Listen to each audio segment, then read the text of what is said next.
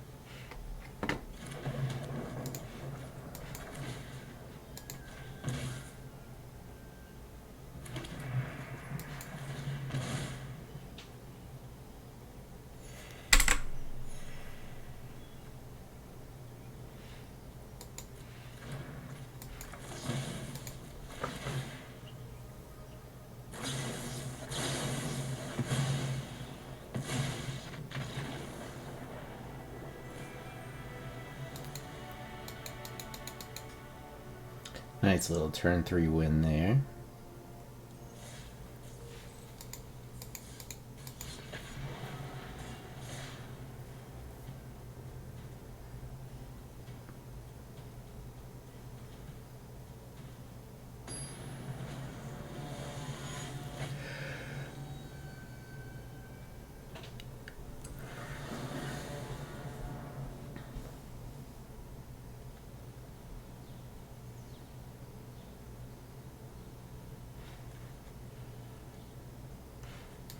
Yep, I can work with this.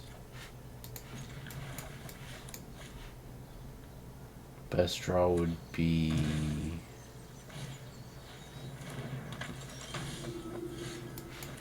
This is actually turn 3 regardless. No, it's not. I don't have a discard spell. Oops. Oops, no discard spell.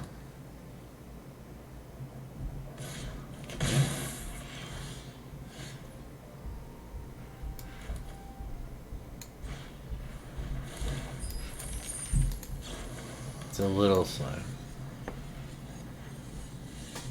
He gets next turn. He gets 2 more turns. Or maybe 1 more. Okay.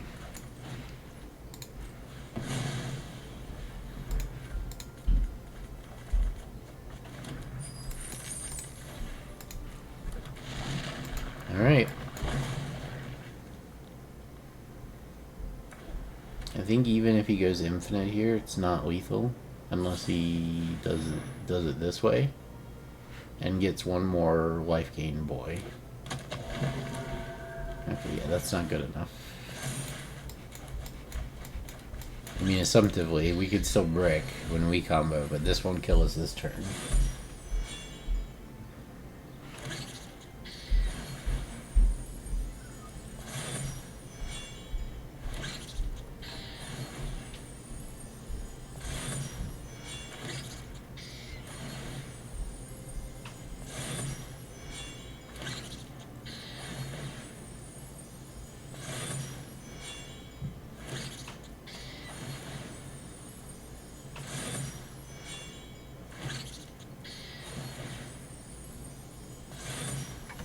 It's not really feasible with the timer for him to put himself out of range of what we can theoretically.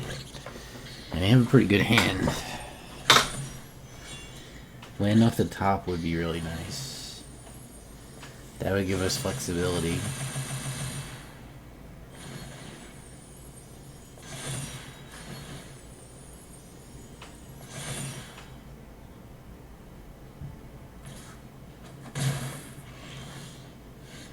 Alright, well.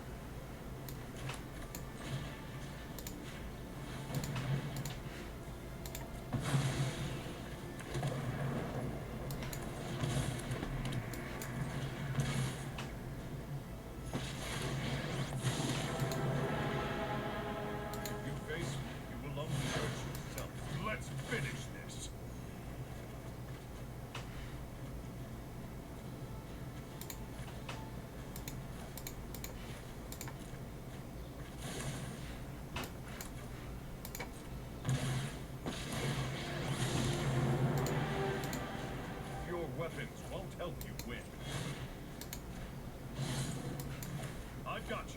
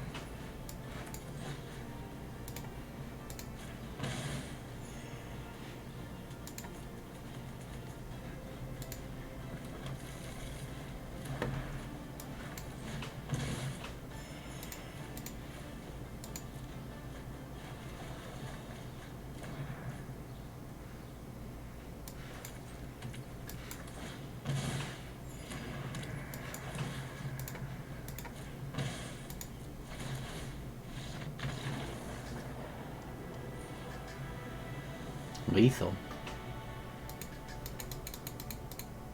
Is lethal.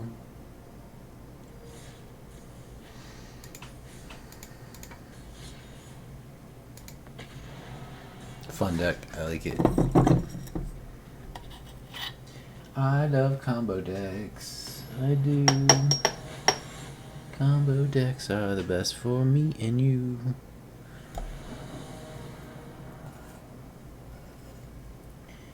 Chat, engineer.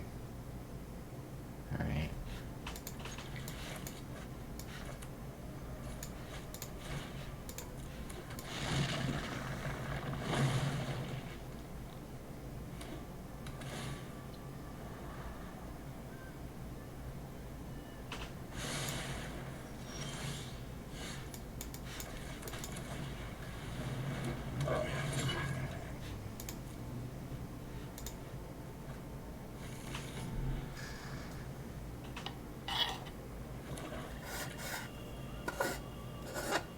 Do you want to kill my goblin boy?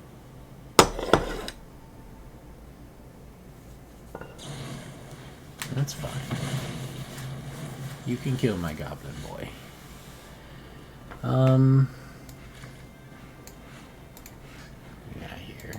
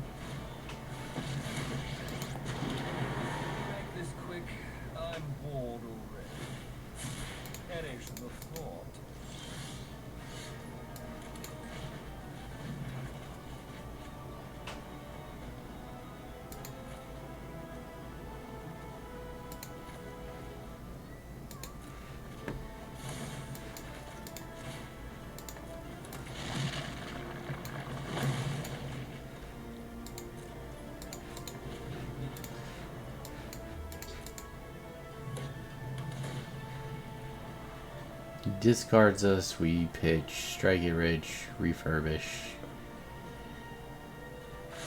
What's this? Bone Crusher Giant? Yep.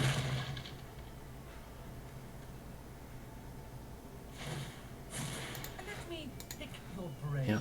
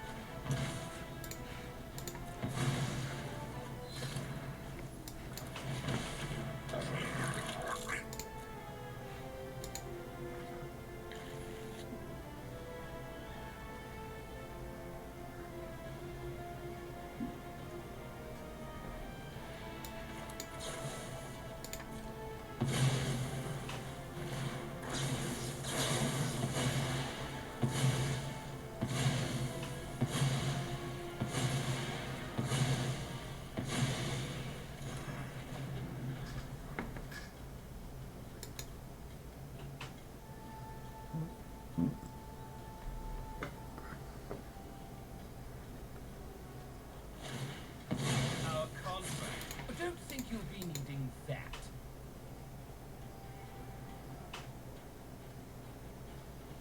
Yeah, I can be completely hellbent now, and it doesn't matter. Uh-huh. Sure. Do you want to attack with Bone Crusher too? Because I'll block that too. This card is irrelevant after it's done its job. Alright.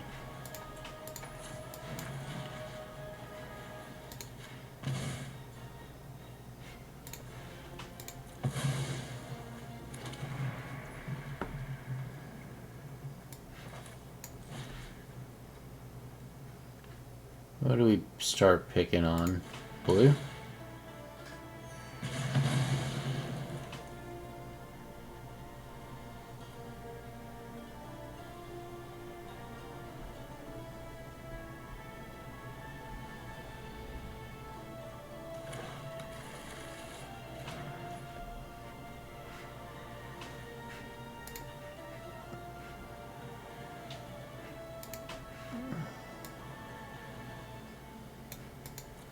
That's annoying.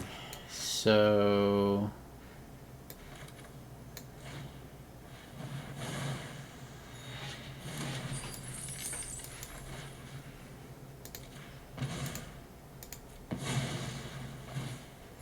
like this.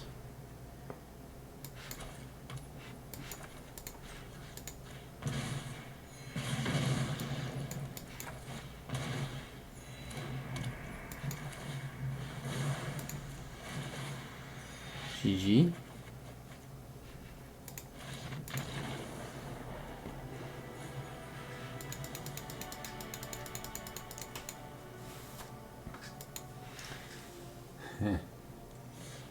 Alright, I'm gonna be back in like 5 minutes to play more games.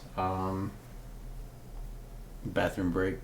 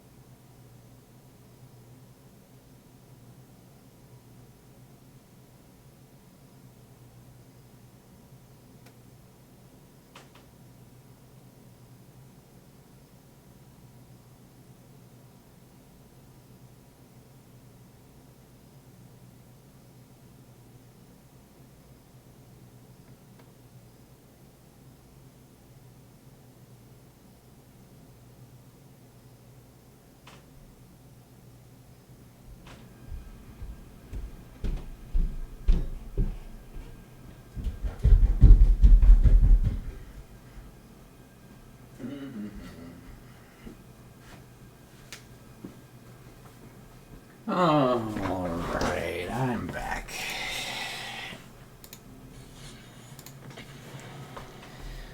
More games.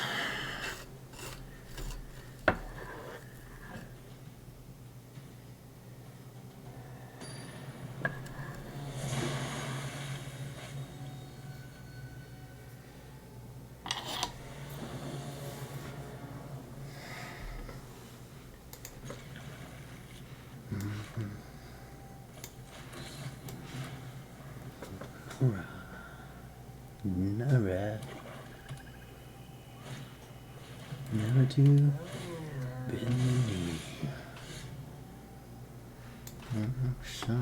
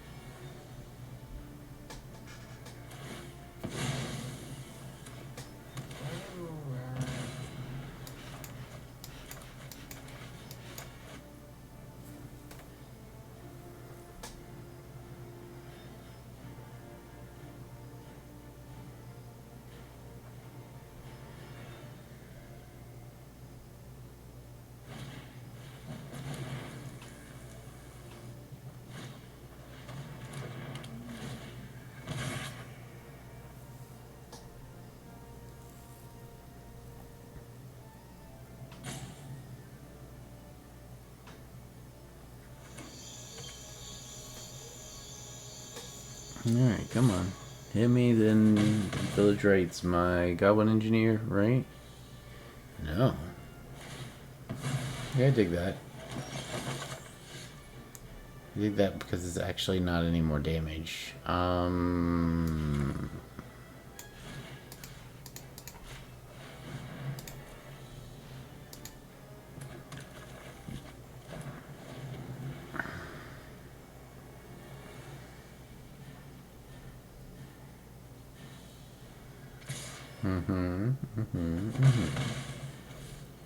Now we play Goblin Engineer, get the last. Or no, we hold. We seize the spoils. I'm the new boss around here. Join me or die. You work for me now, Runt. Pleasure doing business with you.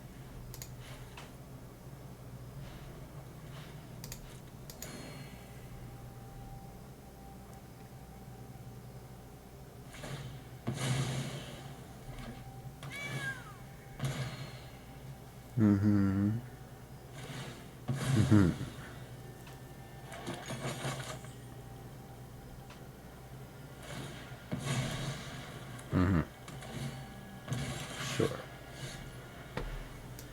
I'm gonna seize the spoils and pitch this. I'm not gonna strike rich. Weather the storm.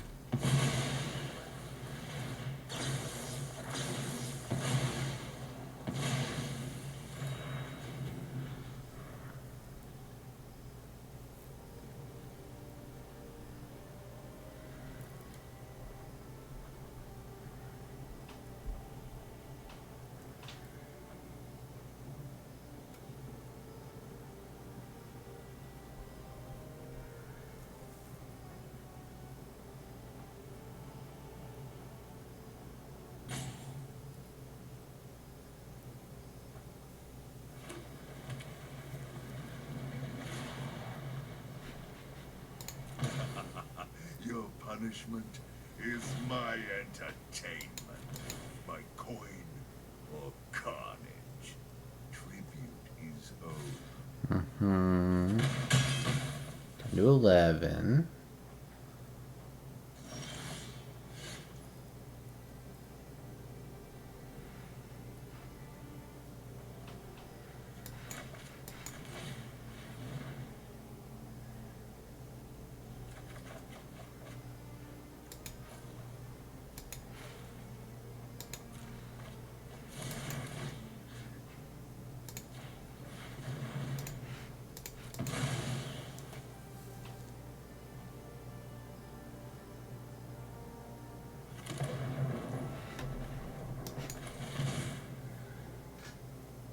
That's a fucking super good draw.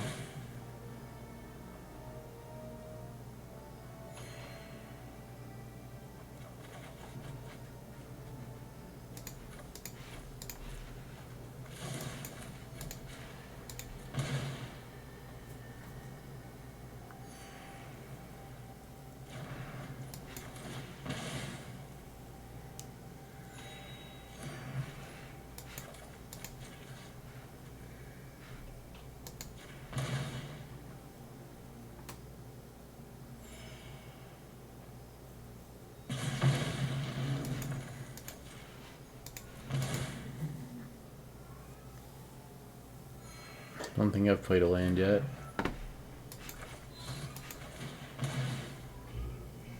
We win. We win. I think Weather the Storm will do it now.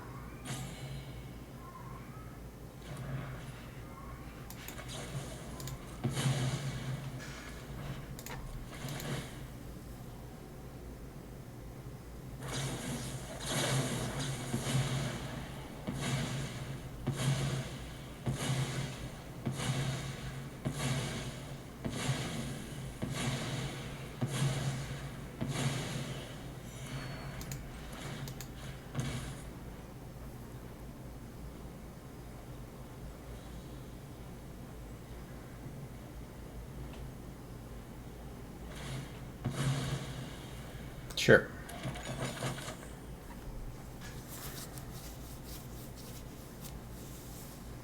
It's 50 damage, bro.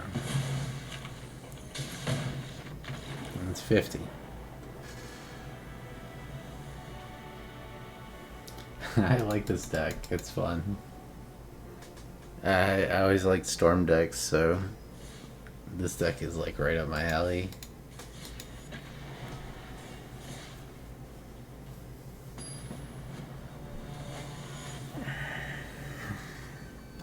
You just pop off. We got Trash, we got Gideon. We just need a way to fill the graveyard. I'm gonna try it. We have Faithless Looting for next turn.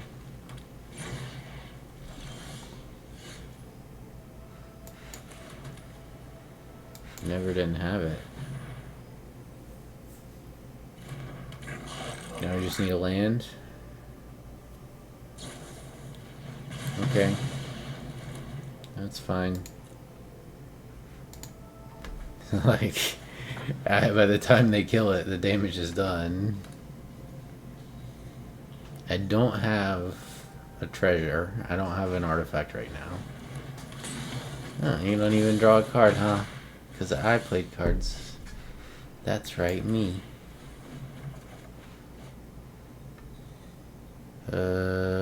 Bolas, Gideon. Alright.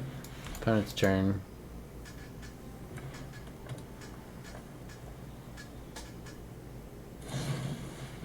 Best draw in the deck right now is Darksteel Citadel.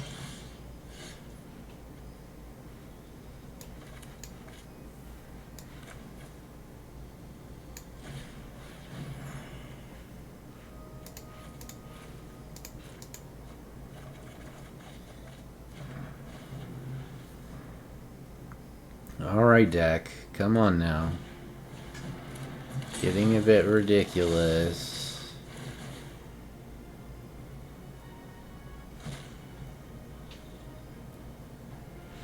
Yeah, you can play that.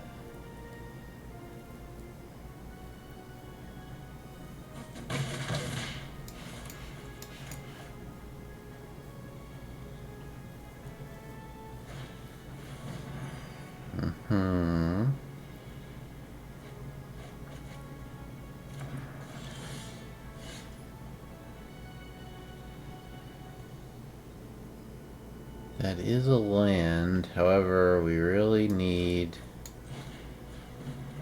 an artifact.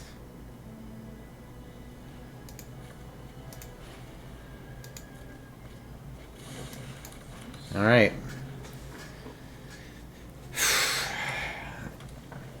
This real sketchy. Play just Bone Crusher. Just play Bone Crusher, man. Fuck. Take 8. Sure and sure. Alright.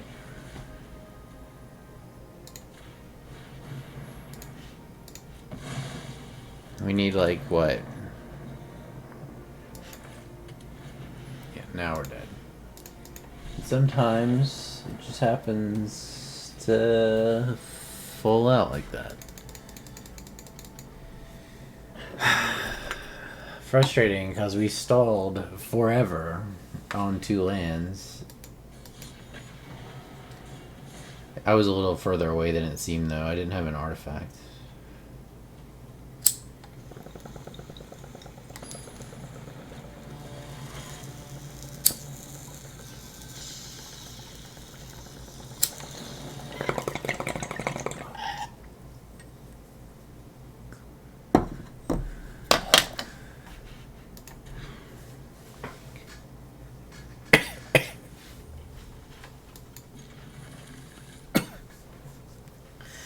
I think in this case, we don't actually need the engineer. And we can guarantee the turn 3 with the Shatter Skull, so we just play this tapped, Faithless Loot, discard, discard, pass the turn. Opponent does nothing. Alright. See the spoils.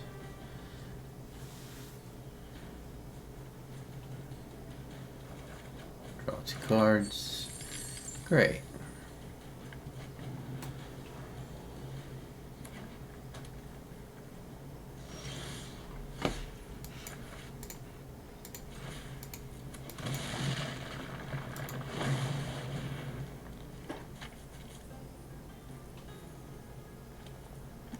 Start forcing counters. Yep.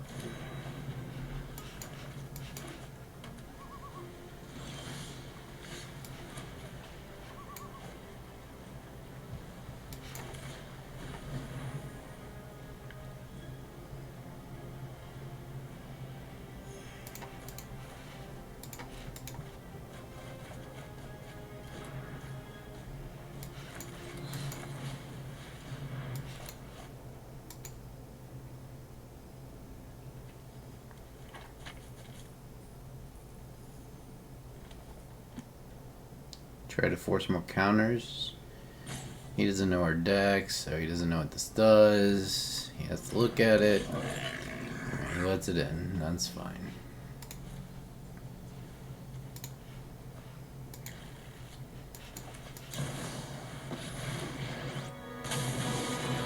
Plays Wandering Emperor. Yeah, we don't care about that. What we do care about is that he still has 5 cards in hand. So, no bucks.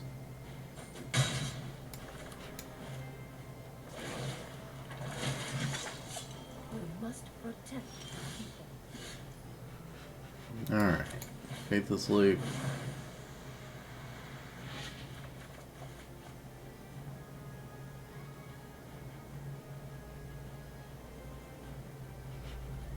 Discard. Discard. Gideon of the Trials. Do you want to let in a Gideon?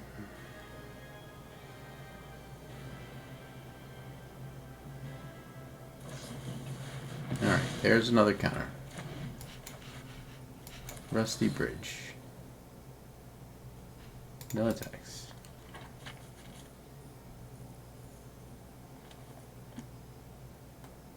One card left, bro. Probably lose here. I mean, opponent is just all counter spells. We've got the edge in this fight. Block this.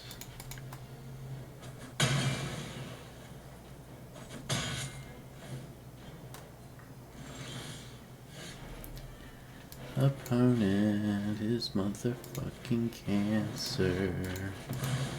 He's a bitch. You know the answer. Oh, I have 6 mana, by the way. I can try twice.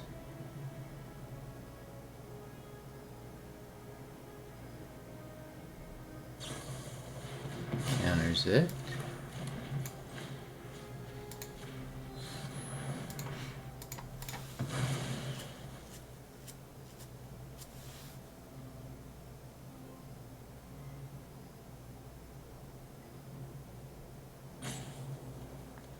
Opponent in the tank.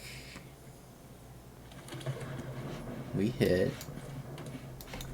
We strike rich. And we stall. Unfortunate. Alright. Well.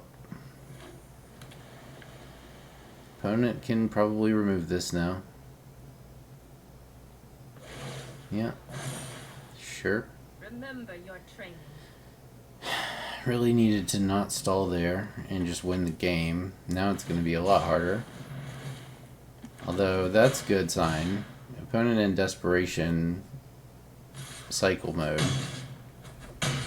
Alright, we have 8 life.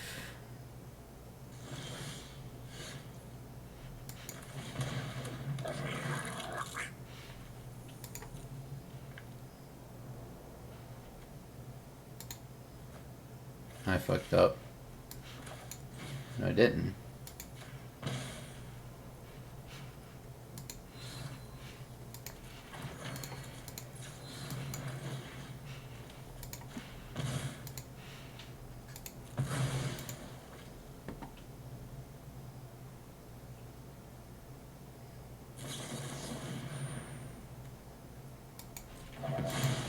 Sure.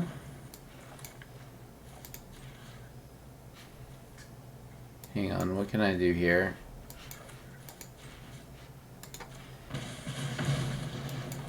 Loot. Here. Then...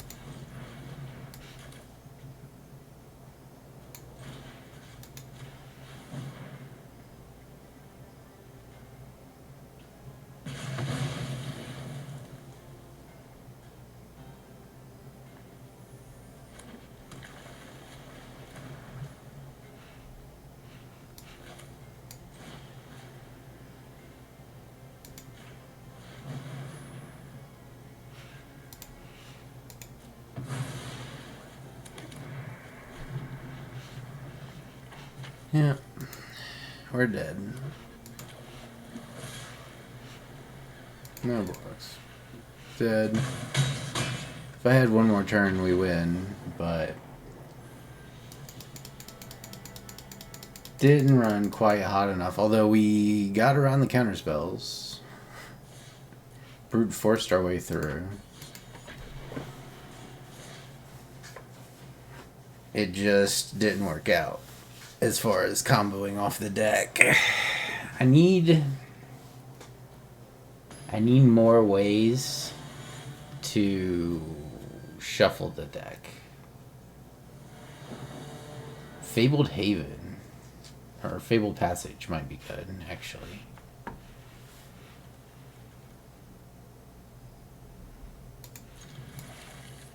This is like a super sketchy keep, but I get 3 looks next turn. Faithless Looting. If that hits a land, then we can Cleansing Wildfire the turn after that, and we're in good shape. Ideal, this would be land Bolas. Oh, beauty. Alright.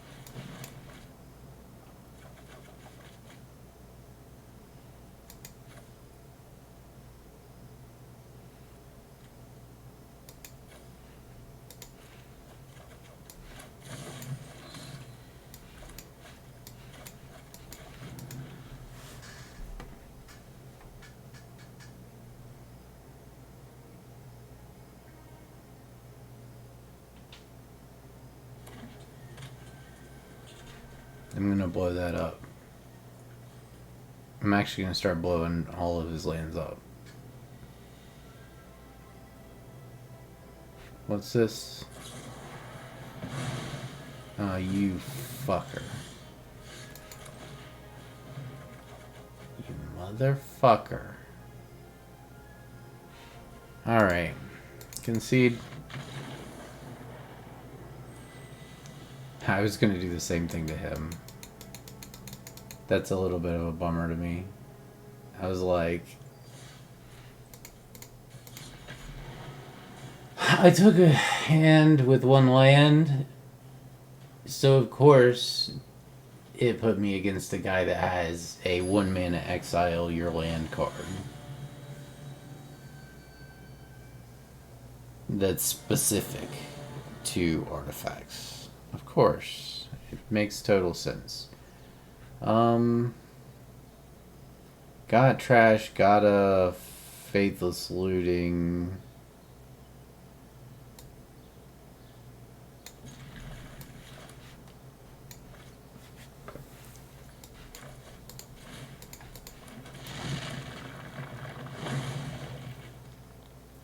I'm losing rank playing this deck, but it's fun. Okay.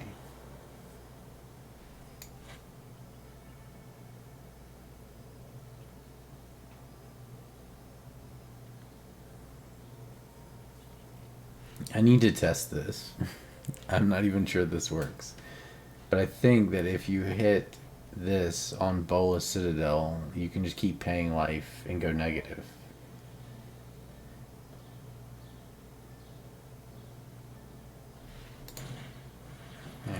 Alright. Bolas Citadel is a good thing to see here. Quite good. Far away from getting a Gideon out.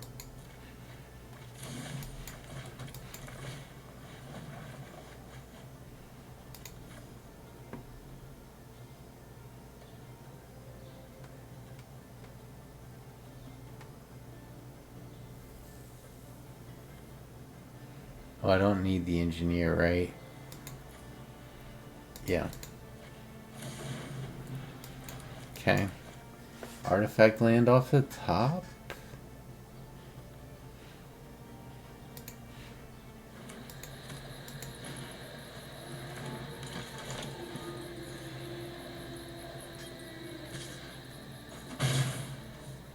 I'm gonna blow this up to draw a card.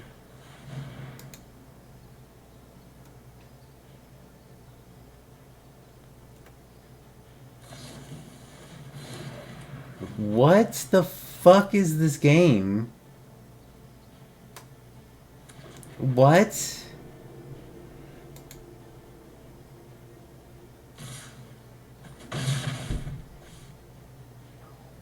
Who runs that? Nobody runs that. I don't understand. Ah, fuck me.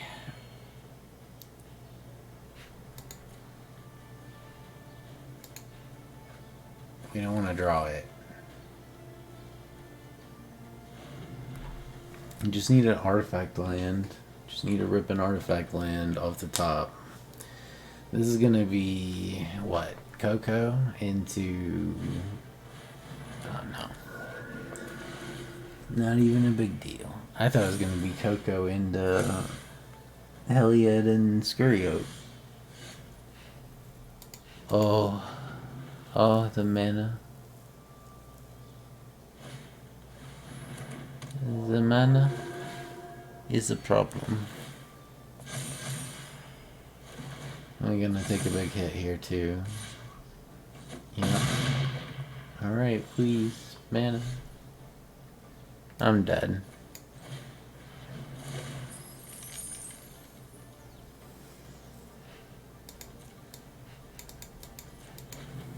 I'm fucking dead. Dead as fuck.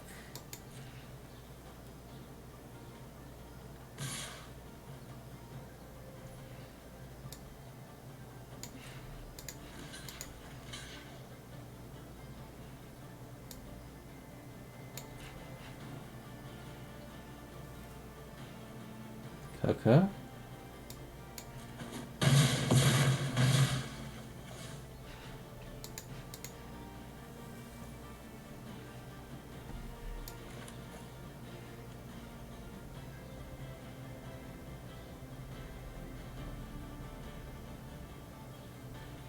Alright. Resolve.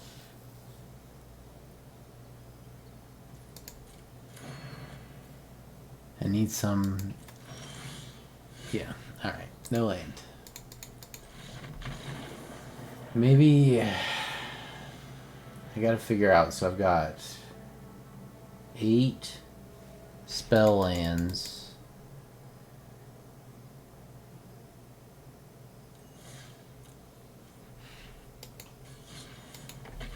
8 spell lands and like 12 regular lands.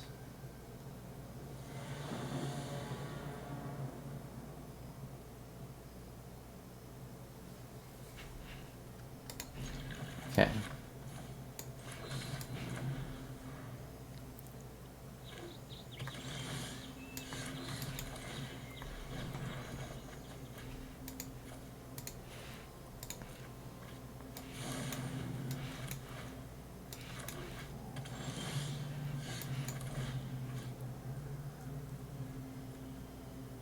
It's a kill gate.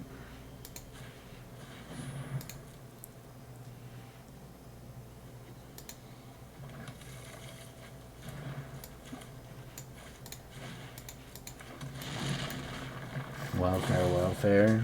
Next turn. I'm not too worried about gates here. I think we can go off before they can do anything. I mean, yeah, we can go off right now, huh?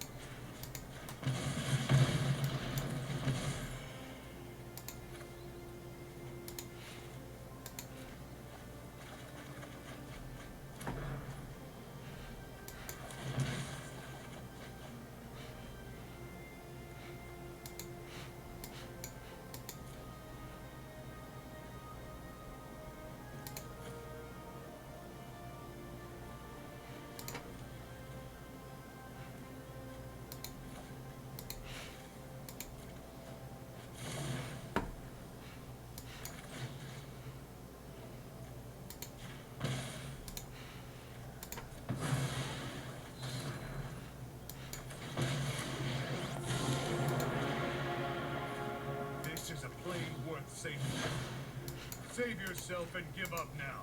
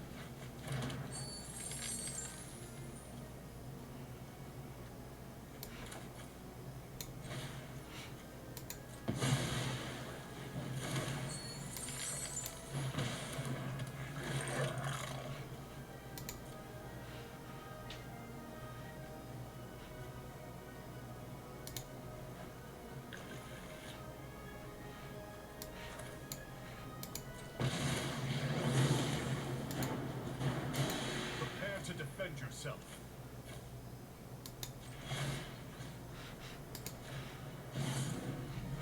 Let's do this.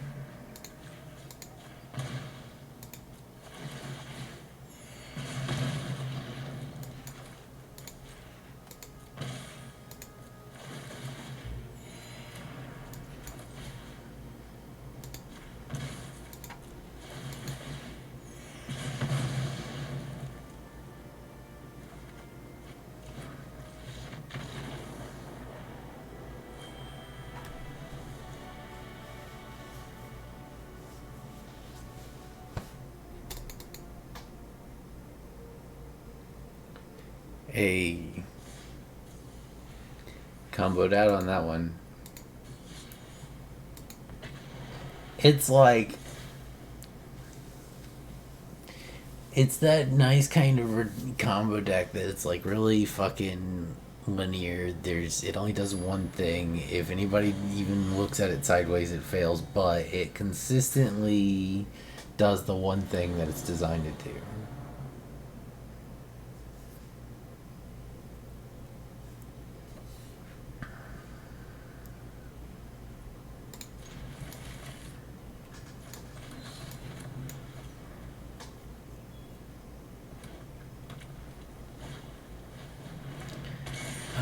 Sigh. Okay. I mean, to be fair, these Weather the Storms are really good here. Don't need Gideon. Don't need one Engineer.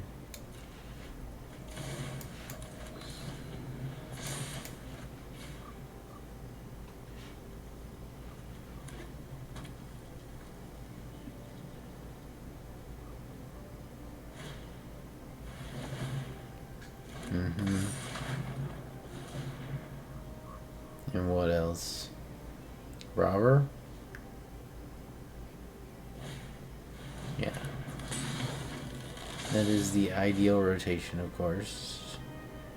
There's a Spikefield Hazard for you. That's pretty nice. Well,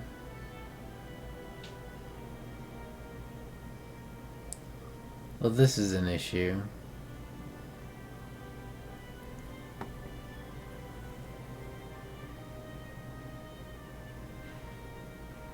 Do I just hold open and weather the storm at the end of his turn?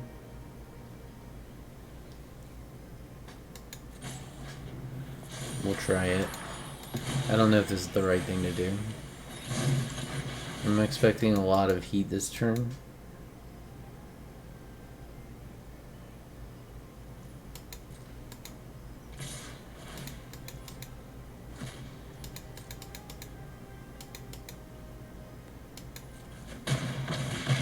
Yeah. Take 7 from that.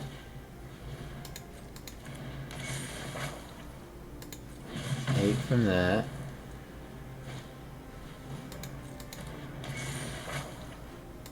9 from that.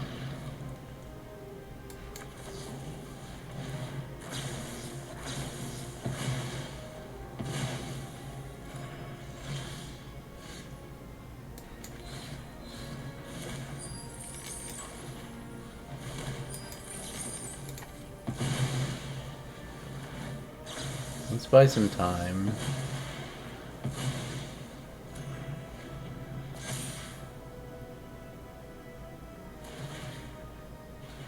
It's not much time.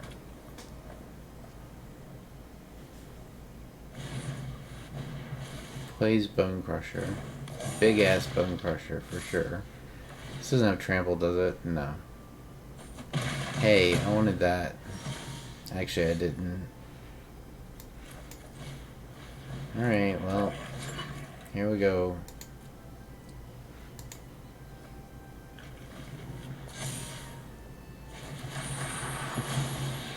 I don't think we can win. I think I need more land, or more land cards. Cards that are lands and cards. More tap lands, basically. Yeah, Rolling Vortex also kills us. Okay, we're dead. We're dead. Very dead, very dead.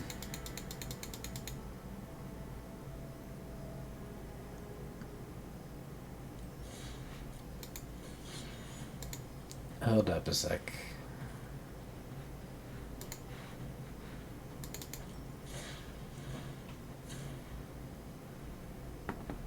Land.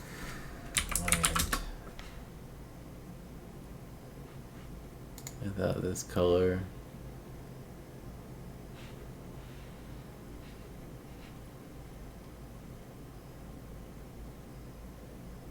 I have to be able to get to 3.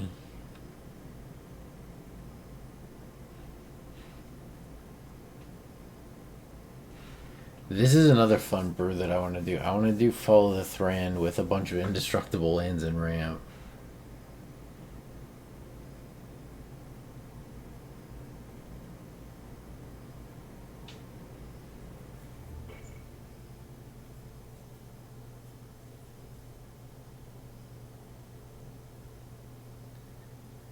We are looking for things like this. So we would have to go down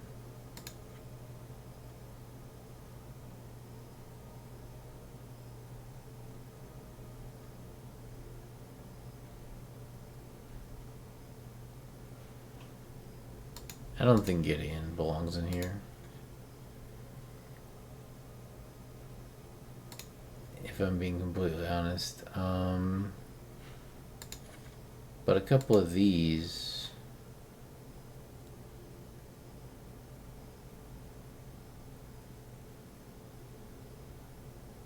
We don't really have a problem with red coloring, so like.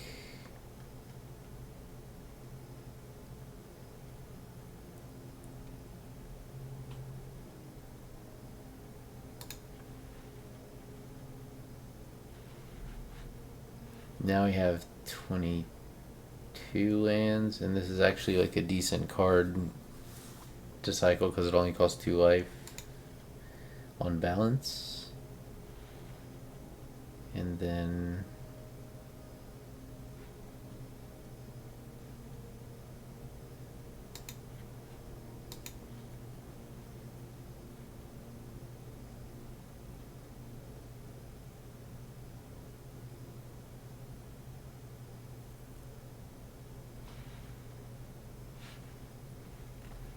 let's try it like that.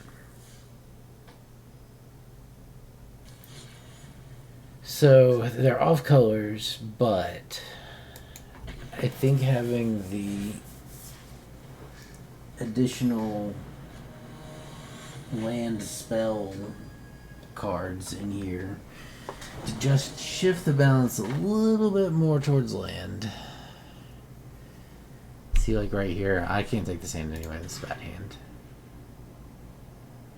That's better.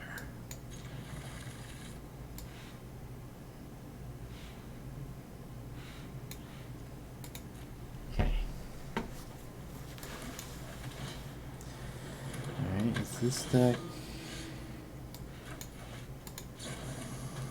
We need an artifact land, ideally. I'm gonna take one chunky hit next turn.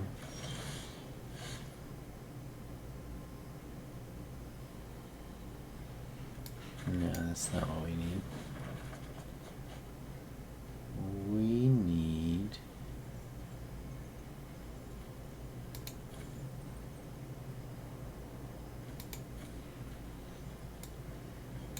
these two go.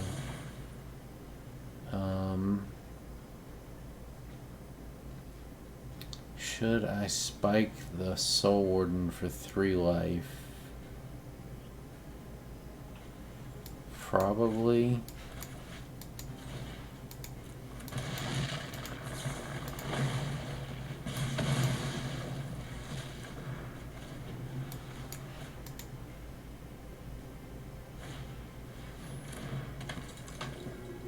Stops him from playing another Voice of the Blessed.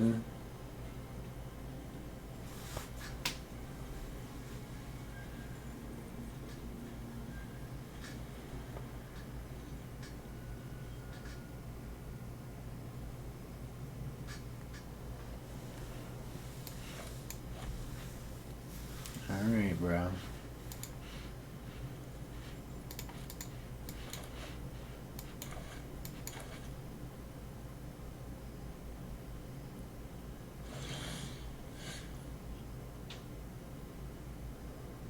Not exactly what I'm looking for.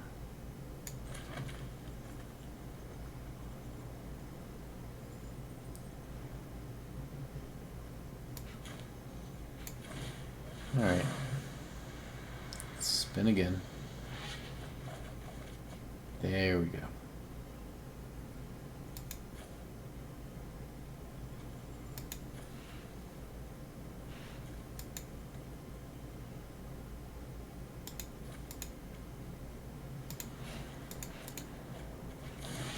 Alright.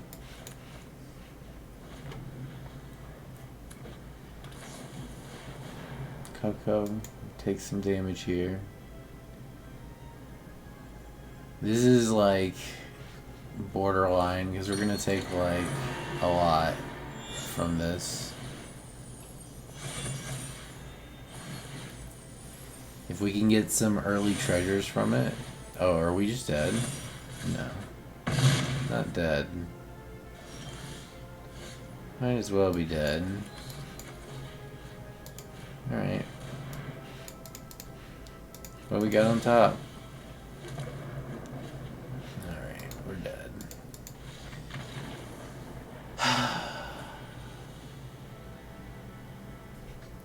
The BS is all encompassing. Of course, I'm also running just BS.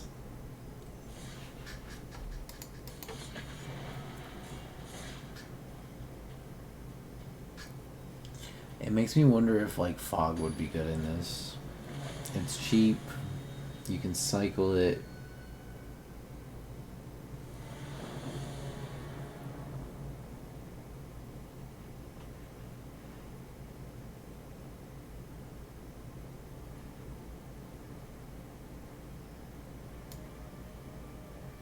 Alright. The Weed Mage 420.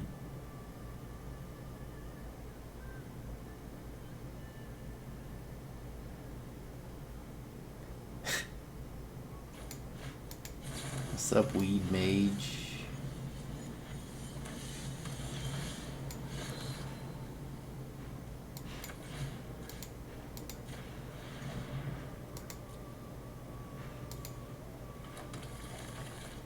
There we go. Well, no. Actually, there we don't go. Okay. The stage. Johnny.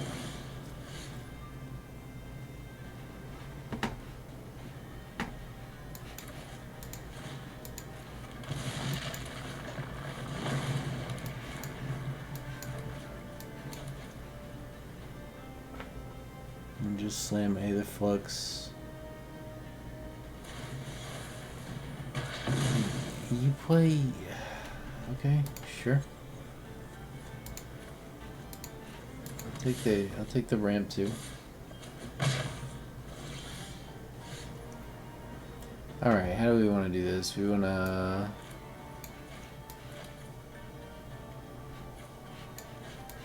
looting first.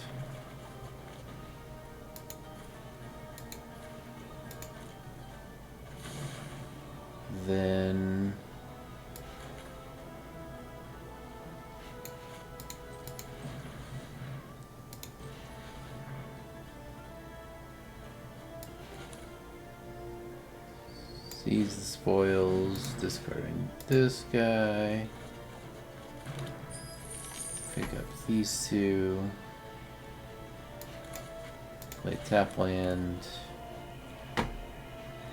Play Weather the Storm.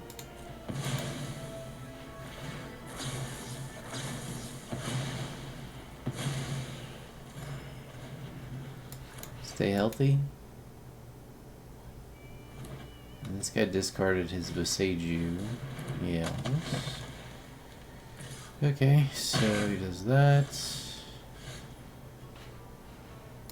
Go ahead and do this.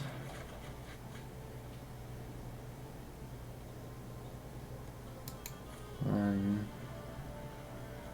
two.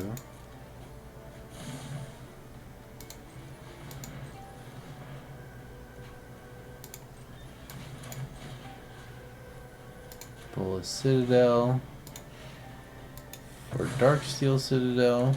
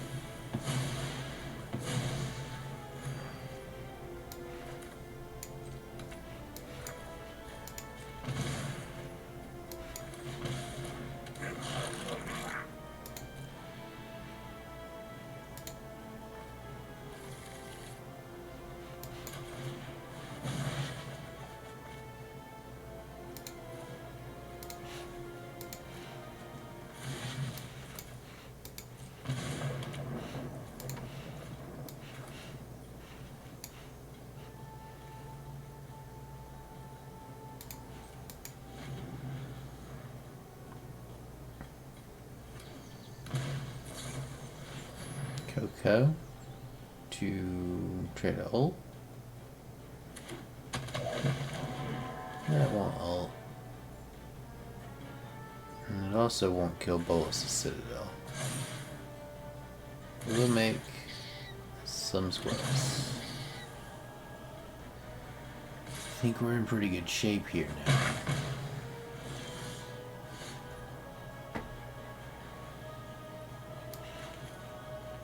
Do you just play this, or do we... I think it's cheaper to do this, this, targeting this, sacrificing this.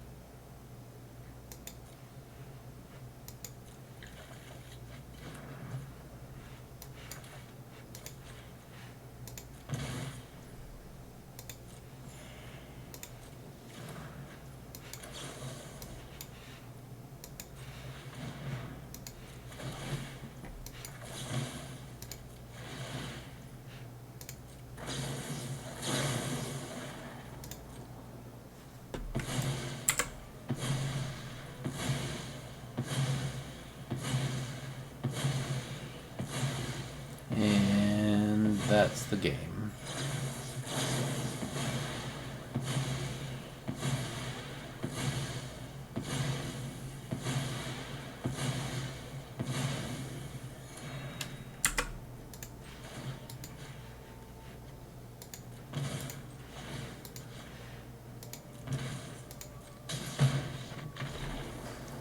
Shot him twice.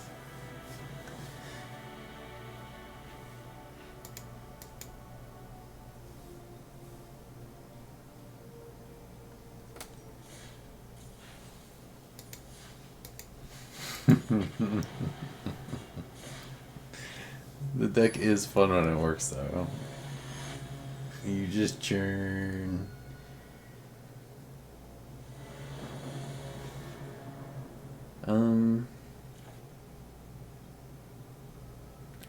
It's like so close.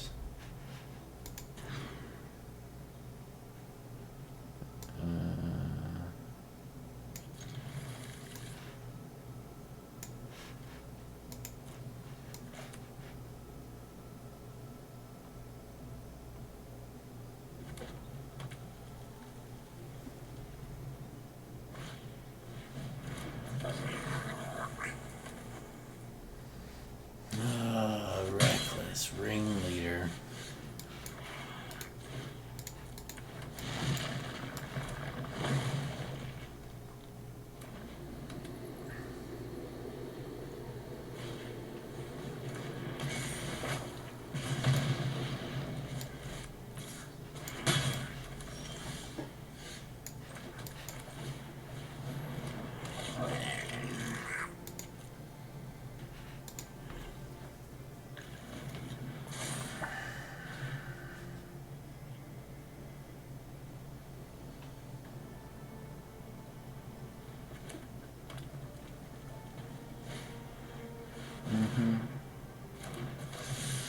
Pretty big annex.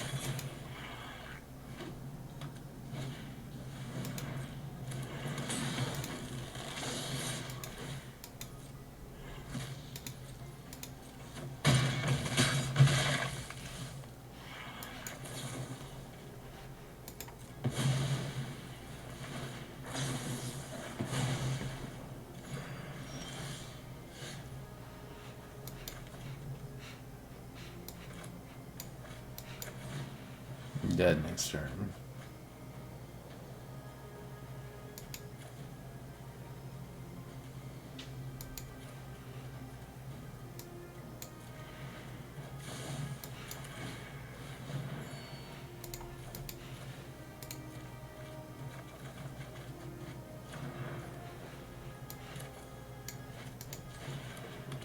Is this 9, 10? Yeah, we're dead as fuck. Alright. We're dead. Dead as fuck. I want a set of these to make like a spell deck around him. Like grape shot and shit.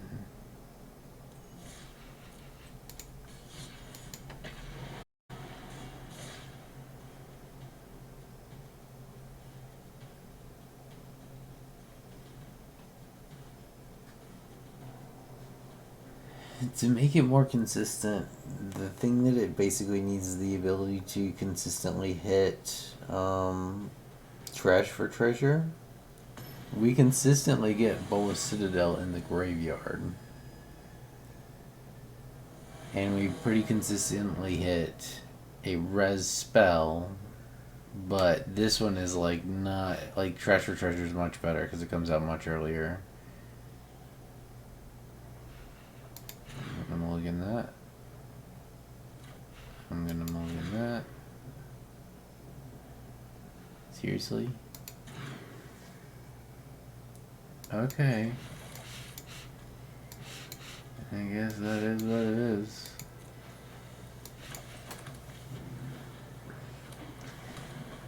Like when it won't even give you your colors and your whole deck is that color. It's because of the algorithm, I think. Because I'm doing like non-standard shit with the lands. Running so many spell lands. That it's just rolling till I get lands, and that means that like the few normal lands you have are what you get. instead of spell lands because it's double rolling or some shit. It's a remarkably small amount of damage for this turn on this deck.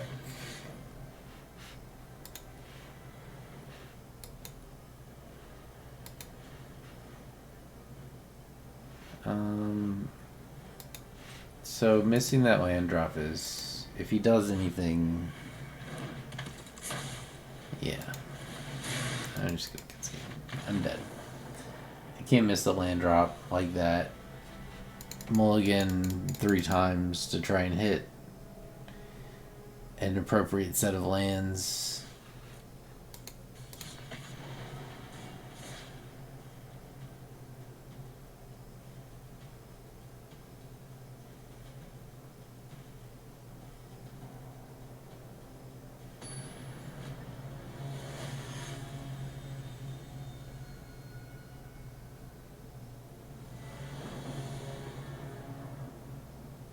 Okay, you got 3 lands.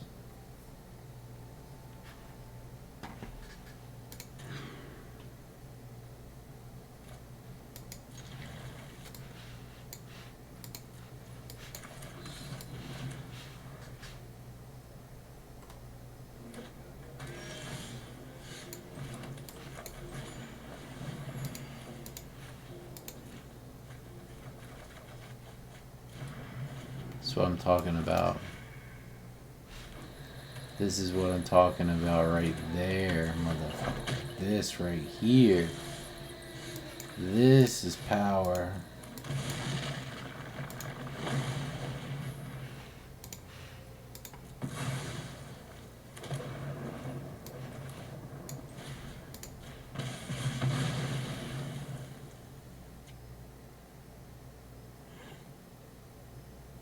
Tell me you got basics, bro.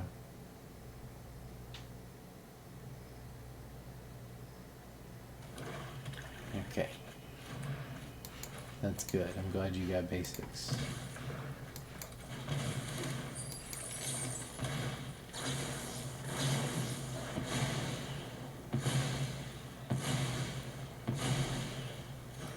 Now, next question is how many basics you got?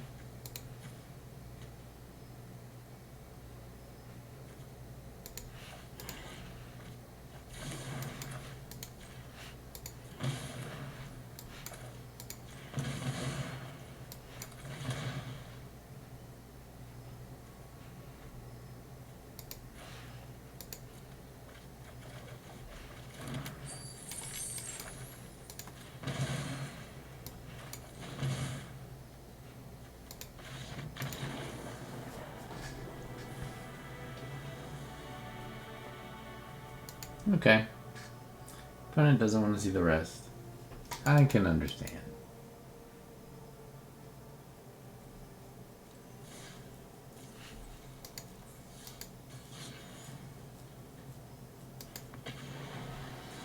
Yeah, I don't think the Gideon belongs in there.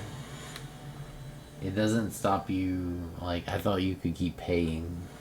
You can't pay. Trash Treasure, Goblin Engineer. Yeah, that's a good hand. Strong turn 3 potential.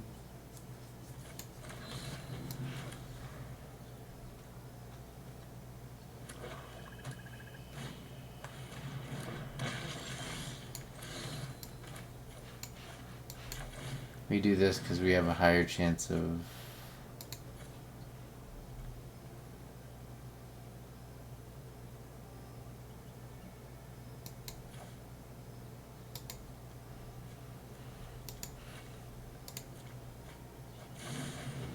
okay. Have a higher chance of hitting a land, basically. What's up, dude? I threw this deck together. I'm testing it out. It's been pretty fun. It's not quite as good or as polished as some of my other decks, but it has been fun. Okay. So, looks like you're gonna get to see how it works.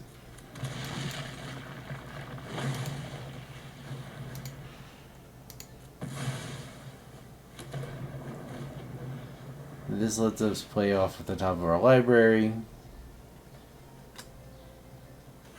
We bricked because we had to play this land, and we have another land on top of our library, but next turn hopefully we can just go off. We're gonna have 10 life to work with.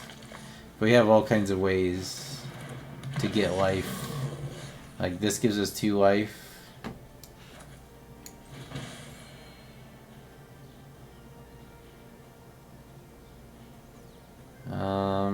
Get Cleansing Wildfire on top. I'm not gonna do that.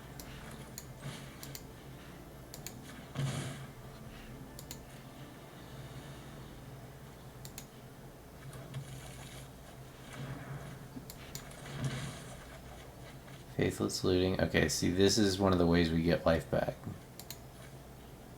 So it's actually quite good.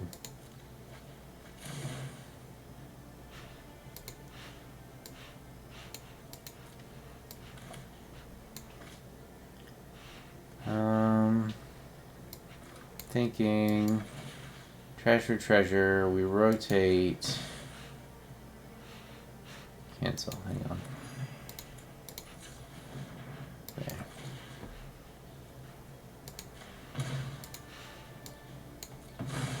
Just to get it off the top of our library. Oh no. I've made a terrible mistake.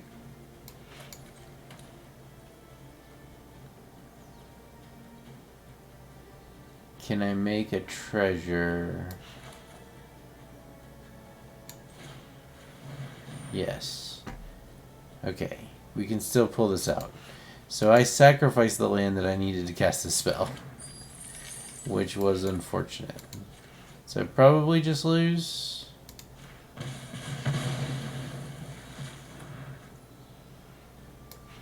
I'm dead.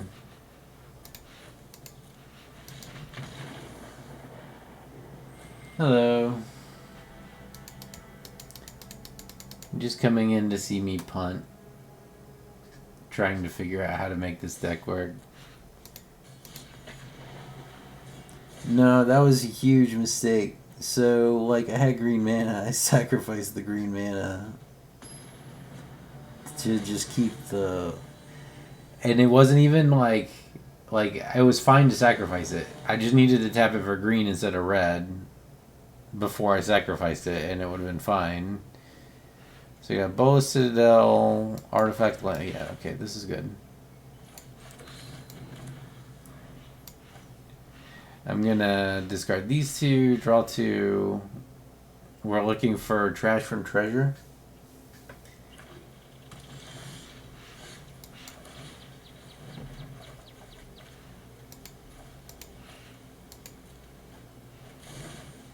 Play this.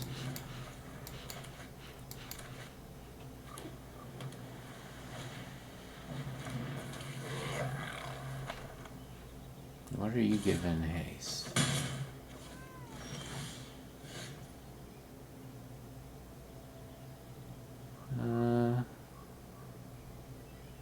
Okay, so we really, really, really want to hit.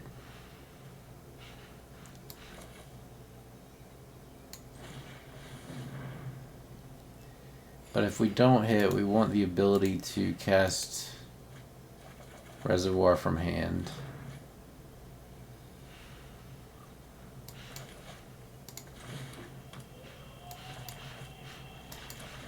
All right. Yeah, people get salty on this game, man. Salty ropers. All right, I'm gonna play Aetherflux. I'm just gonna raw dog it out there. Here we go.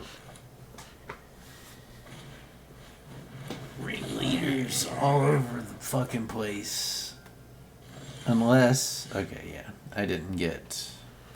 So, yeah.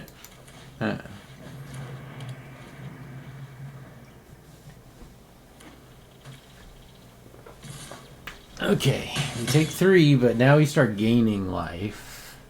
And there's not too much opponent can do to stop us with the hand that we have from gaining life for that either flex out. So cast this, gain a life.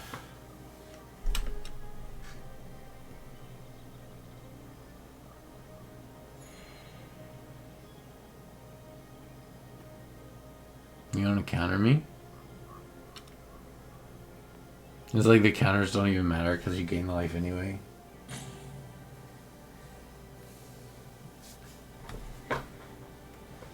Yeah, I have some cool, like, I have a few cool mill decks and mill strategies. And we're just gonna go ahead and Cleansing Wildfire this too, gain 2 more life. Ramp and draw a card.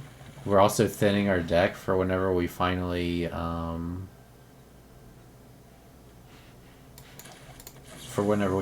hit Trash from Treasure. Sea Dasher, okay. Sure.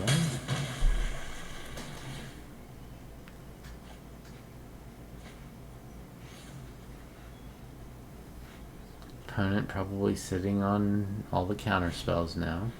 I don't know. It's been a very burn-oriented deck. This is a weird deck. Yeah, he definitely has something. Striker Rich.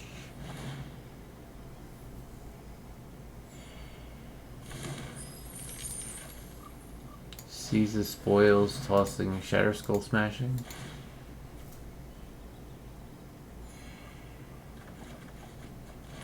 There's the Trash or Treasure. Okay. Do we think he has Counterspell?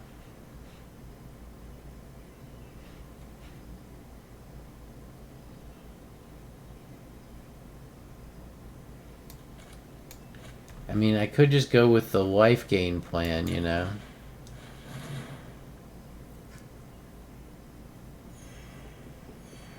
Doesn't feel like much of a stick.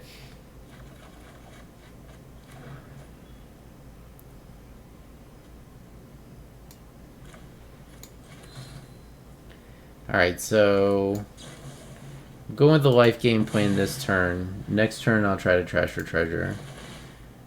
This is like a pretty good amount of life here. I have played Mill with him. Alright, that's fine. Okay, 37 life. The opponent's tempo strategy is probably not going to be able to force his way through 37 life, but I bet he counters Aetherflux Reservoir next turn, and then we will try to hit with Trash for Treasure. Is what good?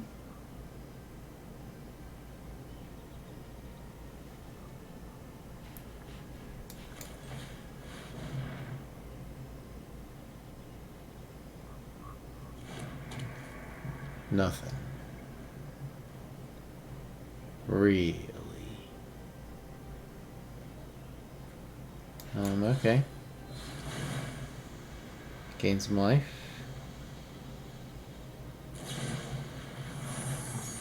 Okay. Alright, this is good. I don't want him to, like, I don't want to play Bolas Citadel into a bunch of bounce spells, but I am going to try to run out one of these now.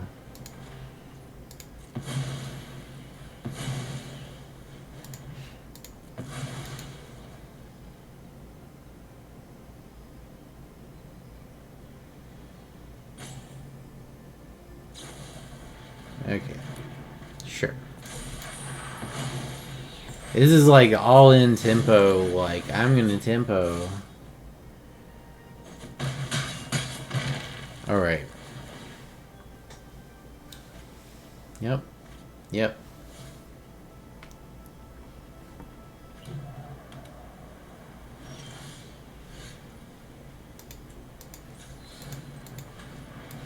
Trash or treasure. Bolas Citadel.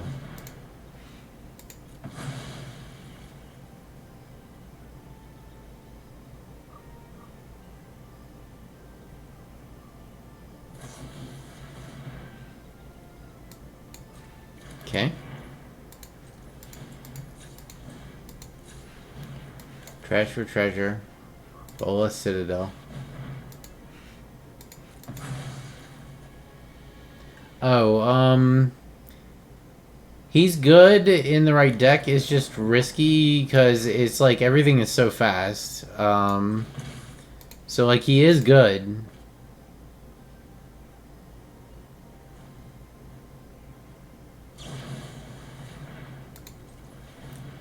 Of course this guy has fucking infinity brazen borrowers. How about this, motherfucker? I can go off at instant speed too.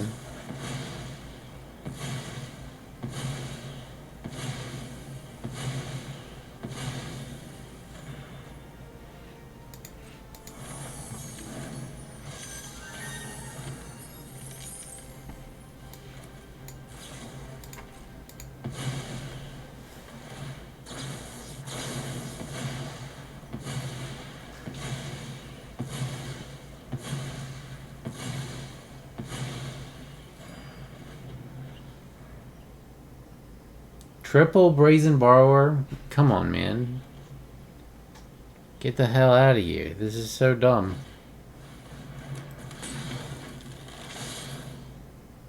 I don't know why you would run Robber the Rich in this deck. Like, you're running Curious Obsession, Sea Dasher, and Robber? You're never gonna get cards with it. Okay. Counter this or die.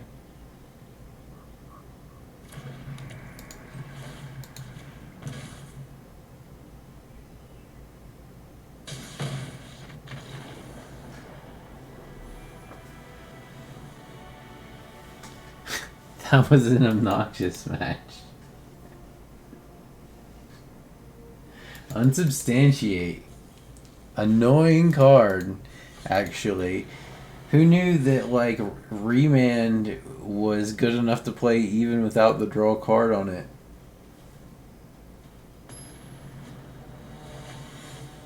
I don't know. I don't actually think it worked out that well for them. I think that they would have been better off with just real counters. Because, like, I replayed the thing, like, 3 times.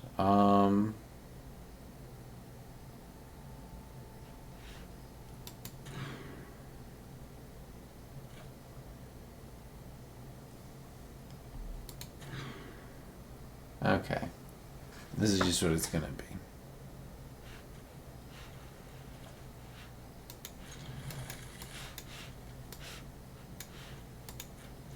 So the secret to this deck is that you have to run a huge amount of spell flip lands because you want to be able to make your Bolas Citadel not miss a lot. So this deck plays a ton and ton and ton of flip lands. I think I have like 10 at least.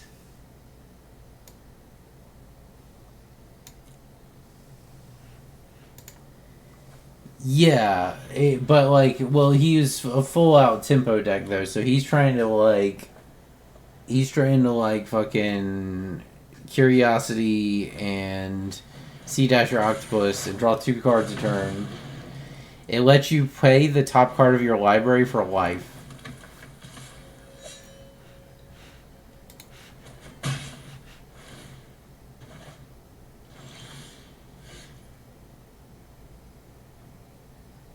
You may look at the top card of your library anytime. You may play lands and cast spells from the top of your library. If you cast a spell this way, pay life equal to its mana value rather than pay its mana cost.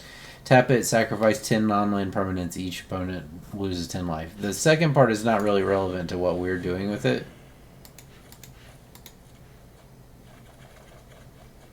Oh, that's rough. Draw 3 cards and not hit land. But the idea is that with this deck, as you pay life to get spells, you accumulate more life than you're spending, so you can basically go like pseudo-infinite. I like that. I'd rather him kill that than just play Bone Crusher.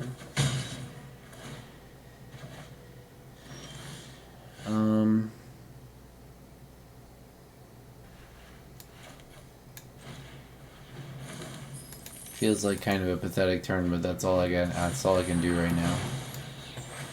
I get one more mana, I can refurbish. So this uses Trash from Treasure and Refurbish to reanimate the Bolas Citadel, and it has this card to tutor it into the graveyard. So it runs like pretty consistently. Alright, alright, sure. Ow. Really need a land here. Land off the top. Come on, one time. Shit. It's a land.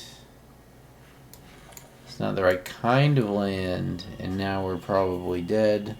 I think we play this because it's the most damage we can mitigate.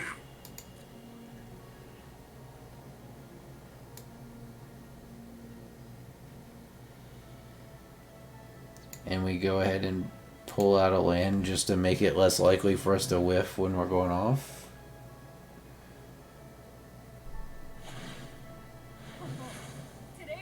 Play the Bone Crusher, play Euronins. Okay. We're dead. We have no outs now.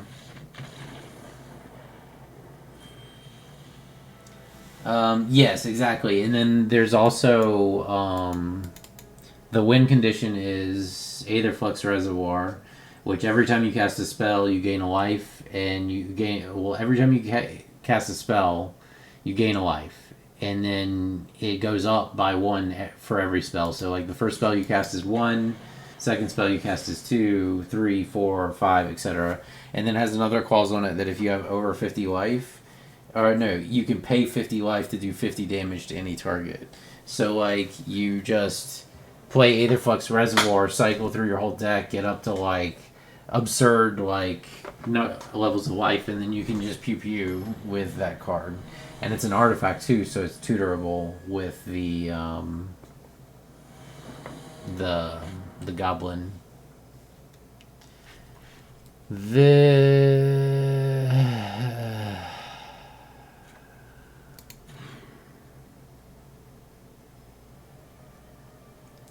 These can be good on their own. No, we don't have Grape Shot because it's not really... it's kind of like Win More. And it doesn't do anything to, like, give us life to do spells. It's... There are versions of this type of deck that run Grape Shot. Okay, so we'll put this up. We'll play this into Goblin Engineer, and then we can sit with Weather the Storm open. It's a crab deck anyway. Crab deck's not terrible for us. We don't hate it when they mill us.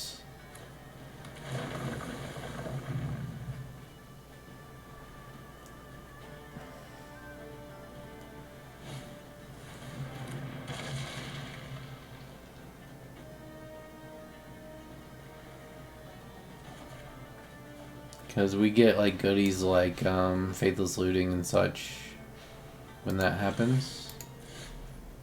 And it fills us up for when we go off.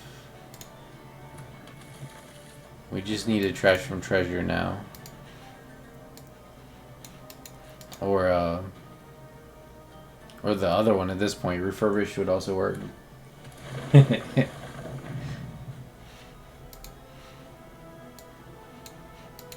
Okay. Pruvek? No.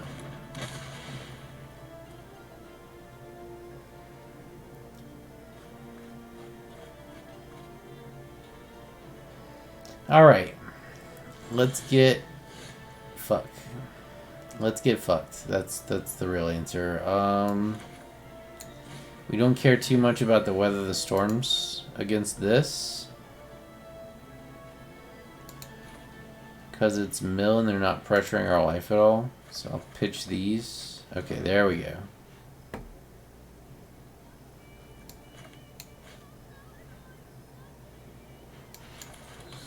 Okay.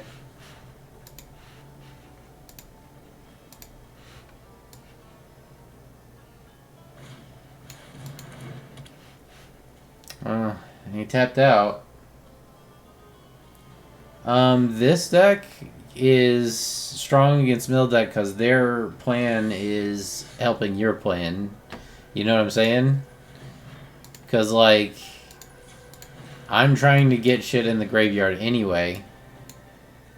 So that I can do this.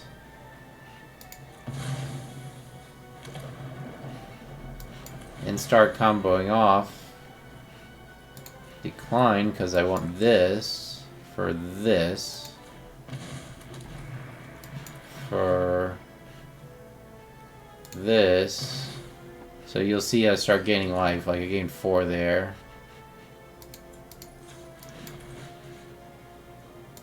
Tap this for this, and we can net a mana.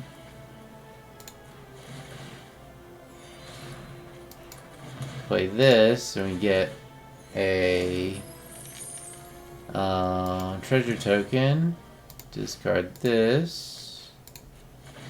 We've already won, by the way. Like, this is a game over.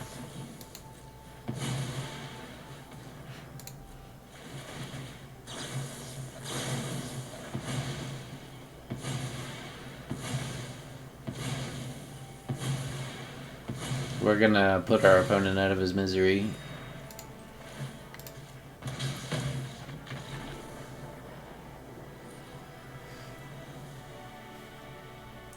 So this can, with a semi-regular frequency, do what we just did on turn 3.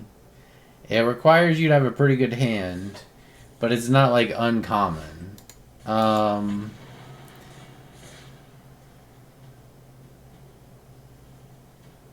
Yeah, it's fun. I don't think it's quite as competitive as some of my other ones, because I've definitely been going down rank as I play it.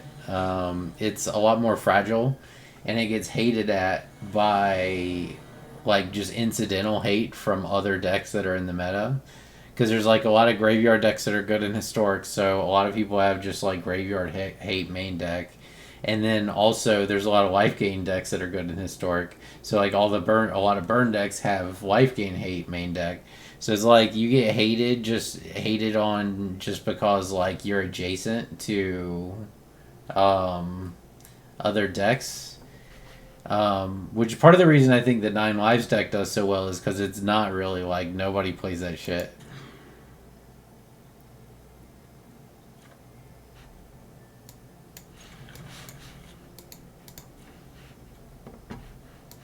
But it is definitely fun.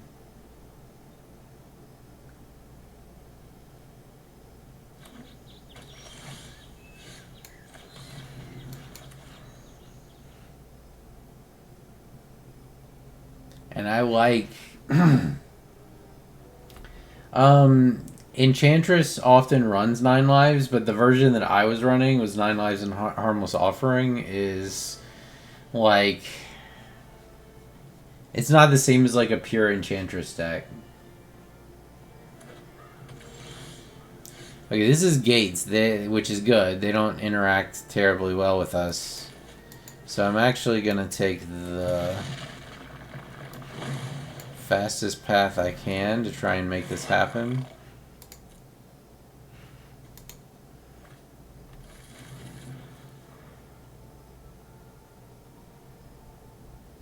Yeah, I like playing Historic because you can play so much like off the wall shit.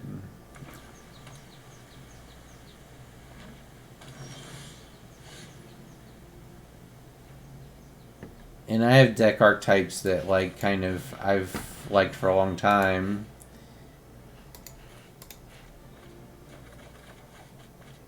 Alright, we're digging.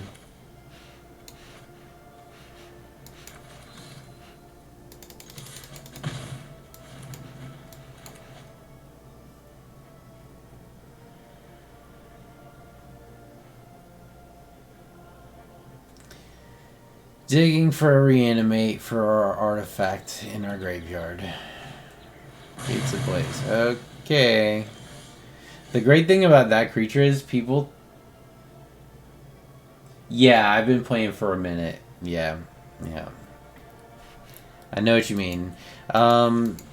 It really is, like, it kind of snowballs. Because, like, you'll get the stuff to make one deck.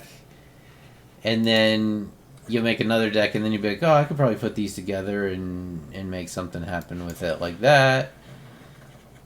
And it all just kind of snowballs. There we go.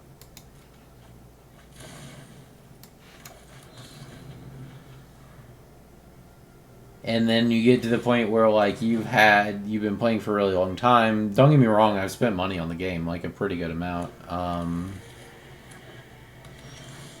But not like a crazy amount or anything.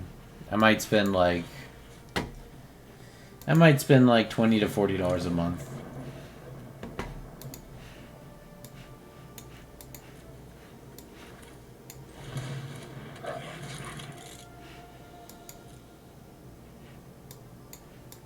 Put one of these in our graveyard just in case we top deck.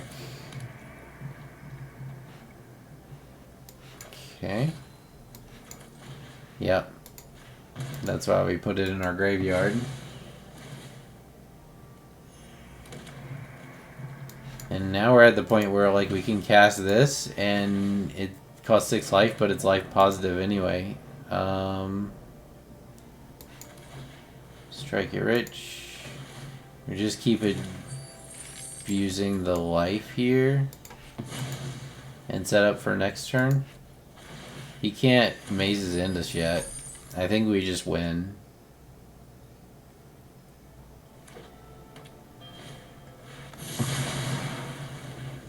That is one way to go about it. Okay. Back to the drawing board, huh?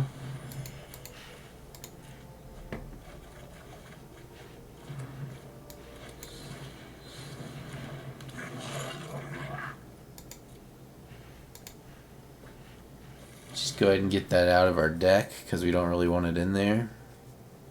We would rather hit live cards.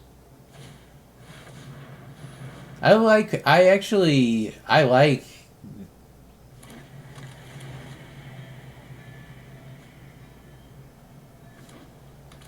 Yeah, I agree. I mean, people spend money on whatever the fuck they want. That's their business, you know?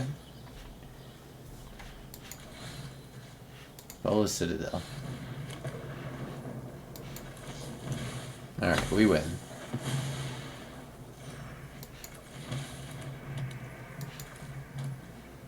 Yeah, we definitely win now, because I have one in hand that I can cast.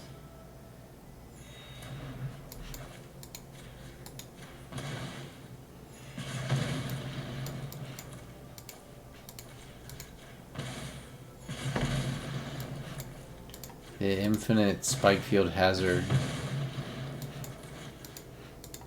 How long can we keep going? Decline.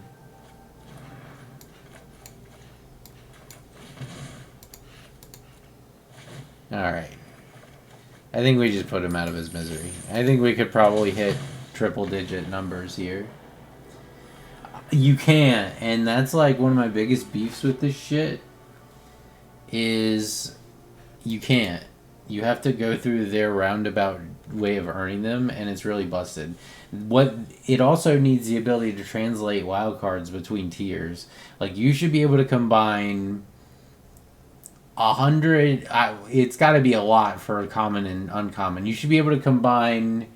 You should be able to combine like 50 commons and get an uncommon, and you should be able to combine like 20 uncommons and get a rare, and you should be able to combine like 3 rares and get a mythic, and you should also be able to decompose in the other order. You know what I'm saying? Like, you should be able to take a mythic and turn it into 3 rares, or take a rare and turn it into 20 uncommons or something like that. I really think that would be beneficial to this game. Because like look at me, like, I'm bottlenecked on rares. I have 5 mythic rares, Yes. Well, yeah. I don't know if I like the idea of destroying cards that I've gotten. I mean, I guess I wouldn't have a problem with trading them. So what if they figured out like a trade module for this, where you could just do like player to player? I mean, they probably will never do that because it would be like somebody would figure out an exploit, and this is like the gold. This is like the goose that lays the golden eggs for them. You know what I'm saying? Like they don't want anybody exploiting that shit.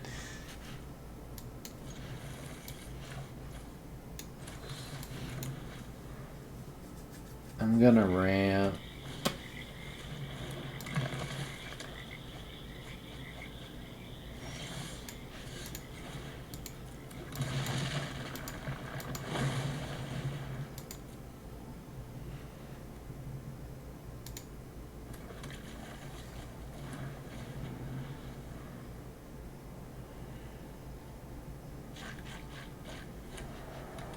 Some kind of reanimator.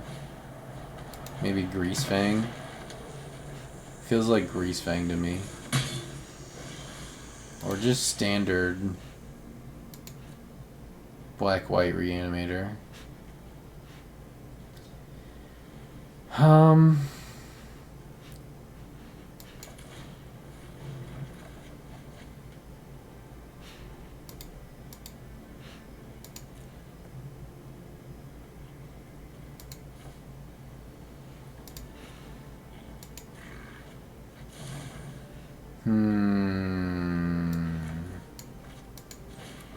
Play this and just do this. Yeah. No, they definitely like want you like. It's like an amusement park, you know. They got the little fucking zigzag rope corridor you got to go through, and it's like, even if it's empty, you still got to walk through it because otherwise you're just going around it. It's like that. That's how you interact with Magic the Gathering.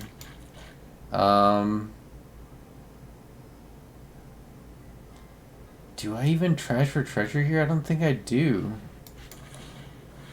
I need Bolas Citadel. There it is.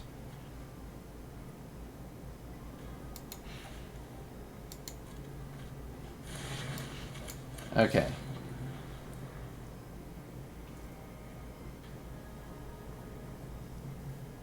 I think that it would be feasible for them to come up with a system that is still monetarily viable to them and also allows you to translate between different tiers of rarity of wild cards. Like, I don't necessarily need to be able to turn cards that I've already bought back into wild cards. I would be just happy with being able to turn a mythic into like 3 rares and vice versa. You know?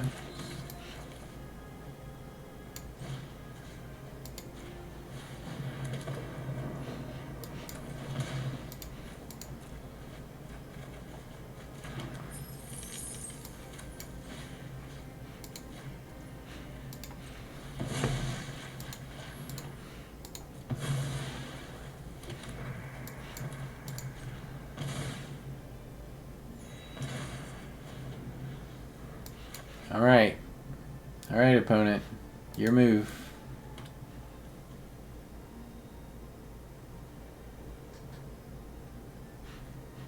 You want to get Jin Gataxius back?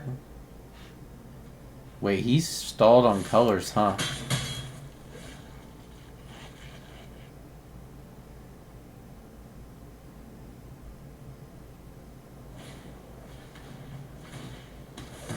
Yeah, stalled on colors. Opponent is stalled on colors. Oh, I was saying that I think that even if they were, I think that they could come up with a model where they can still make money on the model, but you can do things like convert a wild card, one mythic wild card into 3 rare wild cards, and 3 rare wild cards into 1 mythic wild card, and maybe put a flat monetary value on the wild cards so that you can just buy wild cards instead of having to get them from packs. I think those are all things that they could definitely do. but they probably just can't be asked to do it.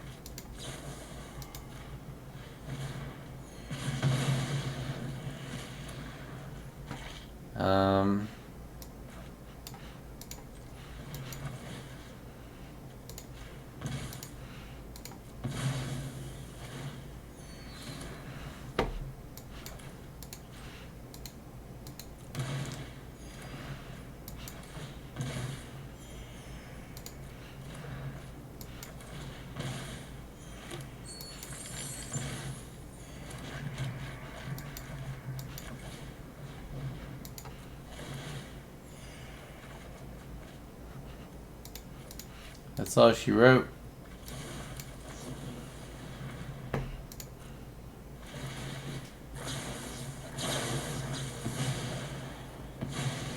Oh yeah, it's definitely like rat in a cage.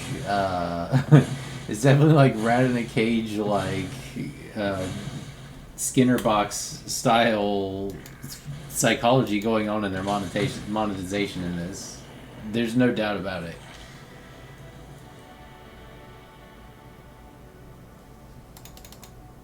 I just really like Magic, you know. I wish that it was a little bit less predatorily monetized. Um, you know, another thing that they could do. This is this would be if they. I would be fine with everything else the way that it works right now, if this was the case. Instead of having it so that you get one quest a day to get, like 700 gold or whatever, and then you have like your little bonuses. You can make about 1,000 gold a day generally. You get one quest for 750 gold per day. You're doubled, and it's doubled. And then after you do that, you get another quest. You don't get to rotate between them. You don't get the choice to skip. But you get another randomly assigned quest, and it's half the reward, but you can keep getting them. So like if you do your quests and you make 750 gold in a day, and now you want to keep playing, so you keep playing, you keep making gold at a lower rate the whole time you're playing. And if it worked that way, I would be fine with everything else about the way it works.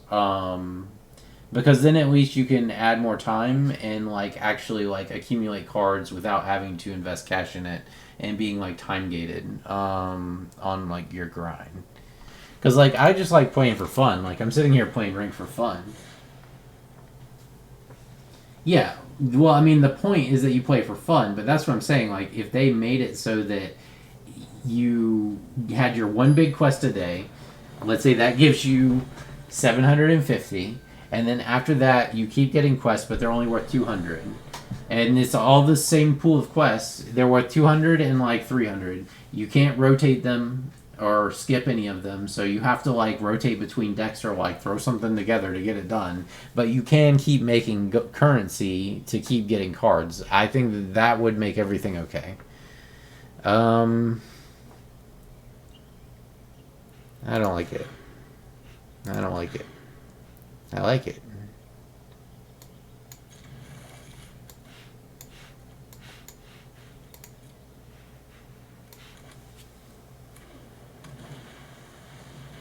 Oh, that's good too. Their mill.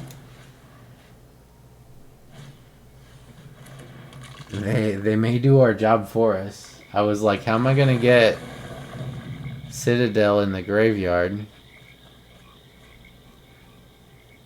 But they're gonna do our job for us, I think.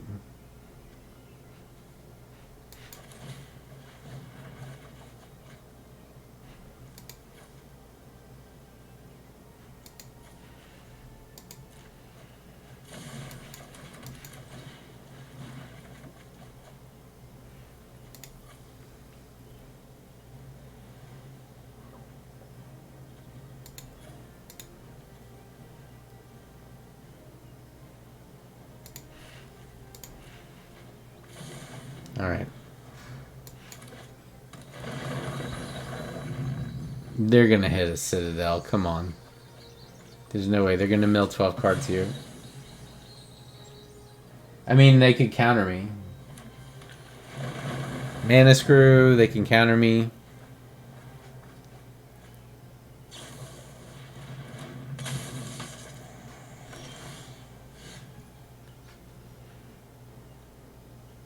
Like, we actually... He whiffed. There's 3 Citadels in the deck. We're 21 cards down. And we whiffed.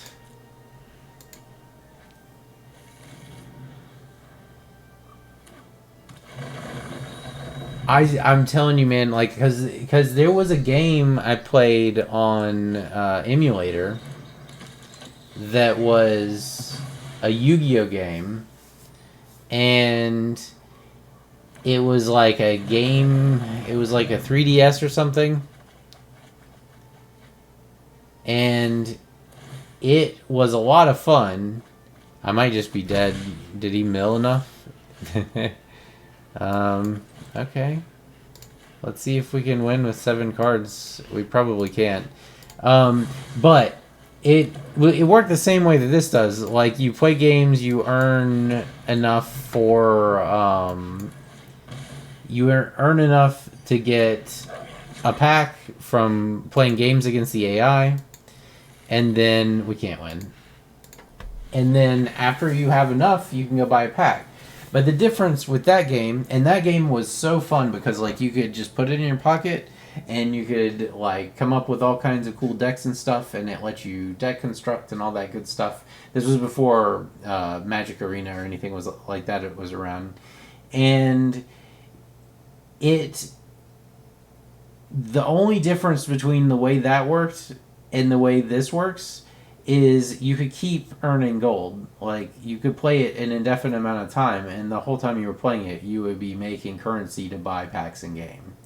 And I think that was such a huge impact on the fun factor, because it's like, you never feel like, oh, well, I've done my 3 quests, I guess I don't need to play this game anymore.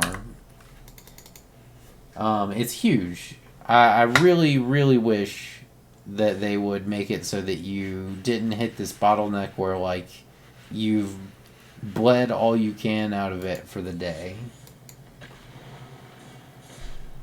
You could even make it like a curve. Like, it gets progressively less and less rewarding, but never doesn't give any reward. Like, it always gives at least 100 gold when you complete a quest or something. And I think that would be fun.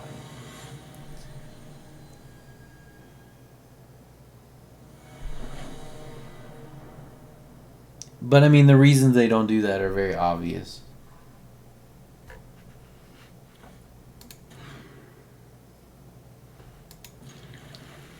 Okay, this is the God Hand.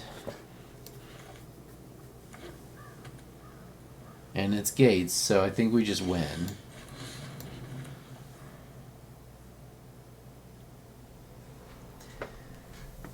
So this is the way we drew it up when I was at the drawing board trying to, like, figure out how to put these cards together. I'm like, this is what the hand's gonna look like right here. Turn 1, you're gonna play a tap land. Turn 2, you're gonna play a Goblin Engineer. Turn 3, you're gonna play Treasure Treasure and kill them.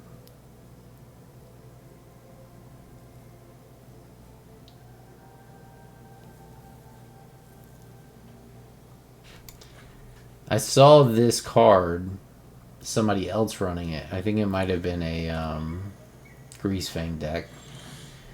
And that's what made me want to do this. Alright.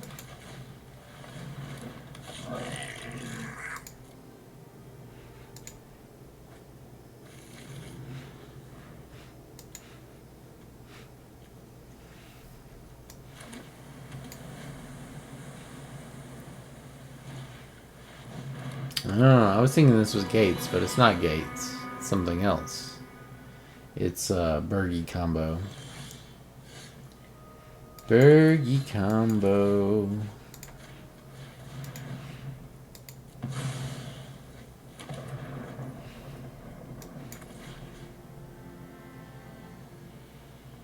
So do we kill ours or theirs?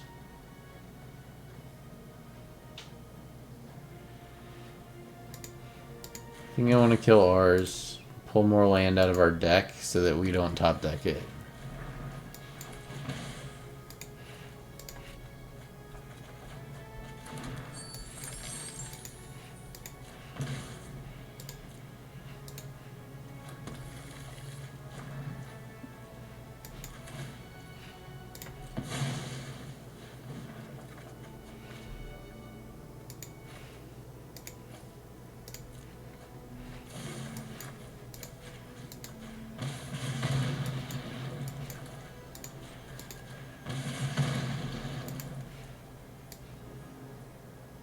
Fudge.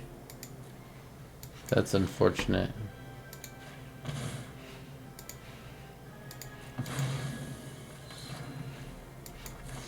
That's not, though.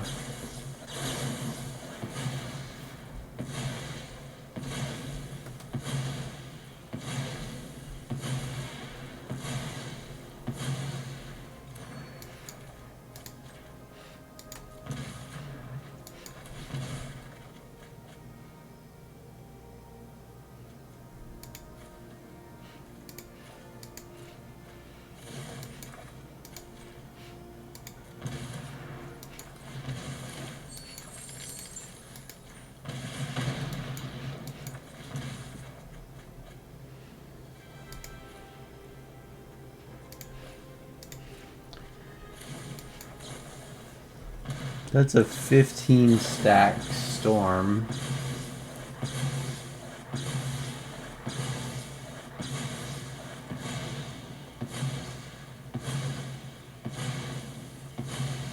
Yes, if I haven't played a land for the turn. So, like, you hold your land as long as you can, so that if one shows up and you can't shuffle it, you can play it. But then if one shows up and you can't play it, you have to come up with a way to shuffle your library, like this guy, or Faithless Looting, or whatever. So I can do this guy, I can use him to pull something that I don't want to see in my deck, out of my deck. So at this point I don't want to see lands. So I pull a land out, decrease the odds that that happens, and now I'm going to start popping this guy's lands. You got any basics, bro?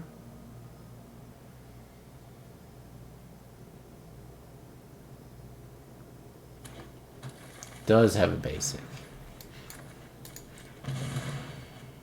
Okay.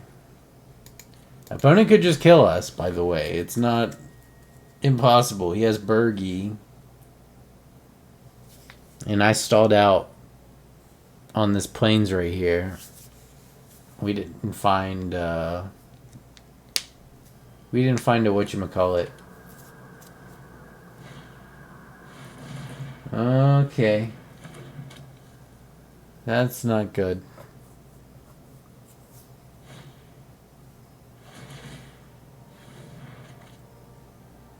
Okay.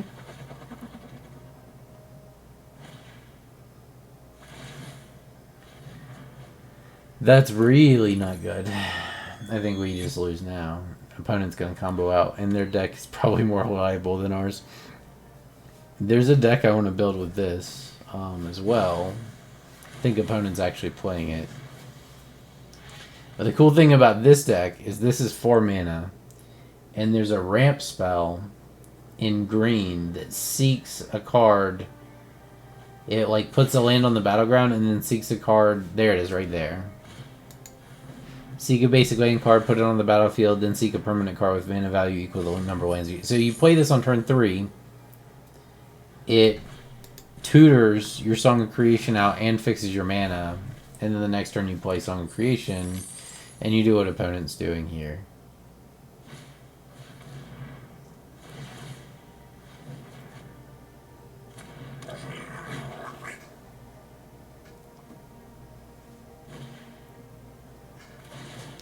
This plane's got us. That's like one big downside of this deck, is that, like, I think for this deck to be top tier, it would have to be like, if I go off, I win. not if I go off, I probably win. Like 80% of the time, I win if I go off. But then sometimes I just hit land, and there's nothing I can do about it. And then the opponent combos off, and we die.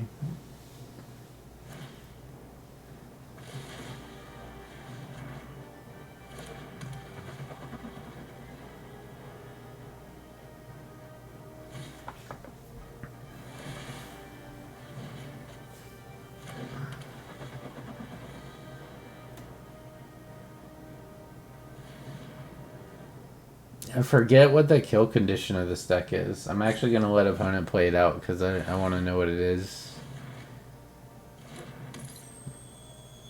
I mean, he has basically infinite mana here, I think. What if his win condition is Banefire and he doesn't have enough mana to get to 63?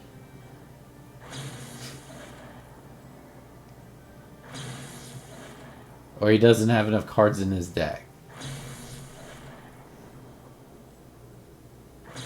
Every time he casts a card, it draws 2.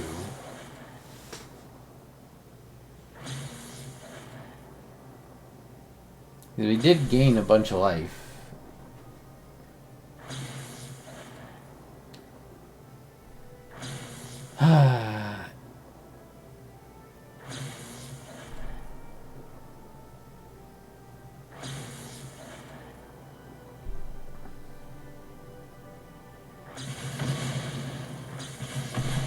Alright, so that's 14 damage.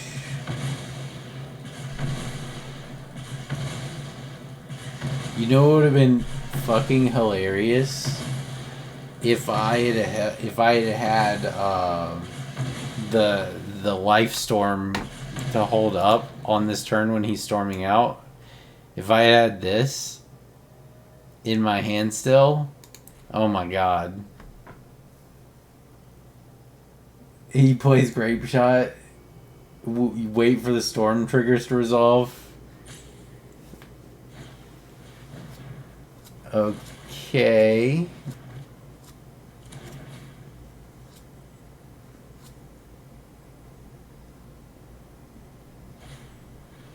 Underworld Breach.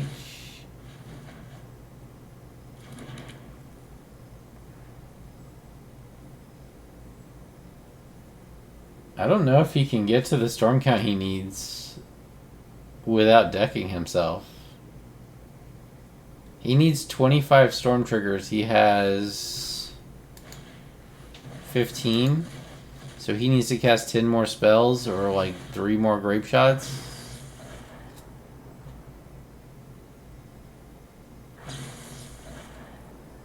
We'll see. They have Bergie. So every time they cast a spell, they get a red mana. And their deck is full of 0 mana spells and Song of Creation. So, like, the idea is you get Song of Creation out and then you just poop out your hand and draw your entire deck and storm out.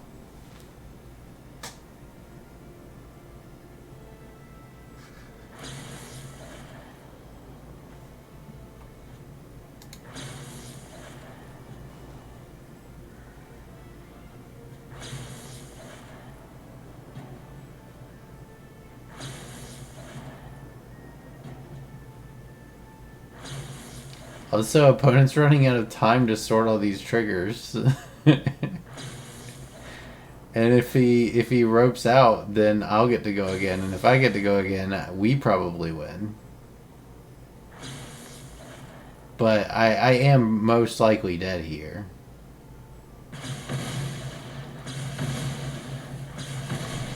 Opponent is timing out though. This will be the first one. He'll have another timeout.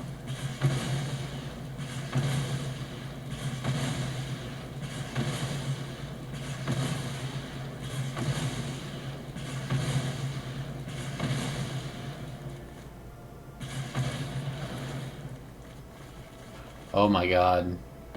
He bricked. He bricked. He bricks, so we just win?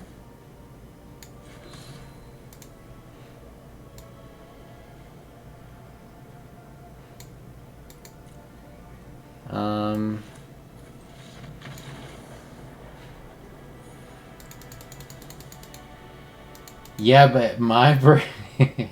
his brick ate 3/4 of his deck. So, like, he can't not brick anymore because his deck's gone. I'm gonna grab some water. I'll be back in like 2 minutes.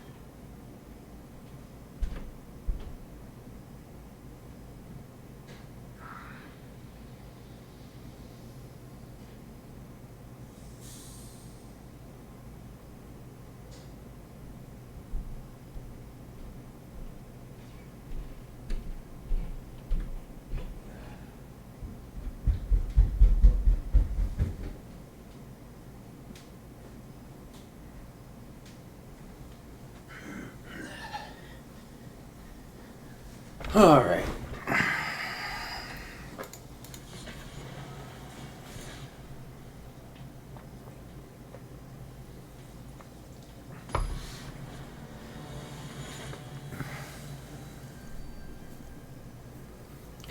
Zee. All right. Yeah. It's a ridiculous hand, but it has a high chance of working, I think.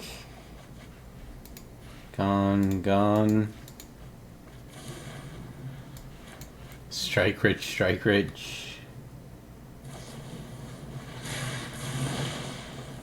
Opponent decides to go just ham. Excuse me. Pardon me.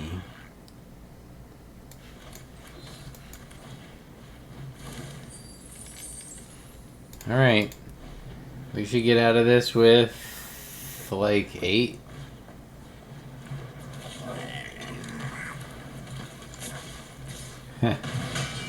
Oh my god, I'm psychic. Let's go. Here we go. This doesn't work, we're fucked. Ooh. Ooh.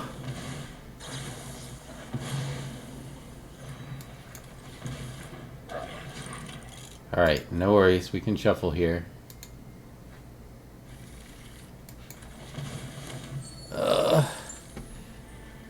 Okay. I'm not dead. At least not on board. We have Thrilling Discovery to kind of eke out a little bit next turn. I mean, okay. It's a little bit more damage, but it's not end of the world. Okay.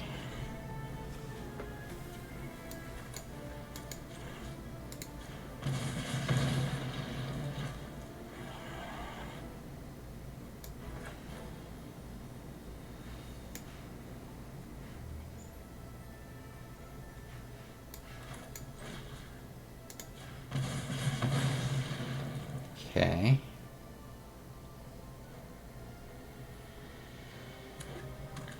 Get rid of the ramen up.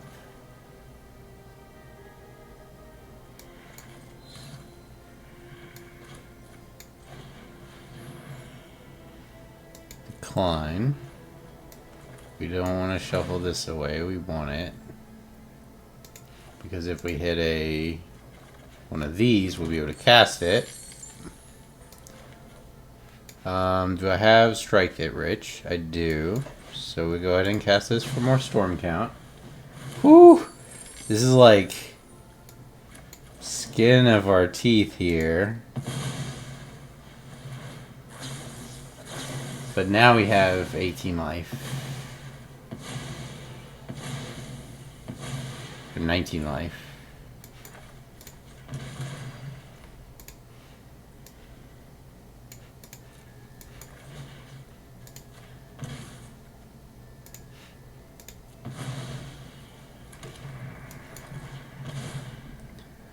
We win now. We've turned the corner. And I think we just pretty handily win now.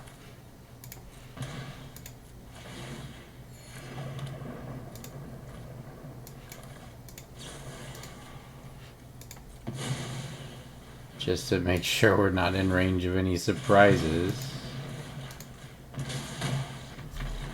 Whew! From one life, the turnaround.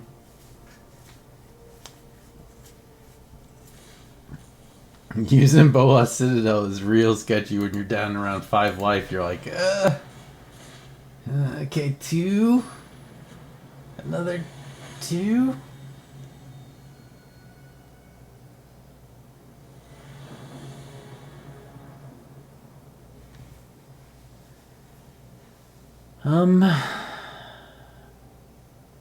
No.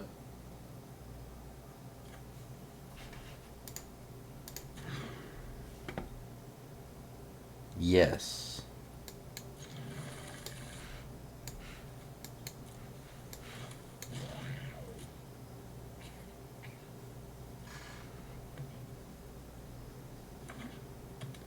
Wizards. I play a wizard. You're no match for my wizard.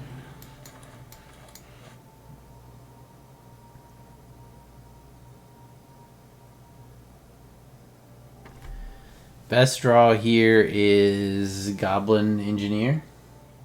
Then we just very simply play Goblin Engineer into Trash for Treasure next turn. Honorable mention goes to Faithless Looting, which is also a really good draw here. Worst draw would probably be another Bolas Citadel.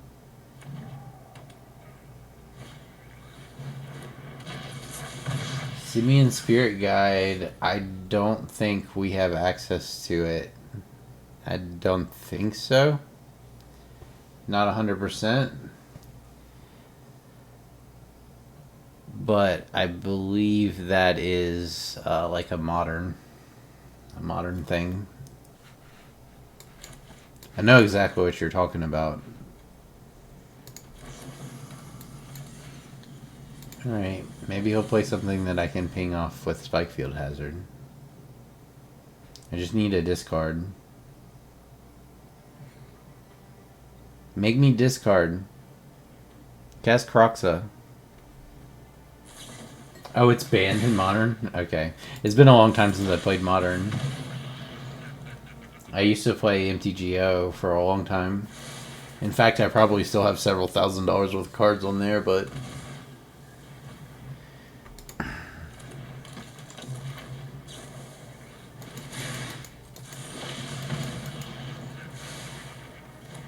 It hurts.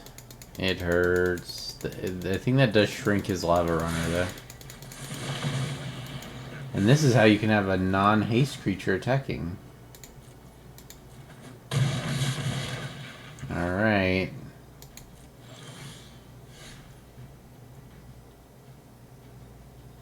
Wait, was I untapped there?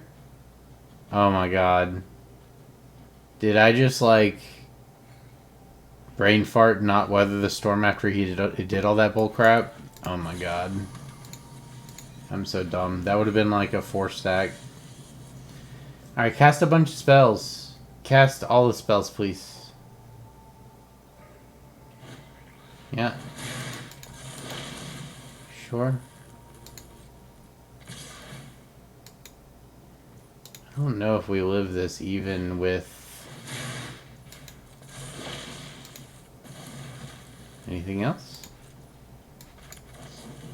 Alright. Gain 9 life.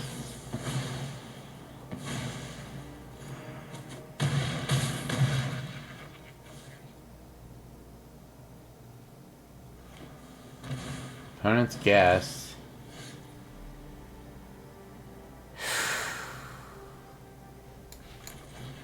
Gonna be another close game. I think we lose.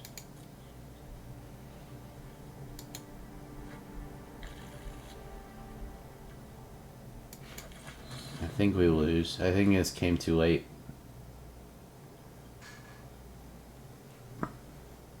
So I'm gonna take 2/4 here, no matter what. And I can't cast anything.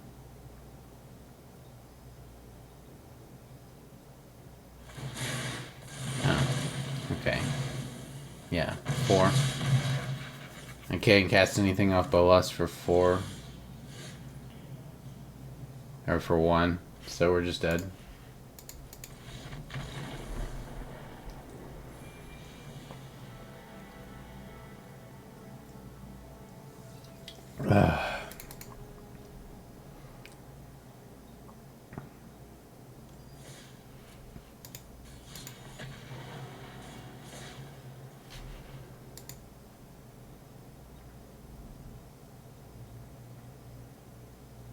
There are, we're running Cleansing Wildfire, which ramps us, this spell.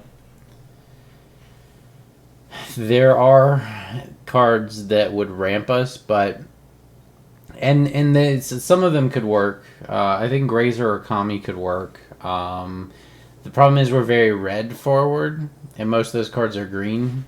And while we do have green as a color, it's more like a splash. So like early game green stuff is very unreliable.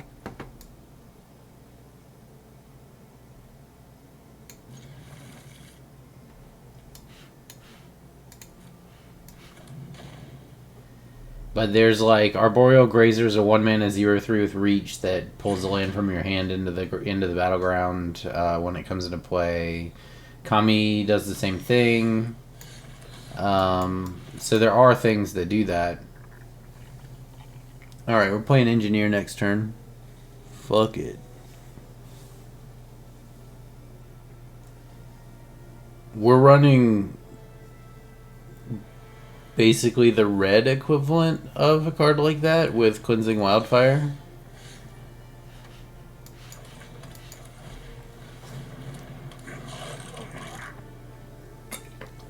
Yes, I do believe I will search my library for an artifact card and put it in my graveyard.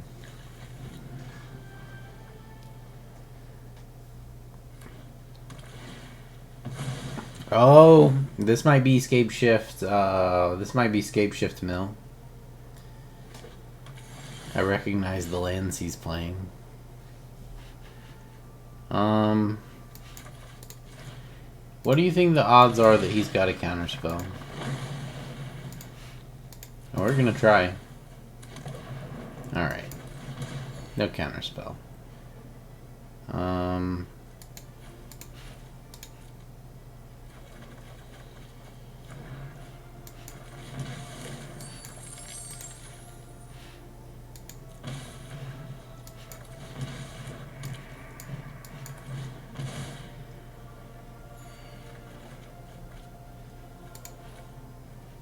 So, like, for instance...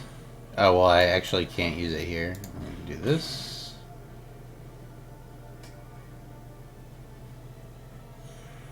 But if I cast this on my indestructible lands, it ramps me.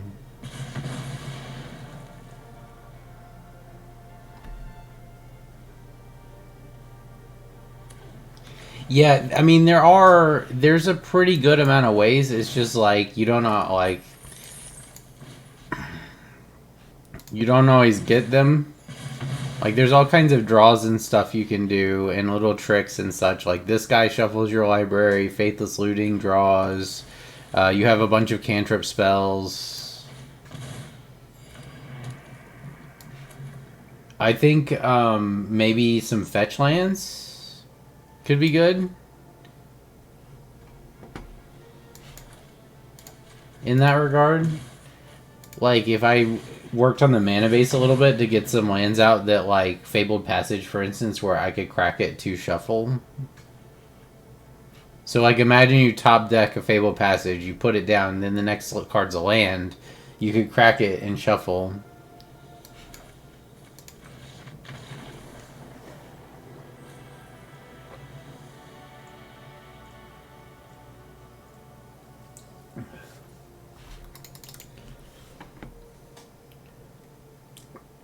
The land base is super restrictive, though, because you got to play all these artifact lands, and you don't want a ton of actual land in your deck. So, I don't know how much room there is for fetch lands. That's why I didn't put them in there initially. So, like, there's only, I think, 12 actual lands in this deck. Everything else are, like, a flip land.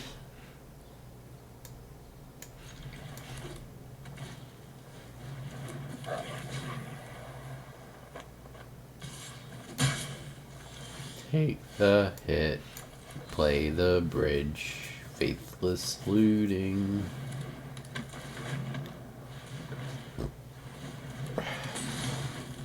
See, like, if it's me, I'm giving this haste for sure.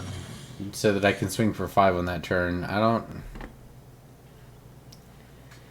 know if I agree with opponent's strategy here.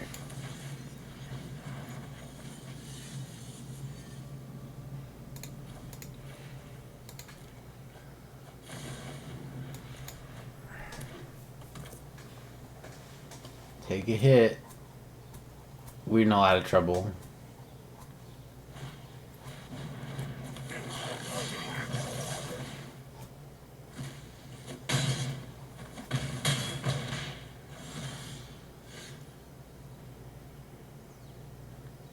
A lot of trouble. So we're taking 5 at least next turn. Do I have a way to get green mana?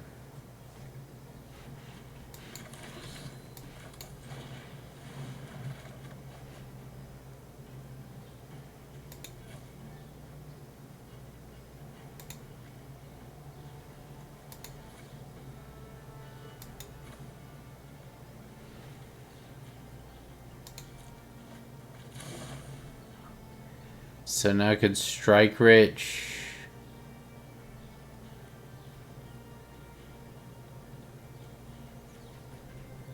Strike rich weather to get 9 life, which stalls me for 1 more turn.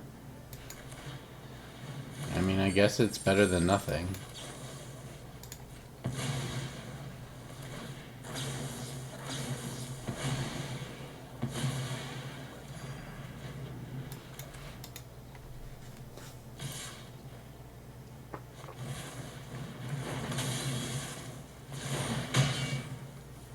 We're pretty fucked. We need a...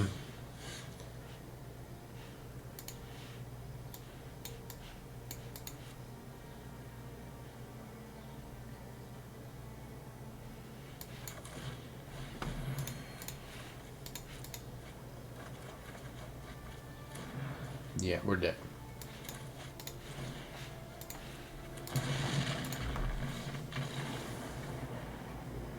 There's some things kind of like it. Unmoored Ego does something similar.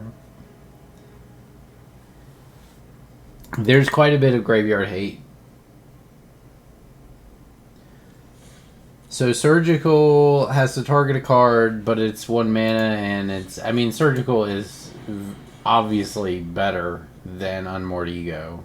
Don't get me wrong. But you can get similar effects. Unmoored Ego is 3 mana, name a card, exile all the cards from opponent's library. Unmoored Ego, obviously, much... I mean, surgical extraction obviously much better.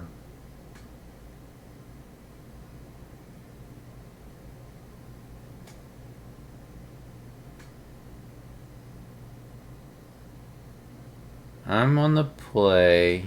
I have refurbish. That's kind of a late plan.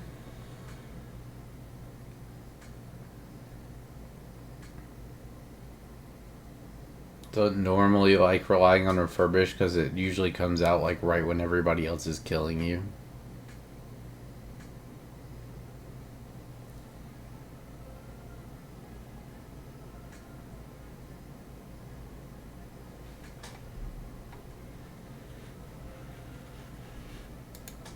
Put it in the tank.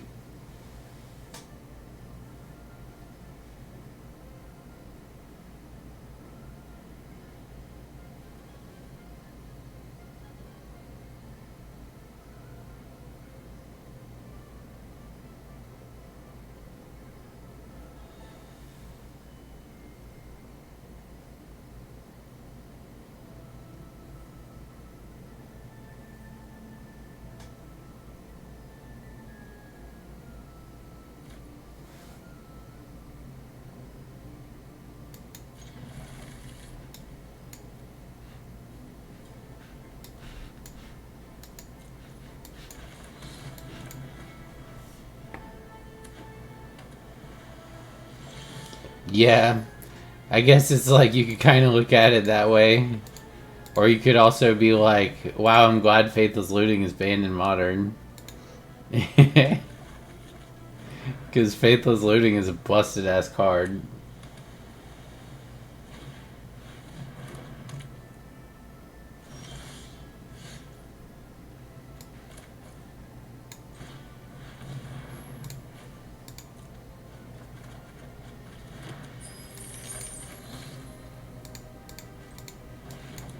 I'm gonna refurbish the...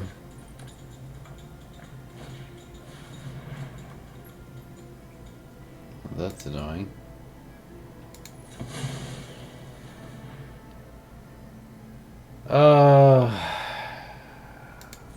Uphill battle time.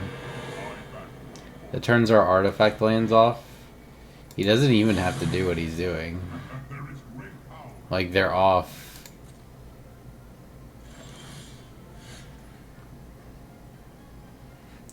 Luckily... Hang on. Yeah. Luckily, we have other lands.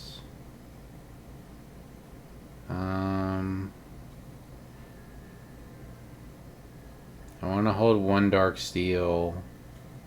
I can get rid of Zos. I can get rid of Spike Field. Keep the Smashings because they can come in untapped. And go ahead and play one untapped so it can... Oh. Forgot this doesn't work. Alright, kill it. Kill it, kill it, kill it.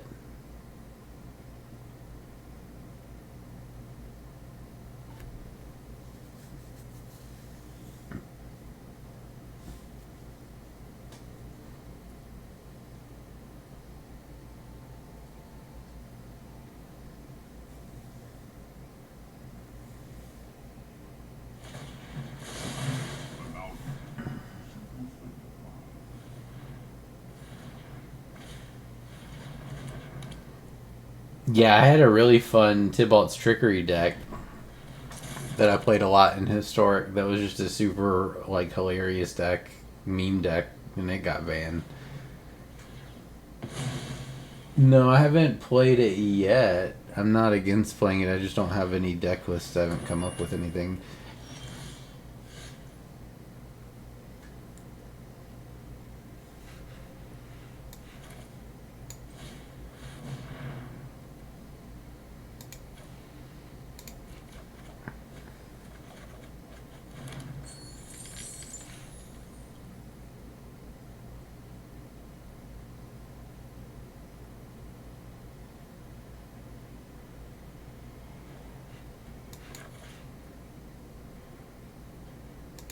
can't cast it anyway because I can't use the treasure.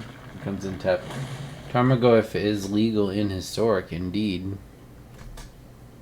And what's more is it's not even like that dominant, which is funny. There's a better Tarmogoyf than Tarmogoyf. It's the Kavu that the Niv Mizzet deck uses. Emery. Fuck. Need to go off, please. Yep. Mox Amber. Okie dokie. And Tezzeret.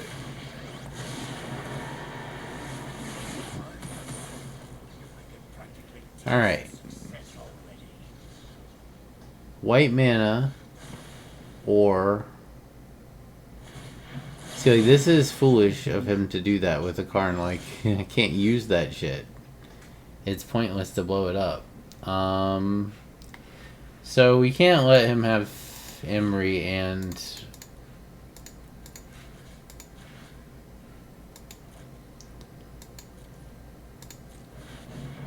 We just can't allow that to happen. Because we just lose. We also can't play this Dark Steel Citadel because he'll just kill it.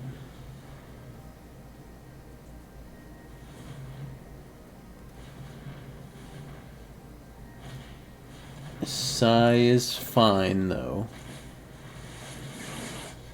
Innovation has no limits.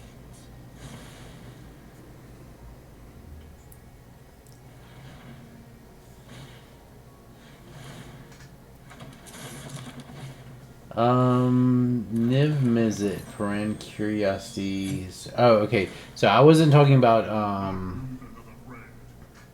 I was talking about the other, there's a 5-color Niv Mizzet deck. It's all like value shit. Not the pay run, it's the like, Uborg Niv Mizzet, one of each color.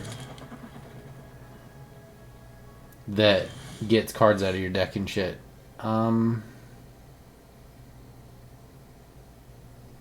That's a lot of Thopters.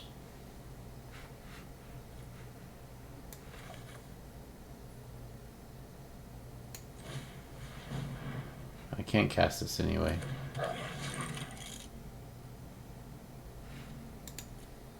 Actually, we can cast it. We're gonna do this.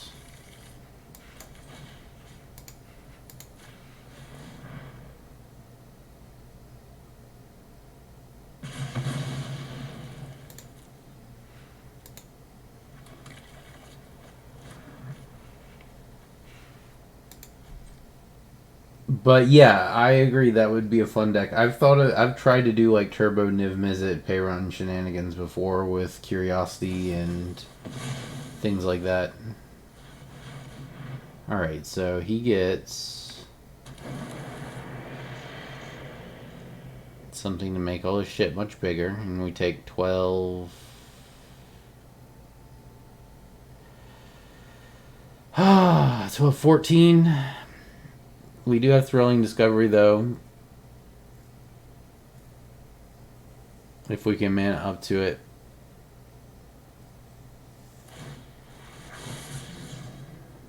Oh. Especially for you.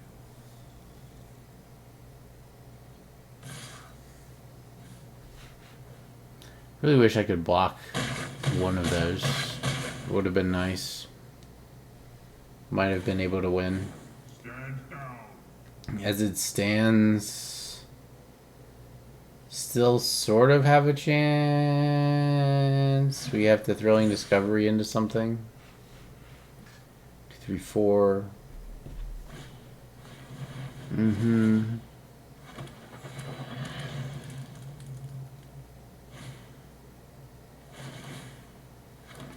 However, that seals it. Alright. Tormod's Crypt is the end of the road.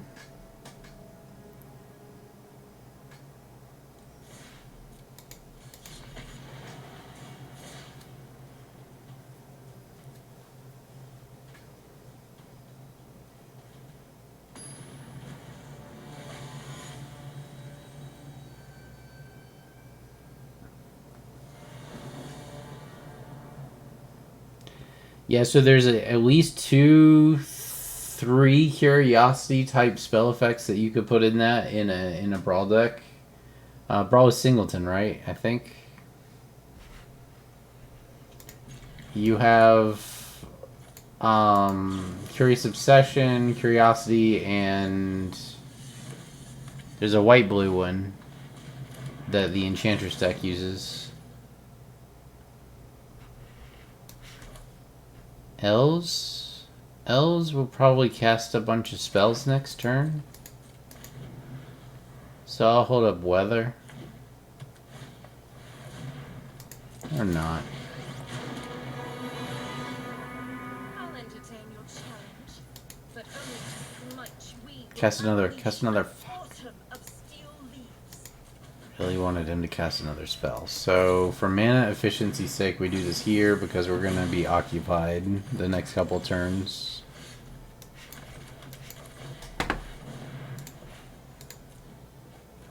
Yeah, so you need like multiple different variants of it. Alright.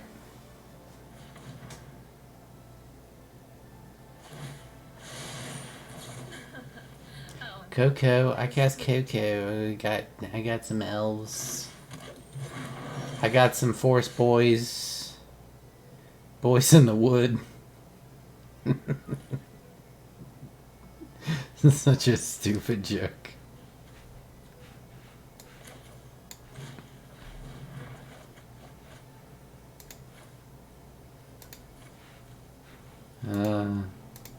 We want to keep the low to the ground stuff that clears the top of our deck. So, unfortunately, we cannot go off here.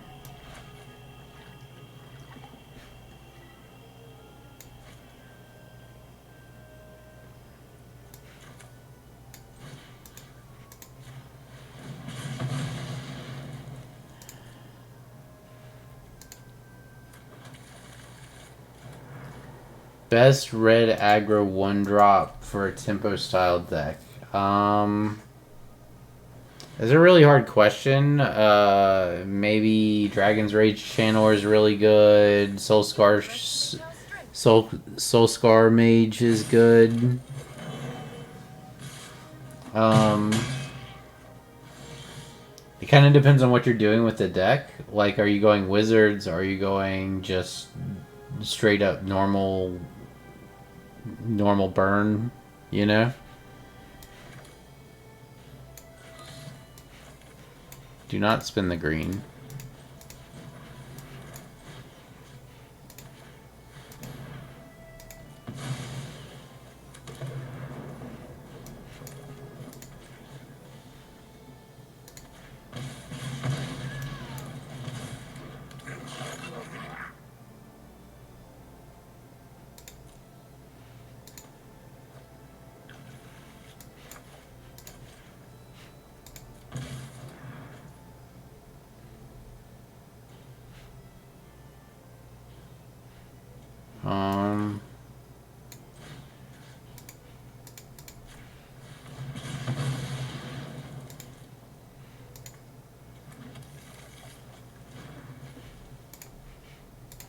Sick.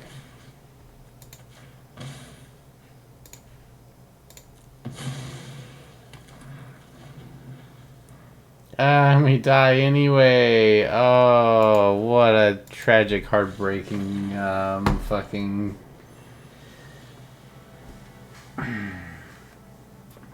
Red or green 1-drop creature.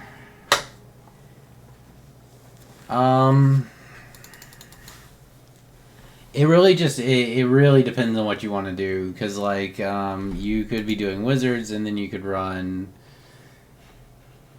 things like Soulscar mages are really good. You got things like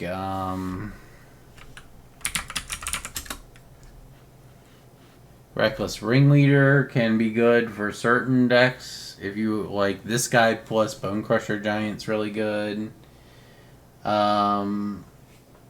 There's Magda. If you play this card with tap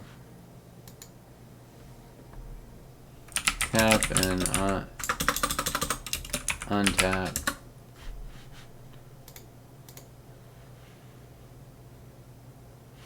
If you play Jaspera Sentinel with Magda,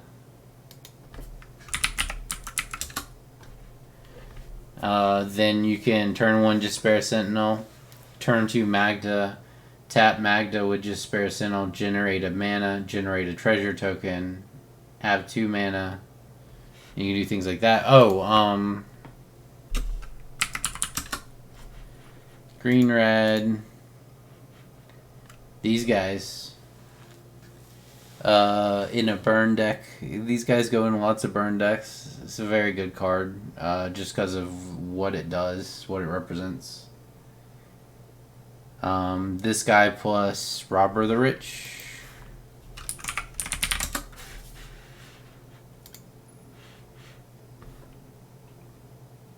Is really good.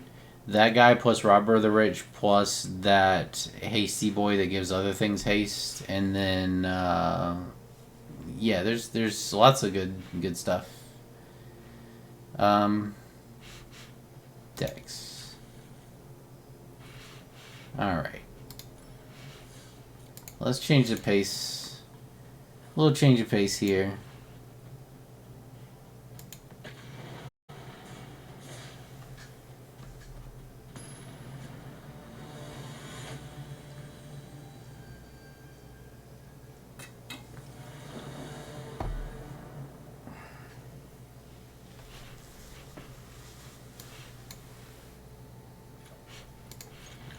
I dig it.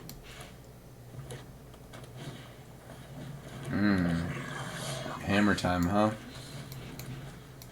Well, we might just die.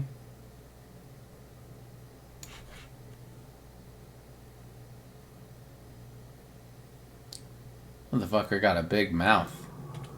It's like very clearly intended to be used with the hammer too. Like, I bet that's the same. I bet that's if you looked at the artwork that's the same hammer that you see in the whatchamacallit. Jaspera Sentinel goes with Magda. It's like a mana dork, but it taps another creature for mana. So it's like you can play him turn 1, turn 2 play Magda. Oh, you motherfucker. Alright. Well, let's just turn this off.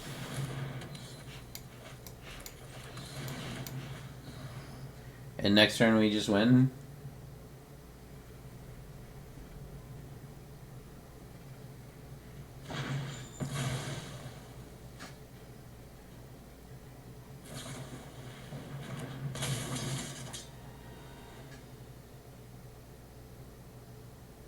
Oh no. A 9/1. That does the same as a 2/2.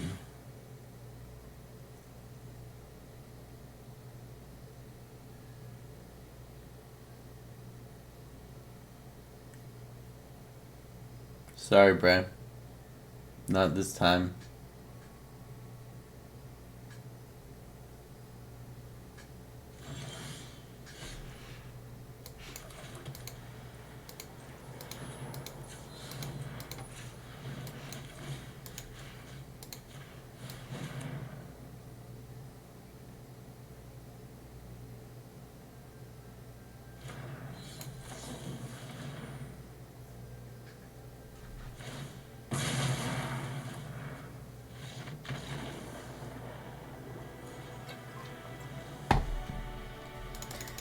This deck is just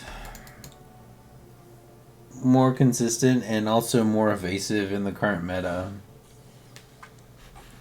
than the other deck I was just playing. The other deck is fun though. It's not entirely about what wins the most.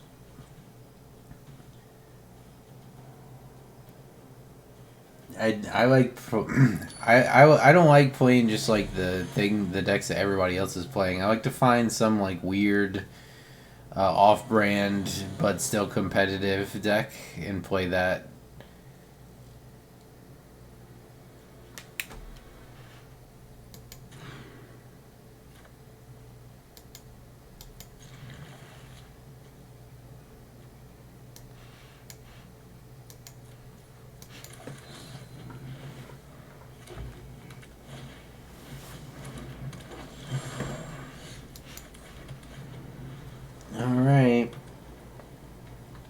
Alright, deck.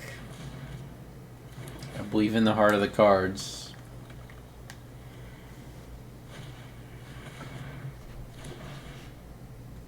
Turbo Nissa?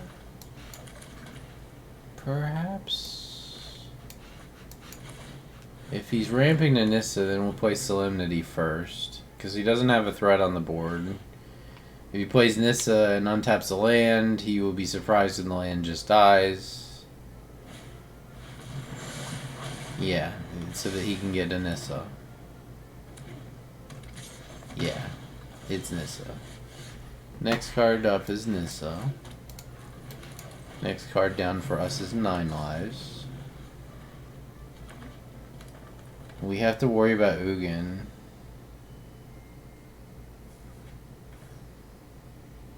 Oh, maybe he just has Ugin.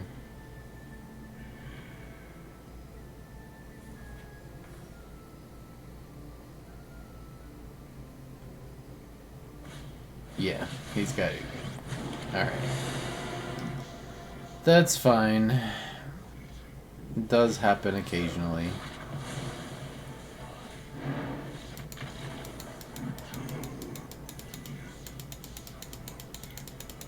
Maybe I should have had the read on that. I mean, I wasn't under any particular pressure to drop 9 lives.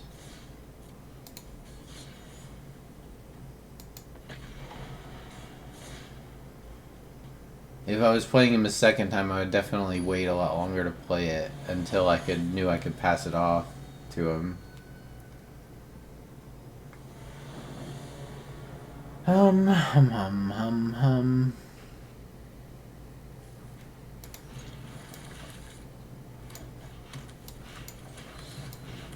Yeah, we don't care about Leyline of the Void.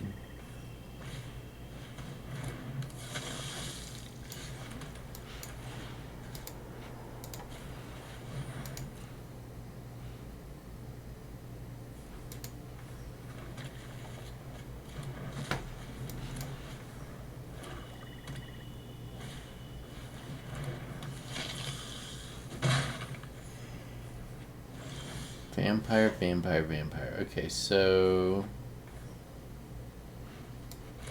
play this, play Sterling Grove. Pass the turn.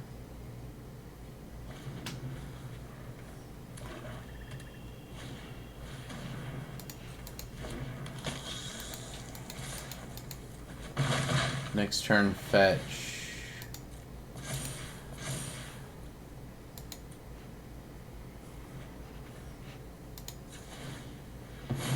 Opponent on mono, your go, emote spanning.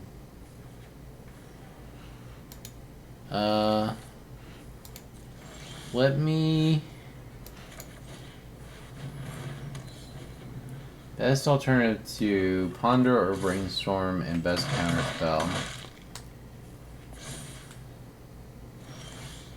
Ponder or Brainstorm. I think Consider is probably the de facto replacement for Ponder and Counterspell. I mean, Ponder and Brainstorm. It's not super great, but it is acceptable. Best Counterspell. Again, that's probably going to be context dependent. Like if you're playing artifacts, that would be Metallic Rebuke. If you're playing, if you were talking about to counter, regular spells, it would be, or like non-creature spells, Dovin's Veto. Absorb is pretty good. Test of Talents has a place.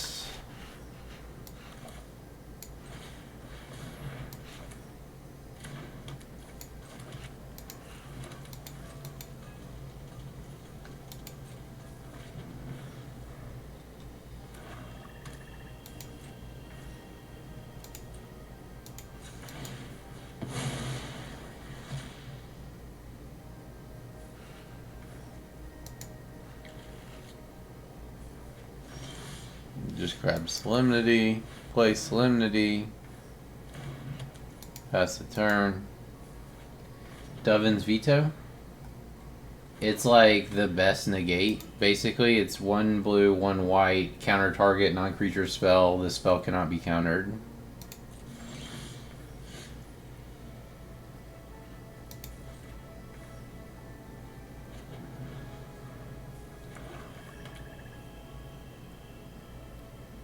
Basically an uncounterable negate.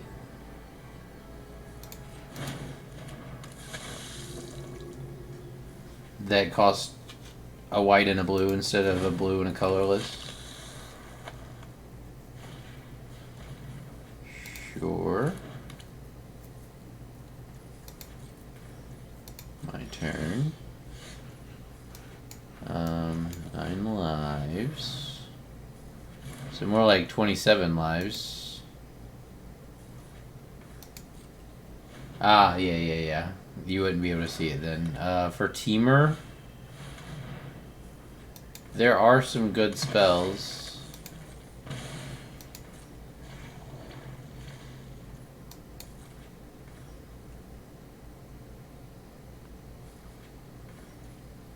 It is my go. It is indeed my go. I'm glad you noticed, opponent.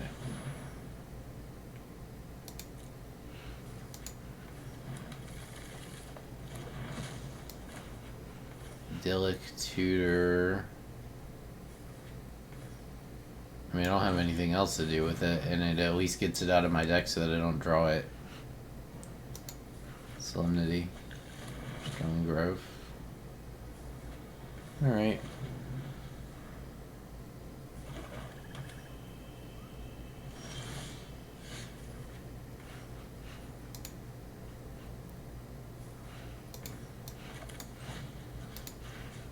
You're right, opponent. It is my go.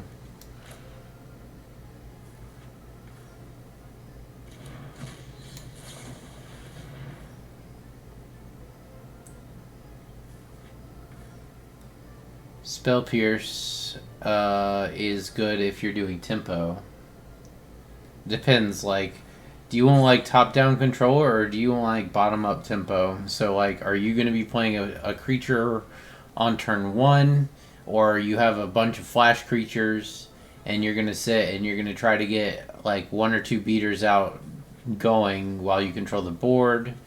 In that case, Spell Pierce is really good. Then yeah, Spell Pierce is good. There's a card that counters creature spells and puts a +1/+1 counter on a creature you control. That's okay.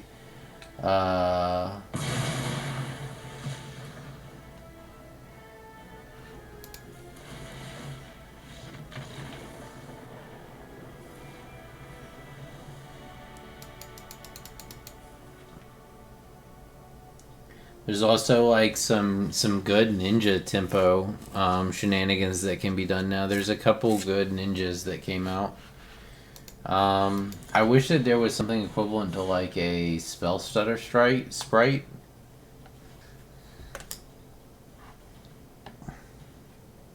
I don't know if you ever played like Fish. It was really strong pauper deck, and it was basically a tempo deck, but it did things like it used spell stutter sprite as a counter spell and then pick it back up with a ninja to reuse as a counter spell and stuff like that.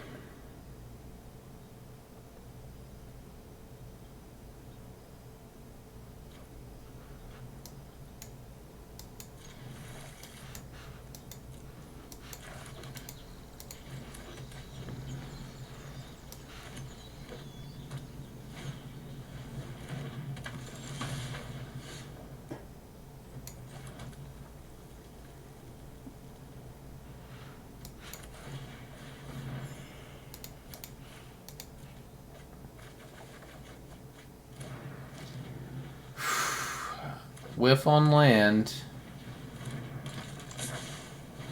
Big old whiff on the land there.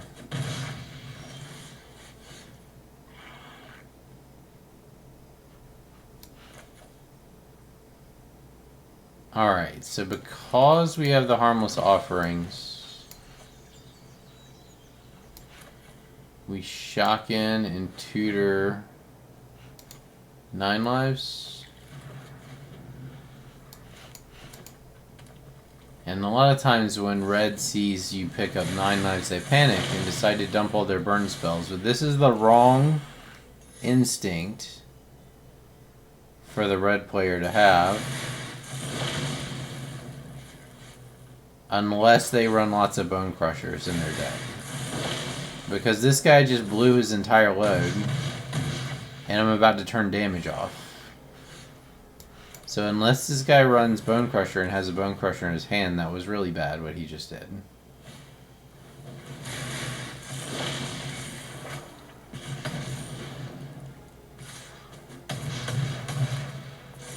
Okay, 4.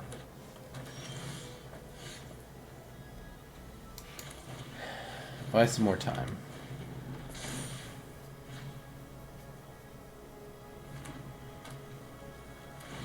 Yep. But we should be able to take 2 more swings like this. 5 and 4.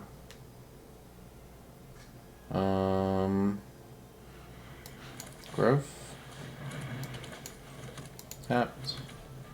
We have 4, 3, 7 hits. Just hit a 7. Oh, wait. Think he can hit us exactly 7 times? 3.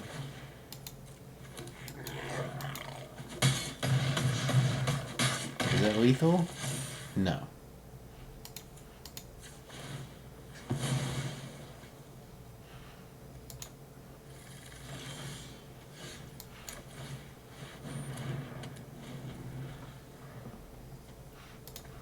Alright, opponent. Bye.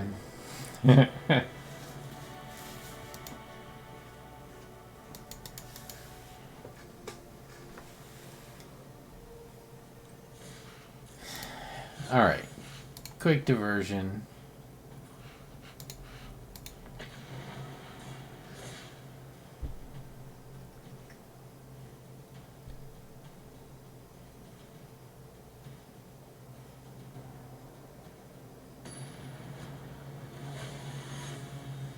So there's a really nasty artifact tempo deck out right now.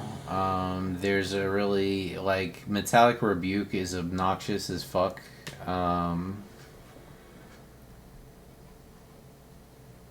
Which means that it's good. Do we want to keep this? We have the Engineer, we have draw spells. Yeah, I think we'll keep it.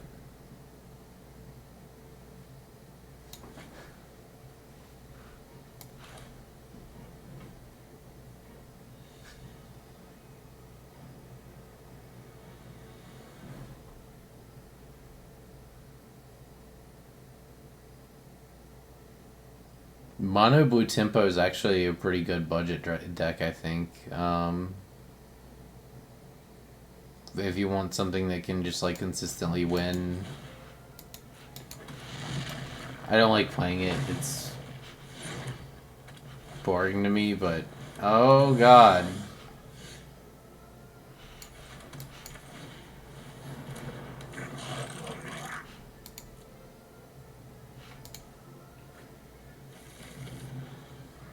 That's not the card I wanted to see here. Scale up.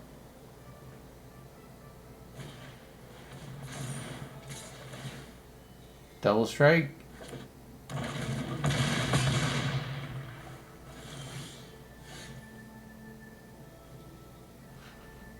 How do I constantly find myself in this situation?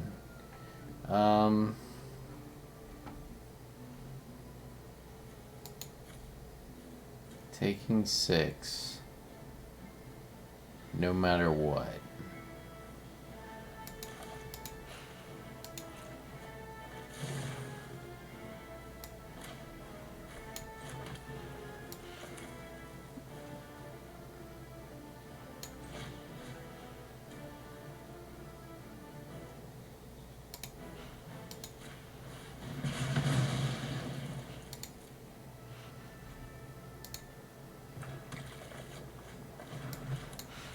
No attacks.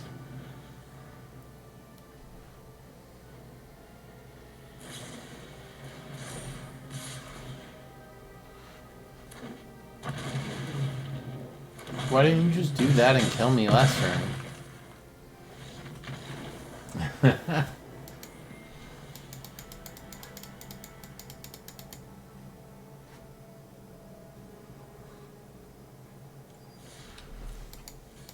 Minion of the Mighty. We're going to talk about the ultimate fragile deck.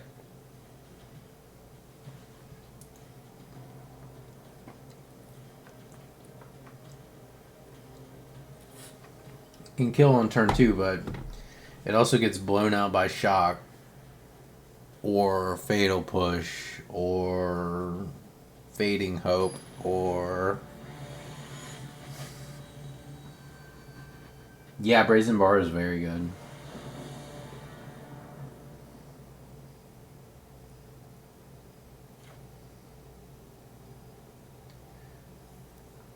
Are you doing mono blue or are you mixing colors?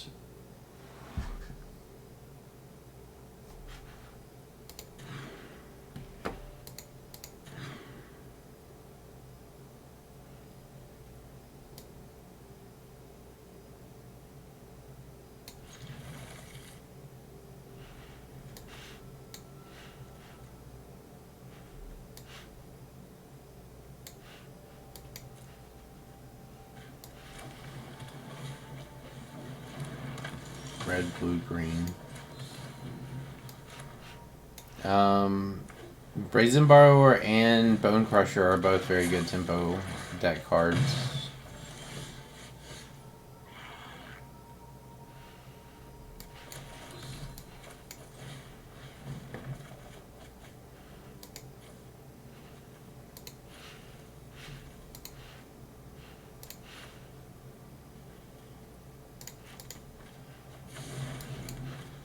Hold the Cleansing Wildfire because it can potentially... Okay, so it's only a single blue if you have a bunch of artifacts. Keep that in mind.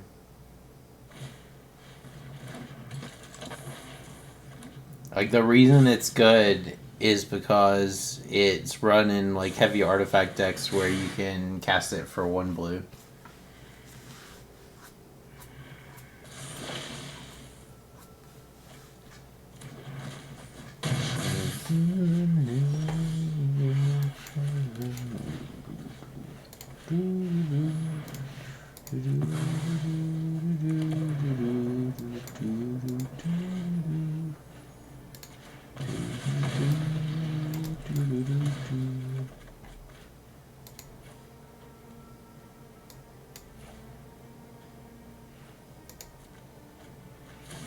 We're dead. And this is why this deck has issues. Because now we stall on a land. At a critical point in time, we have 11 life left. Opponent has 1,000,000 infinity damage represented here. Assuming that the rest of his hand isn't just critters. Assuming that the rest of his hand isn't just critters. Assuming... Okay, never mind. No. It's... The cost of it is 3. It costs 3. But... It has improvise. So that means you can tap and untap the artifact you control to pay 1 colorless. 'Cause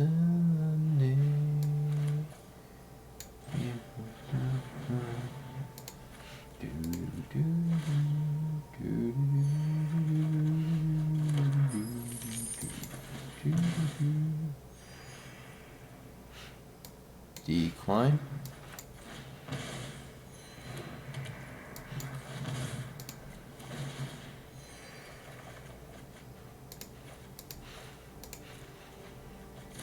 I think we get there now pretty easily.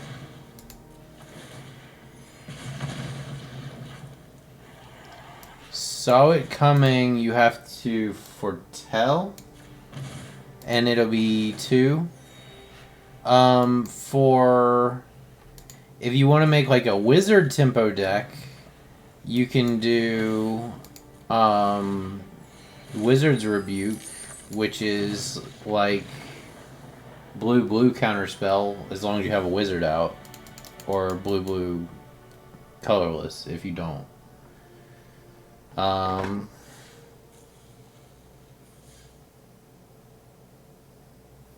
Memory Lapse is what I would have said if you'd asked me a few months ago, but they banned it. Because I think before they banned Memory Lapse, it was like pretty much hands down the best.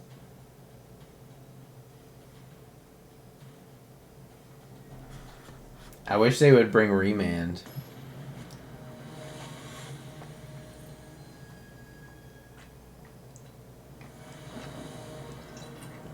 Actually, no, I don't.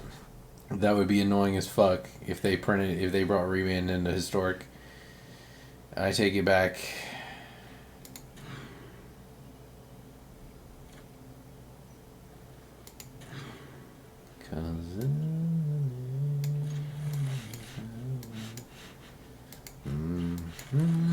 This is the God Hand.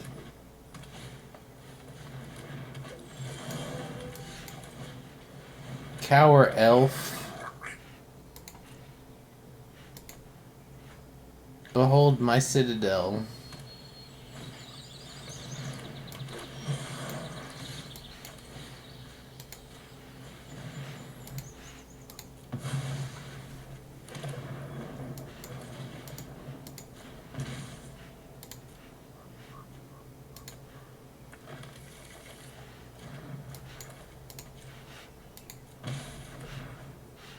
No attacks. We should. Ouch.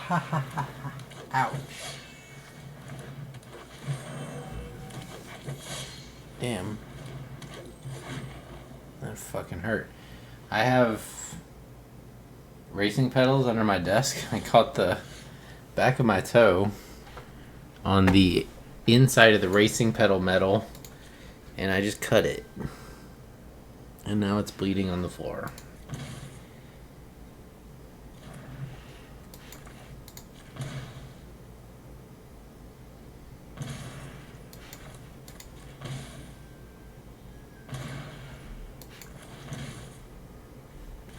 Oh, that's beautiful. Into refurbish. Oh, but it won't work. That's right.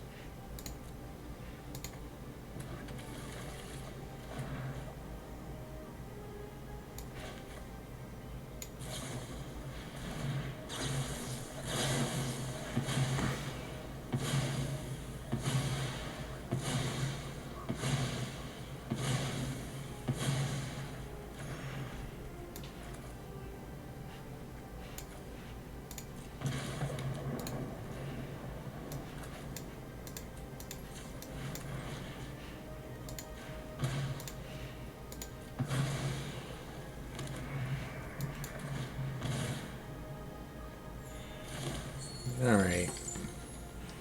We win now.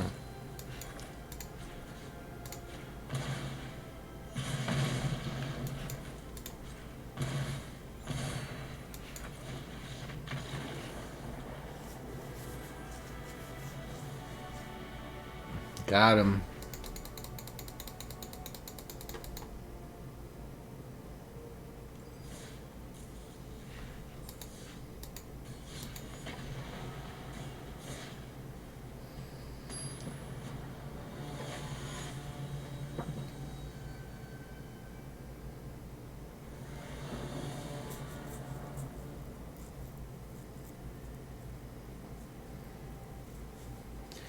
We have trash and a bunch of cycling.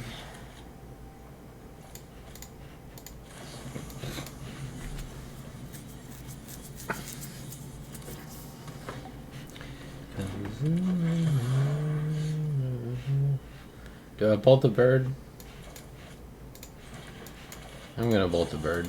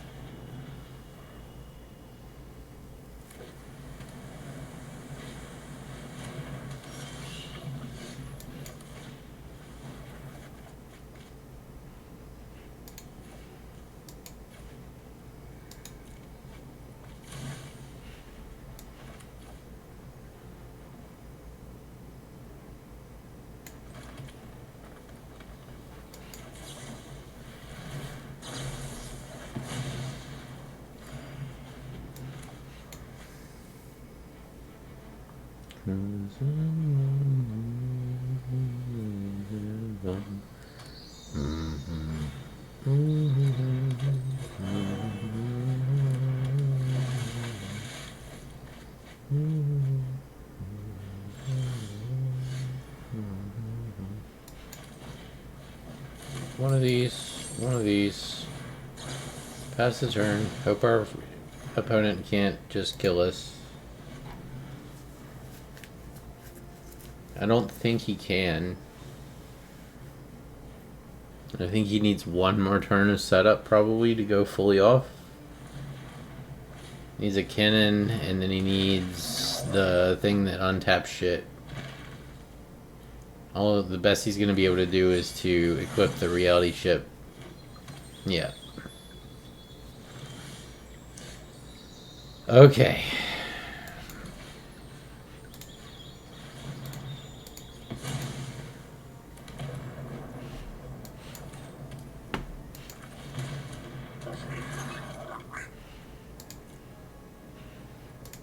Go ahead and put one in our hand. That was bad.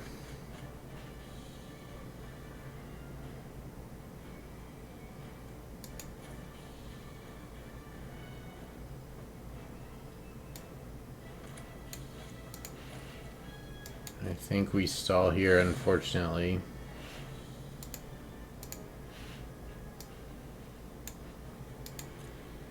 Yeah. Alright, we're at our opponent's mercy.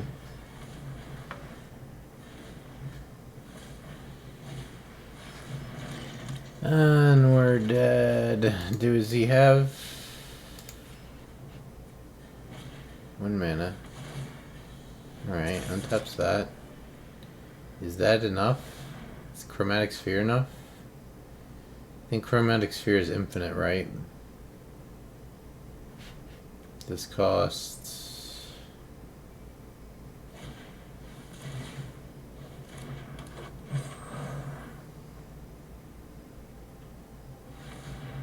Alright, 3 mana.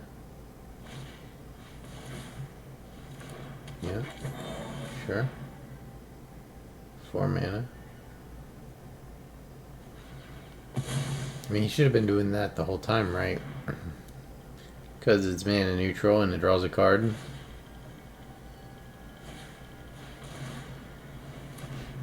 We're dead. He's infinite.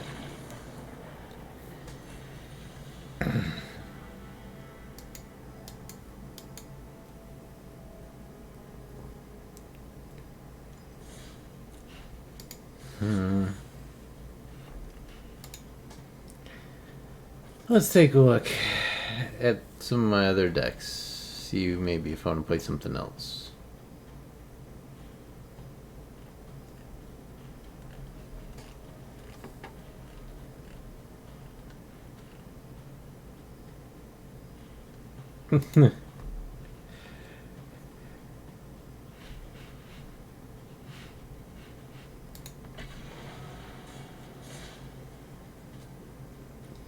Okay. I want to see if we can snatch a win with this joke deck. This deck is also a complete meme.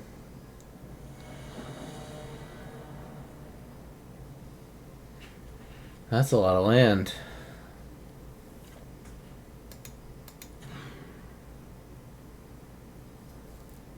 That's better.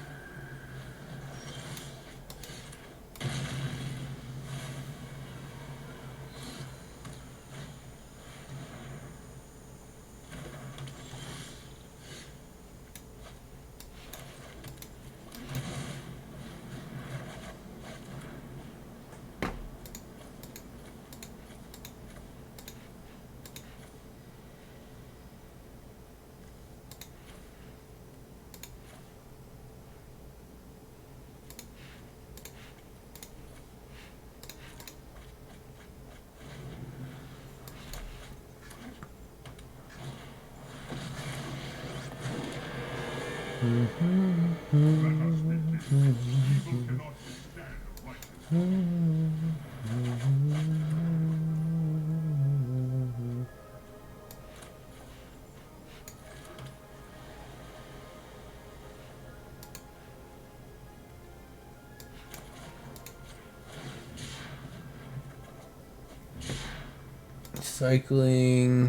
cycling,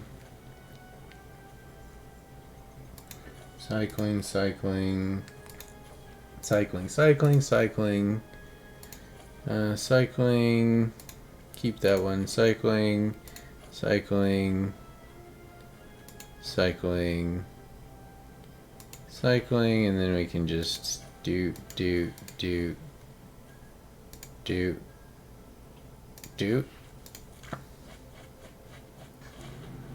Alright. Opponent's got one more turn.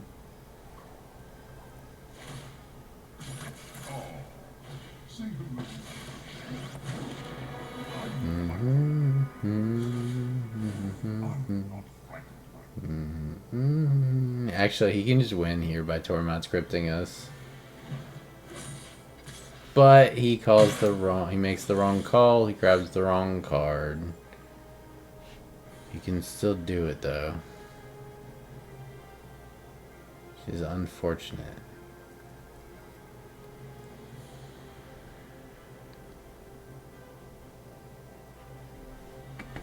Alright, well, we're just gonna gamble that our opponent doesn't have graveyard hate.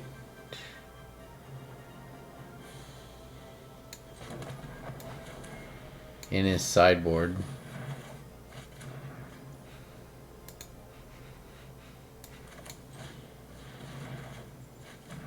Alright. Doop doop.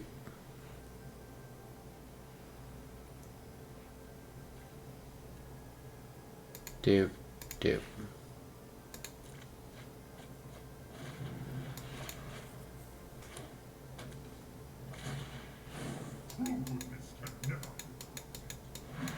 Yeah. You win some, lose some.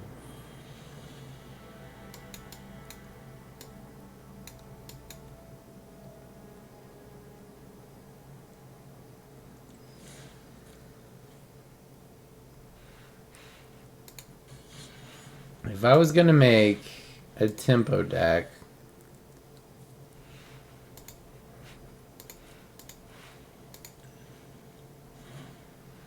I'll refactor this one. This is my old standard tournament deck that I made.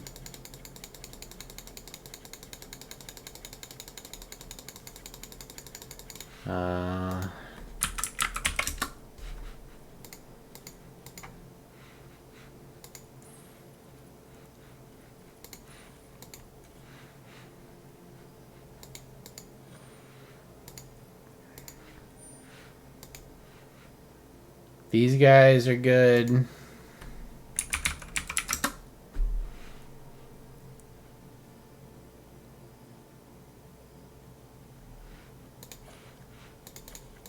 These guys are good.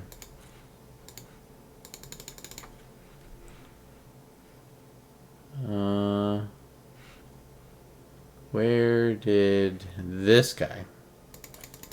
These are actually kind of deceptively disgusting because you can run them with the changeling shit.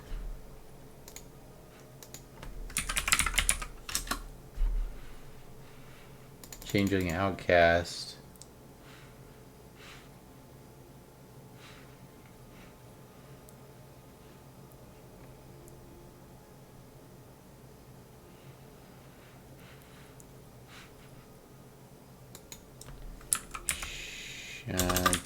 Changeling. Craftables. Okay. That's all that. So ninja.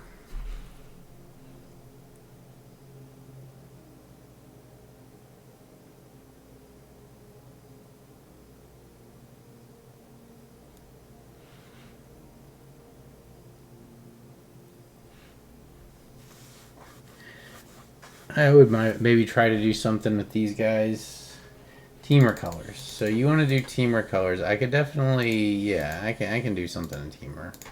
So the tricky part of tempo decks is you gotta be really consistent. So I think 3 colors would probably be more than I would go for like a tempo style.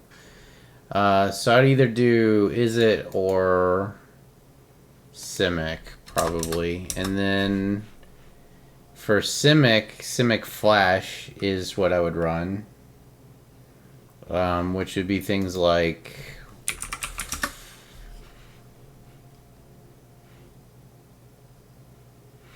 Hang on.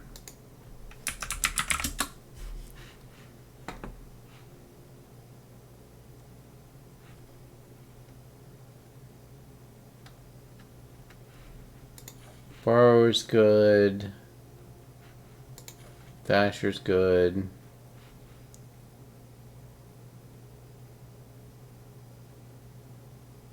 I should have... Okay, these are good. I don't have any. This is like your bread and butter for the green-blue tempo deck. It's like your kill card, right? And then you have counter spell.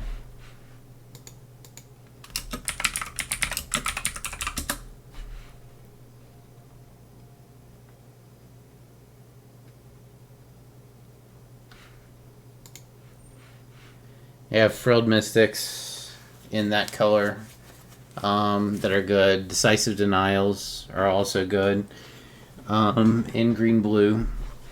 Then, but I think probably the best one, if you're just trying to put something together that you can use, would be to just go mono blue with it. And for that, Flash, you want things like Spectral Sailors, Brineborn Cutthroats,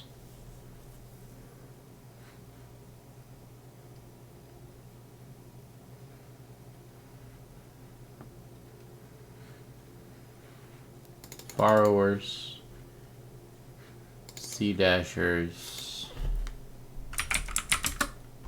Curious Obsessions, right? I need more 1-drops, at least one more flying 1-drop.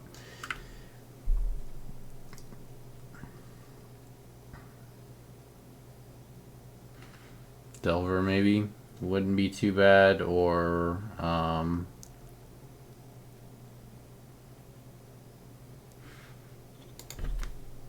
flying. If you want to play Snowlands, this guy's not bad. Yeah, let's do that. And then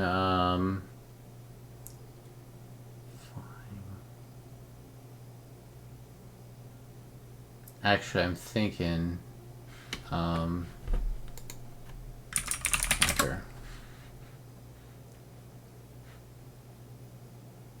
We're gonna want Spell Pierce. We're gonna want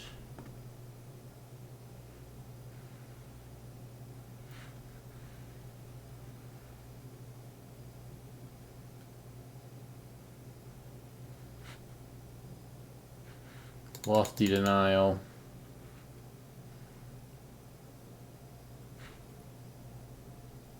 Probably would like to get some more flying stuff.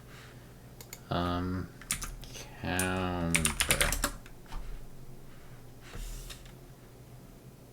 Storm Tamers, maybe? Something like this.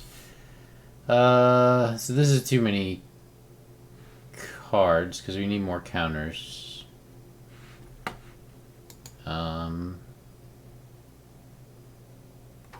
Ninja. We'll keep the Sea Dasher instead of the Ninja. Sea Dasher and the Obsessions. And then we'll do counter. I need hard counters.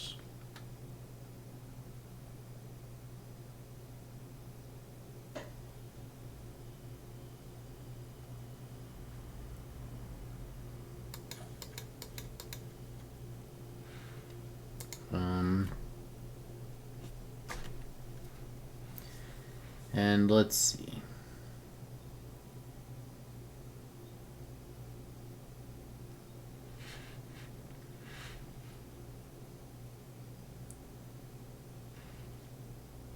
Disallow, dissipate, sabotage, saw it coming, supreme will.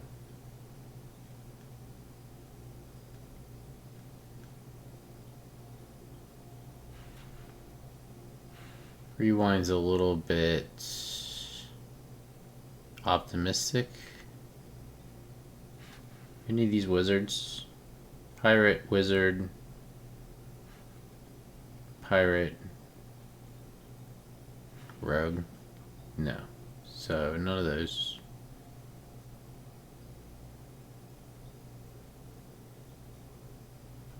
I thought I had a Dijon.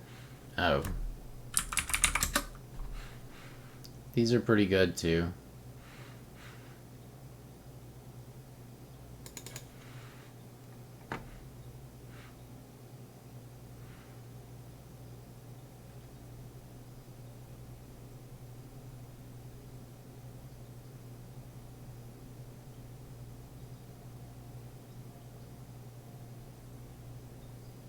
Well, that's kind of an interesting card too.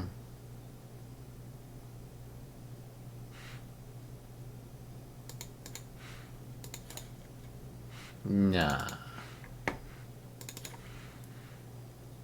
Okay, so how many counters we got? We have 4 creature counters, 4 anything counters, 4 spell pierces, a bunch of flash creatures, and 1 mana drops that we can level up on the opponent's turn. We probably need to go down some of these to get more mana in place. I'm probably missing like a good draw spell.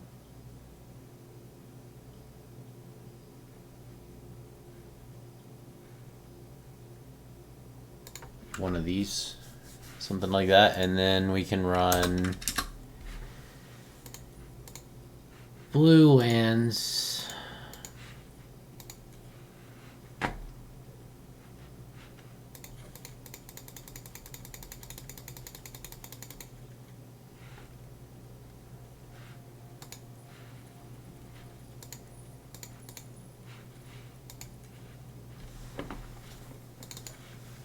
Oh.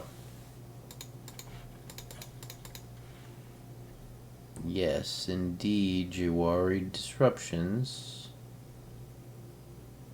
And then one of these. Okay. This is probably pretty decent. So let's try that.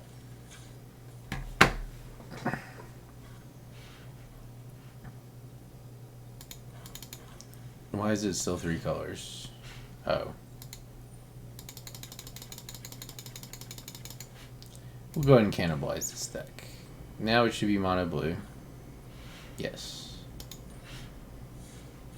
Yeah, sorry, I don't know off the top of my head how to build a Temur tempo deck, so I just built a blue one. Because I know kind of roughly what goes in that one. Temur tempo, I'm not sure there's too many floating around. There's lots of Is It. There's some,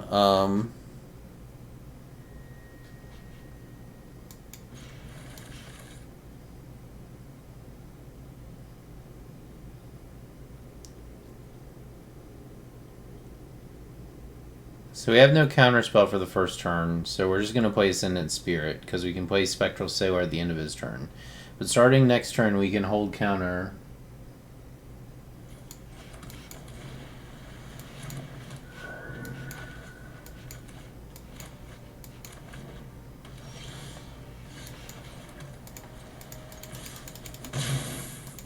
Oh, shit.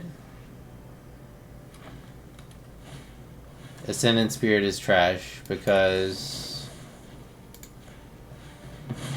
I don't have any snowlands.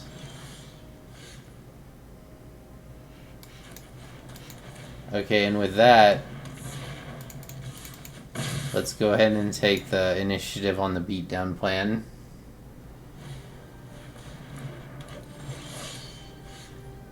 Yeah, it's like certain like Goyf is really good in like grindy, like rock style decks.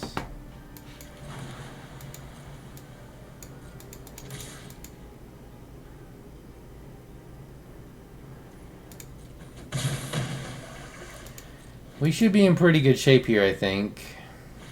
We have the tempo advantage.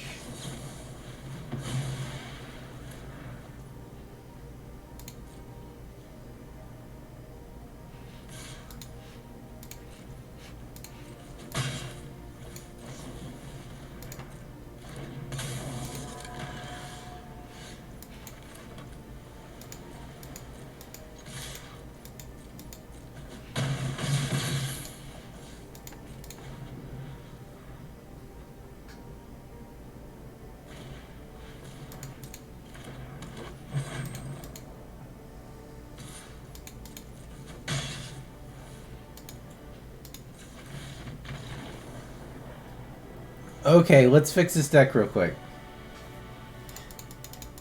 I only have to do one thing and it will be much better.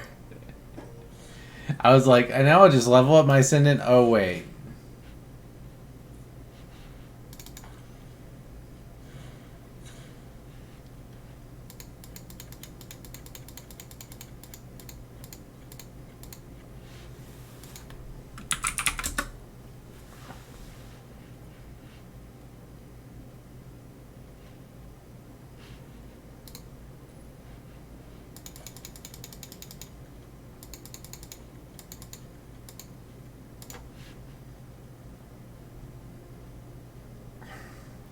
Tempest Gen felt pretty good in there.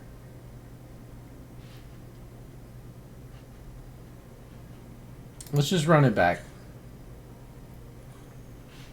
Run it back, this time with Snowlands so that the card functions.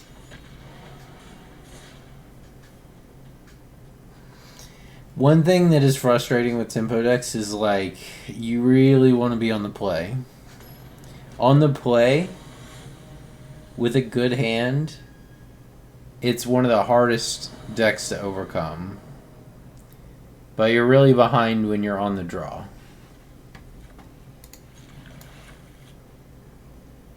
Because the opponent's going to get 2 turns in before you can start interacting.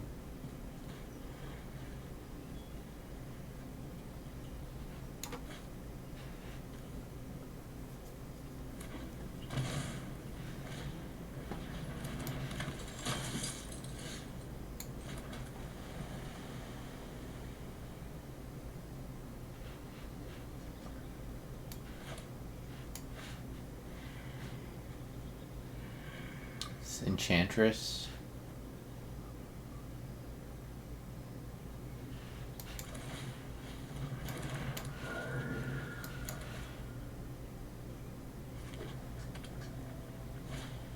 Yeah. That's kind of a pain. You're gonna have to start counterspelling now. No attacks. And he's gonna outcard us by quite a bit. Okay, I don't care about that. You care about enchantments. Yeah, like that. Multi-denial. The problem being, of course, that he draws 2 cards every time I counterspell one of these, and it's going to quickly go out of hand.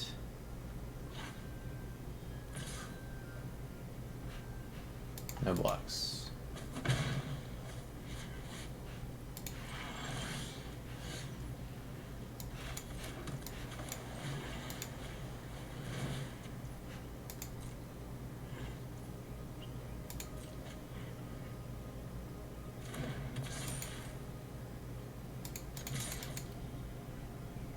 Play this, push in. force the block or give me a draw. Next turn, he casts a spell. We bounce the Spirit Dancer.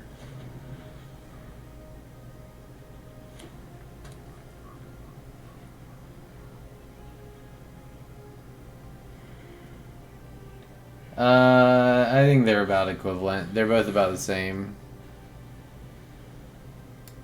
Okay, Aether Tunnel. I think we're just gonna let it in, and because like I don't want him to replay this turn. I want him to have to do that next turn. So yeah, we wait for this, and then we didn't we Brazen Borrower with the Core Spirit Dancer? He draws a card, of course, but we slow him down. Hence the name of the tempo game.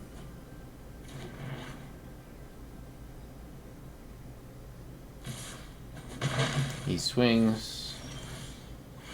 Spell Pierce is interesting. So let's think.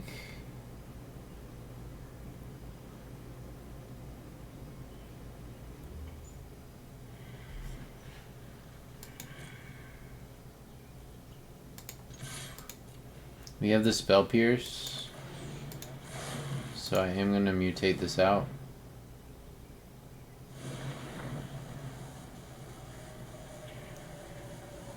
Over. Draw 2.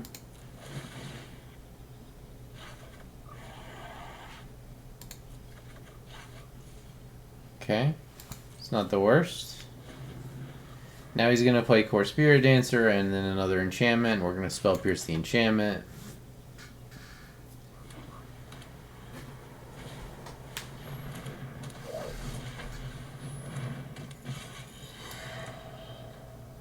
I thought he would do that. Yeah.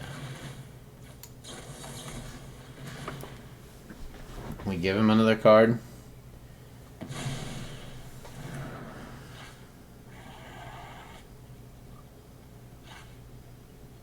We're gonna swing with Sea Dasher because we can make it bigger.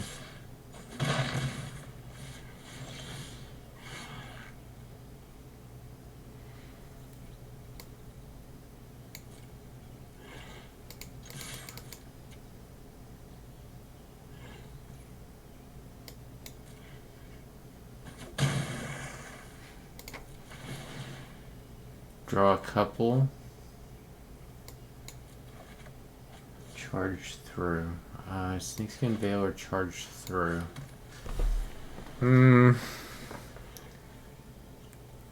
Tricky question. I'm not sure actually.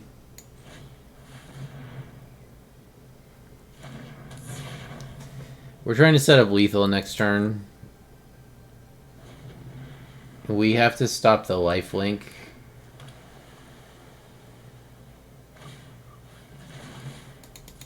Fly is fine, because we can bounce it. But we can't let the life... I mean, we can't stop the lifelink if he plays it right now. He's just gonna get it. Okay. Alright. Yep.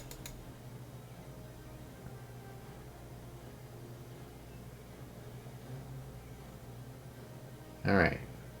What else? That's fine. Okay. He can't get lifelink anymore. We don't care about our life too much as long as we don't die here.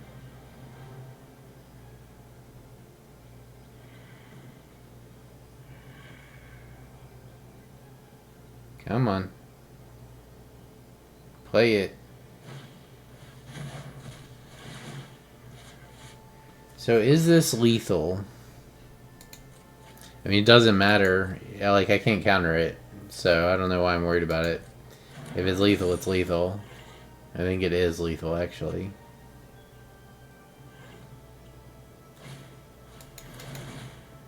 Alright. Let me just counter that.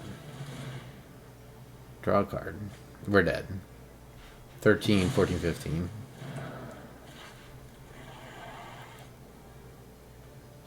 This is a difficult matchup for a tempo deck. And we were on the draw.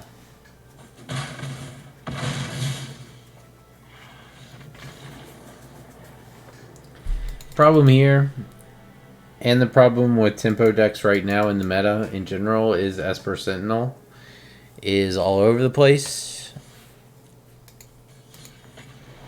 The problem in that specific game is Esper Sentinel plus the fact that he's replacing all his cards, cantripping. Meaning that, like, to interact, we're giving him a card.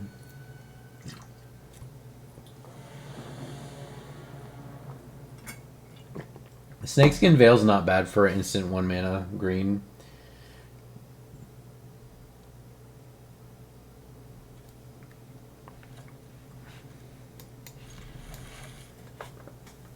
I probably shouldn't have kept this hand. I don't have any interaction.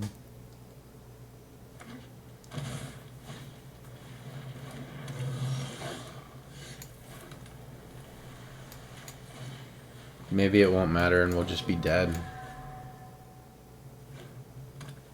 Scale up.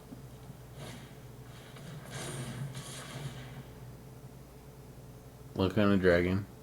Okay, yeah, we're dead.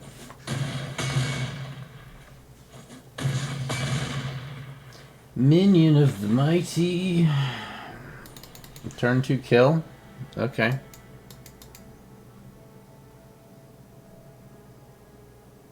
I'm sure playing that deck is a nightmare. It doesn't seem like it would be terribly consistent. It's like it has a turn 2 kill, but it's a 3-card combo. So you need 3 cards and then 2 lands of red and green. So that's 5 cards that you need to come together.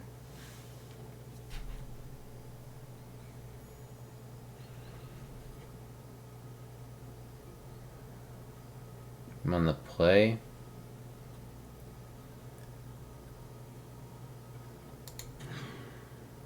Okay. This is a little better.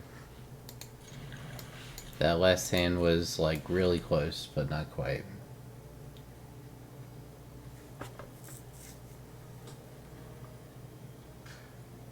Do we hold up Spell Pierce? No, I think we play Ascendant Spirit now, so that if we have any downtime, we can level up.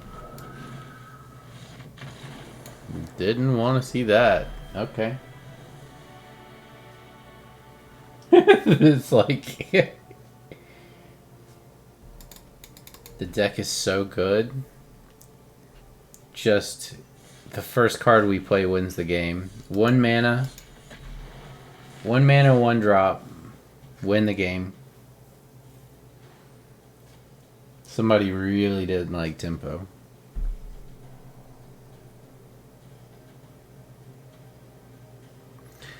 I do think that there's some like very explosive potential in ninjas right now. There's the one ninja that says every time any ninja deals damage to an opponent, you draw a card.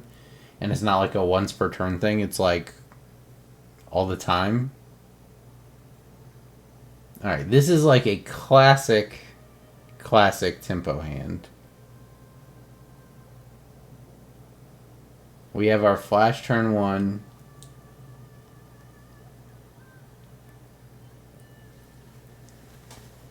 We have Essence Capture and Spell Pierces, so we have kind of both bases covered.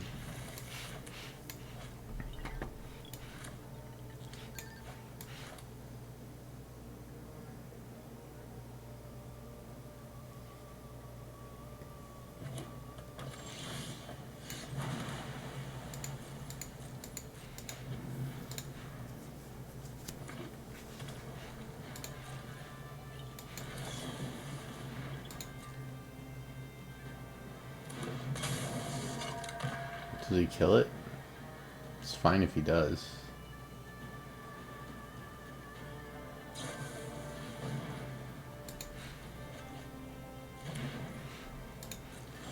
My turn. Okay. Play this. Get our hit.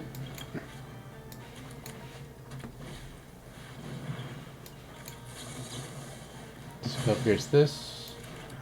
Spectral Sailor.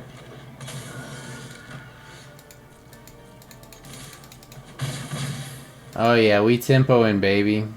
This is some peak tempo right here.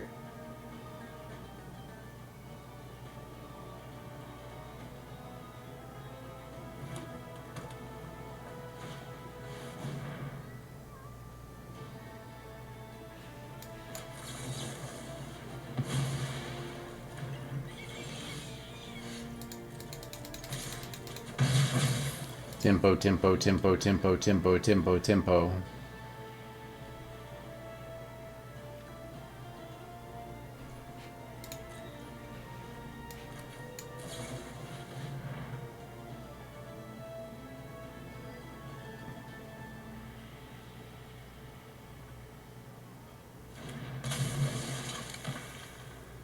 Burn it.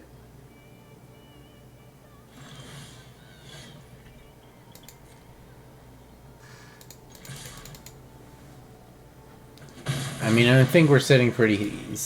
I think we're sitting pretty here. Like, you can't. There's not too much he can do.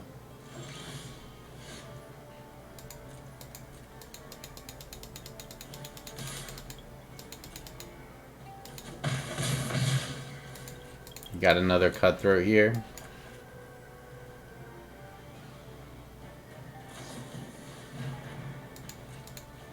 Sure.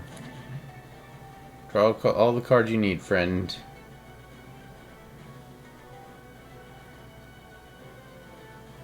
This guy's on the Hazaret's Monument, Bergie, Grinning Ignis. Sure. Discard all the cards you need, buddy.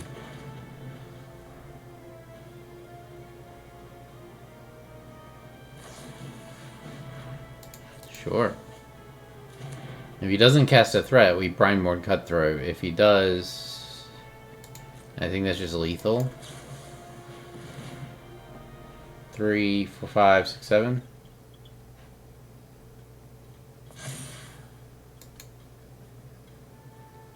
And that's a pretty classic example of getting tempoed out of the game.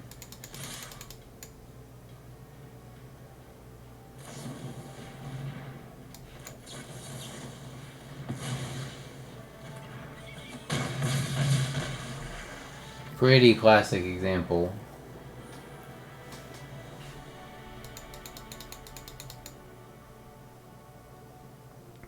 Basically, with tempo, it's like the idea is you establish a very early game and or some sort of board lead, some sort of minor board lead very early in the game, or using flash spells at the end of the opponent's turn.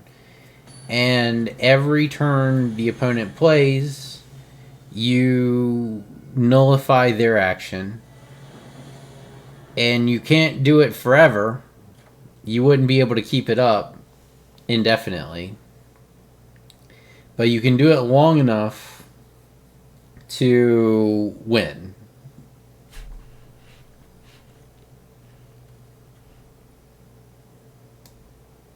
This is a sketchy hand for tempo.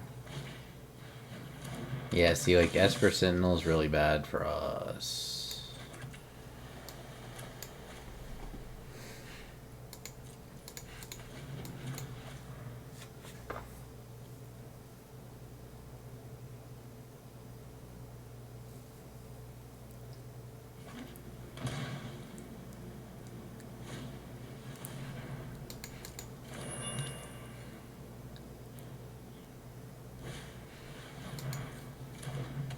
Not great. Not great. We will get the Curious Obsession rolling.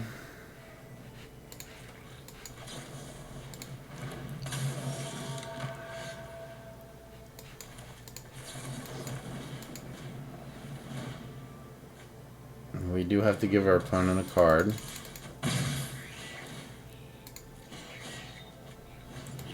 Alright. Let's see if we can navigate our way through this. I mean, like, we are untapped too long. Like, we don't really want our opponent able to do everything that they want to do on turn 3. And the Jawari kind of fucked us in that regard.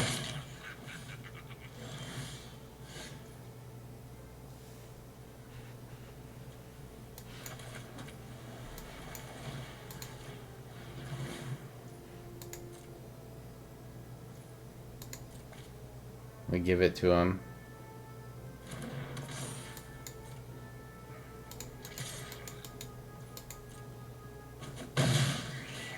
And this is pretty classic tempo too, like, we're just a turn behind him.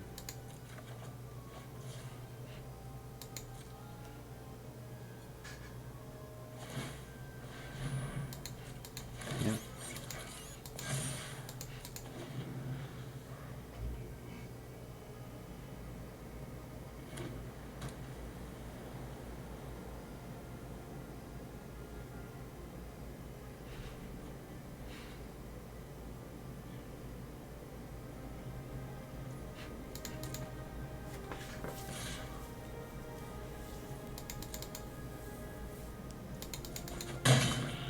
See, and like him tempoing like this, it's not gonna work out.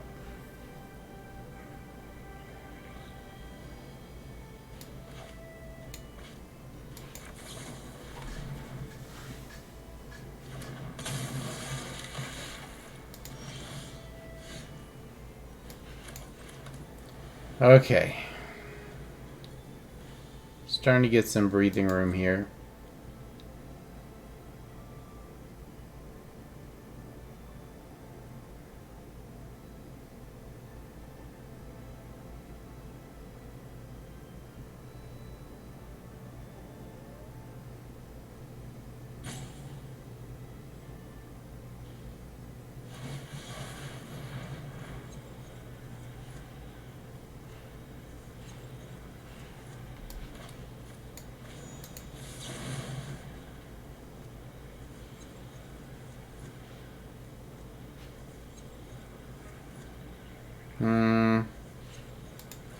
And so he's returning this. That's fine. Top or bottom? Decline. I don't need it.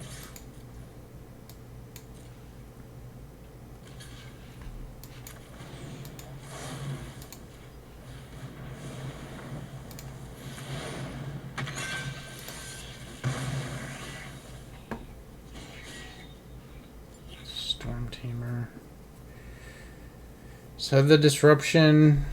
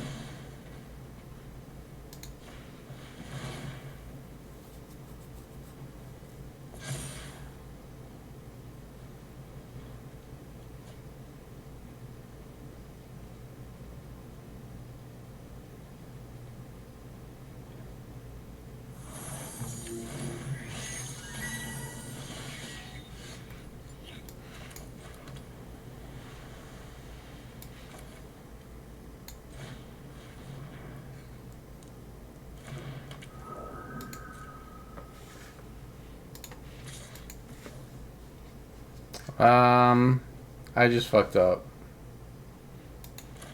Shit. I fucked up. We lose. Damn it. God damn it. Well, okay. So...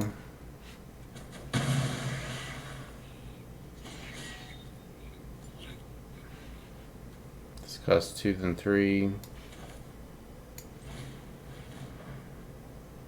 Play this. Play this. Jump with 1.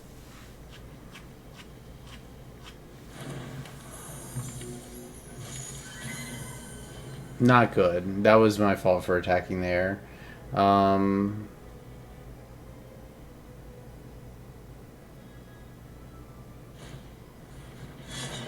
Yeah, that's GG. Shadow Spear cinches it up. Yeah, I hate this deck, by the way. This deck is probably the best deck in the format right now. This deck, there's a white deck that uses Inquisitor Captain or something like that. But very frustrating deck to play against.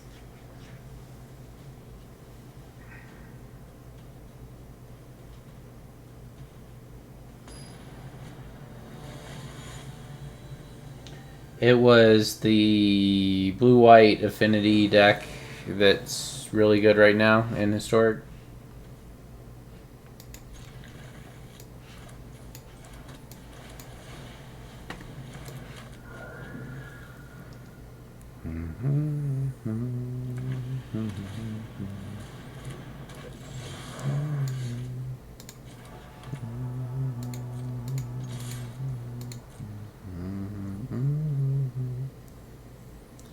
So he's gonna be elves. It's gonna be all creatures for now. I can't counter any creatures that I currently have in my hand, so I will just... Oh no, this is gonna be... No, it is elves. Okay.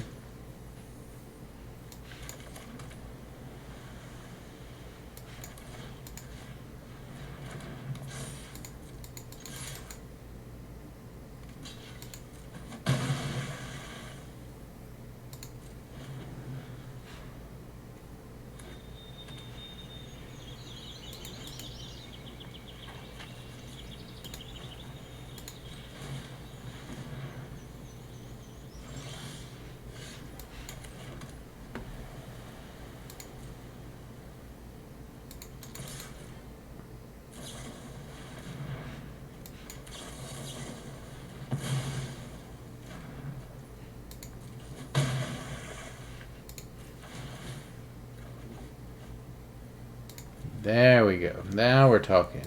The Essence Capture is good stuff.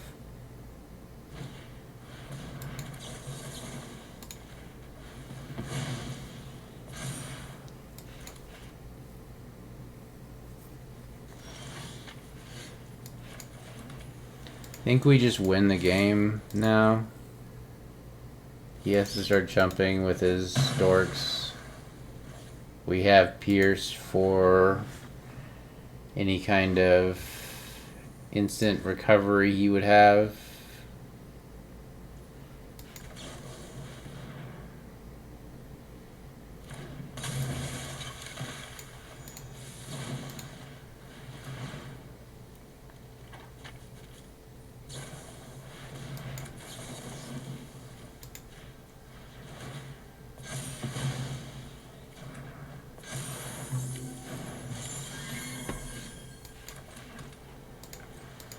That's a wrap.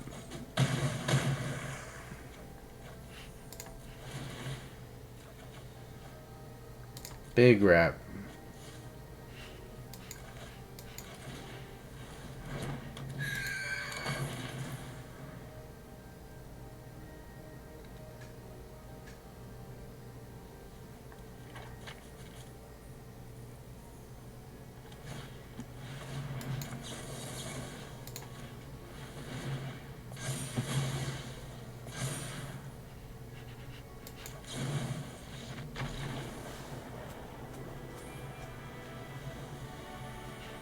Worked good that time.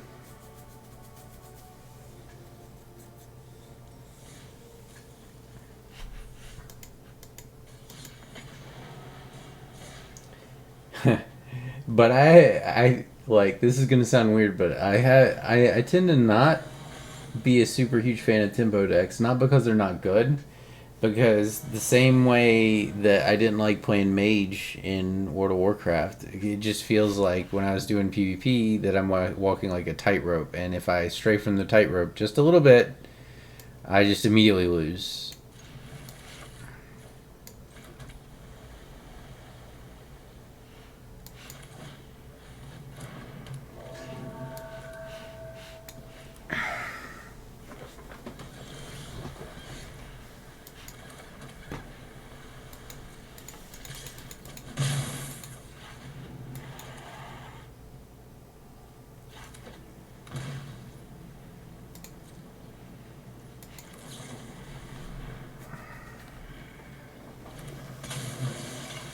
Kills Brineborn.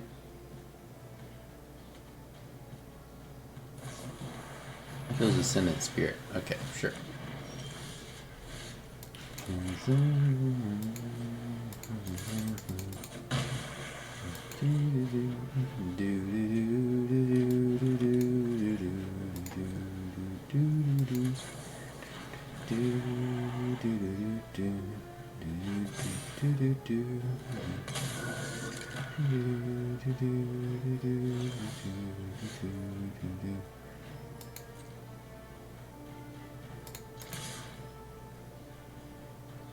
Send the dorks.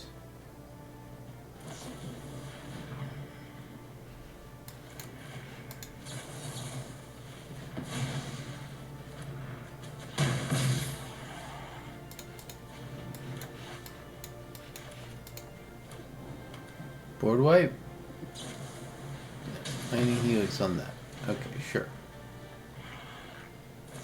Lightning Helix on that. Okay, sure.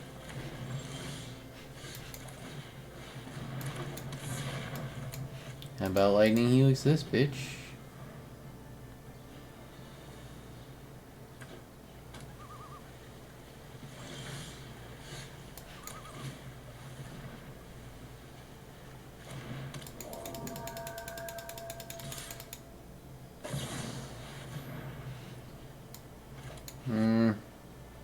Shit. Now you've done it. That's coming off. No, it's opponent controls, huh? Unfortunate. Well, we can level up Ascendant Spirit. This is what you get for hurting my people.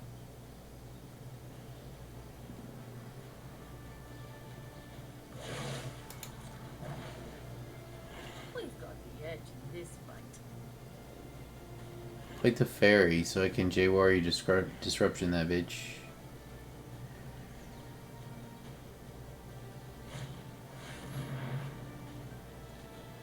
Physics Mastery targeting Archmage Charm to try and gain control of this. Okay.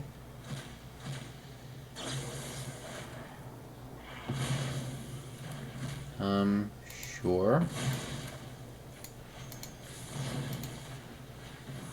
Let's not though.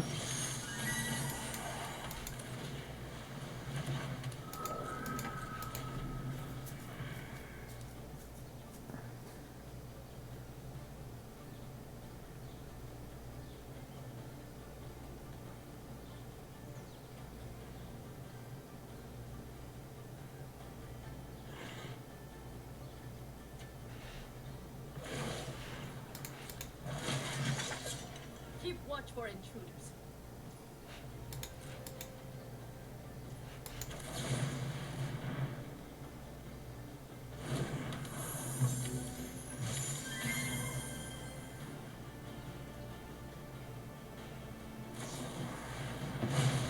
Burns it off. Okay, sure.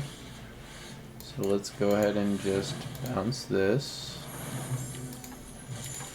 Attack this. Pass the turn. Counterspell for 1, unfortunately.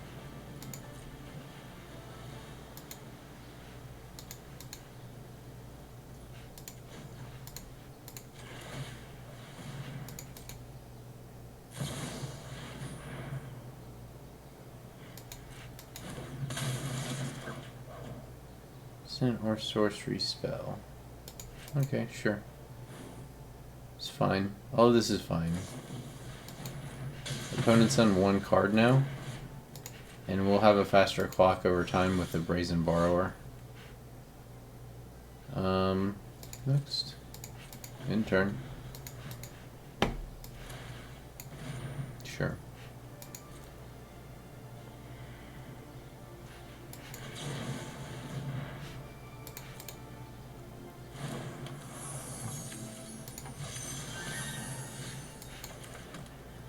Now we have Lofty Denial online.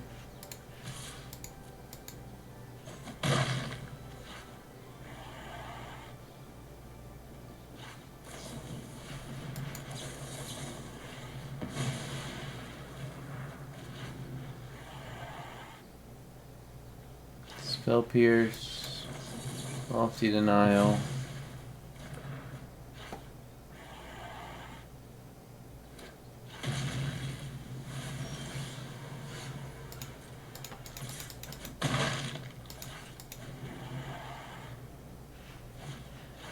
This is fragile against what he's doing here.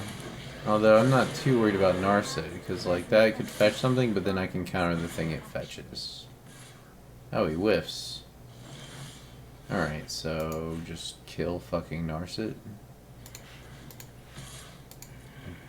Kill it with fire. Alright, in turn. Essence Capture looking pretty good here. Hall of the Storm Giants is a problem.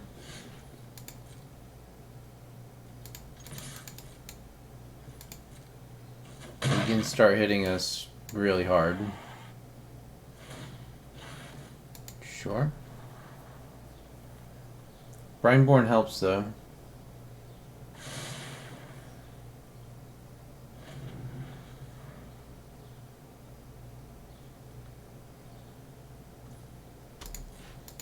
You're not gonna play the Hall? Bro, what are you doing?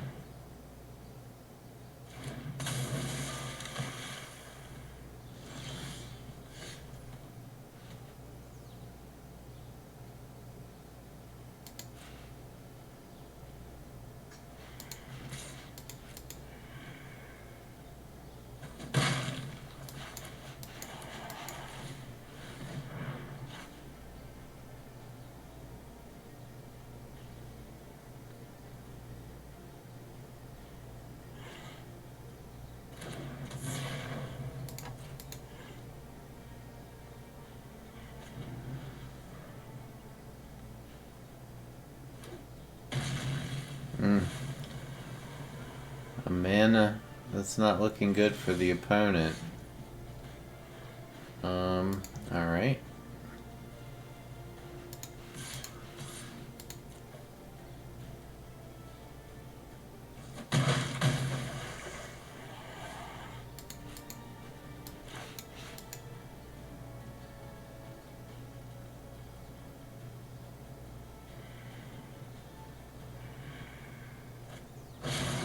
Magma Opus. 1, 2, 3, 4, 5, 6, 7, 8. Yeah, no, I don't think so, dude.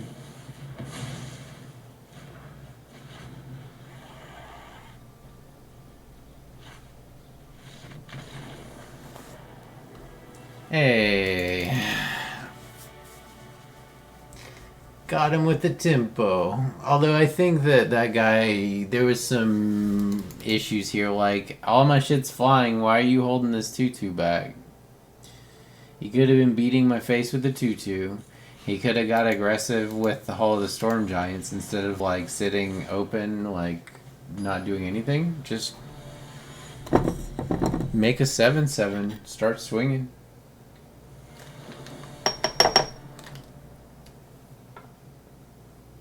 I like it. I like it. It looks good. The only problem is that we're on the draw rather than the play. If this was on the play, this would be a fucking disgusting hand. On the draw, it's mitigated somewhat by the fact that I can't Curious Obsession turn 2 and still hold up a counter.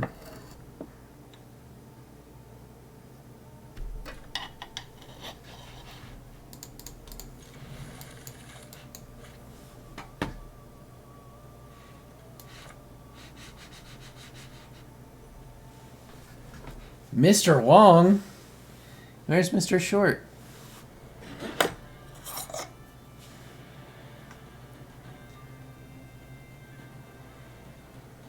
Indica. I smoked sativa for a while, but it started making me not paranoid, but I was having like panic attacks on it. Or like not panic attacks, not like I don't want to make my thing sound equivalent to somebody who actually has like severe panic attacks, but it was like it made me feel uneasy.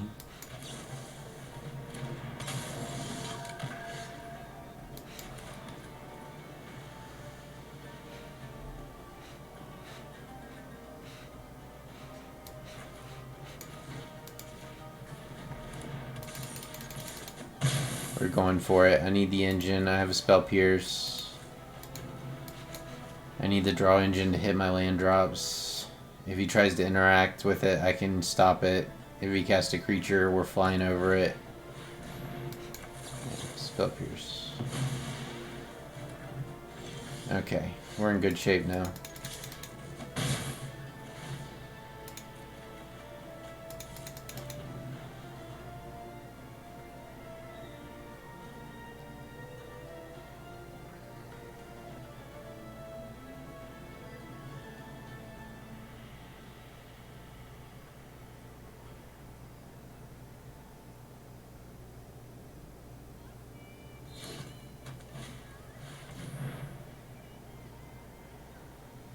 We don't particularly care about Solemnity.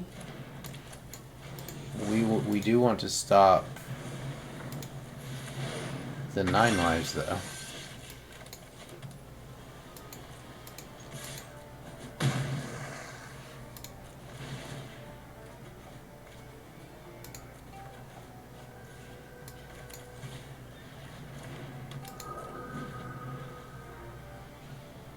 This looks like my deck. Did this motherfucker copy my deck? This motherfucker copied my deck.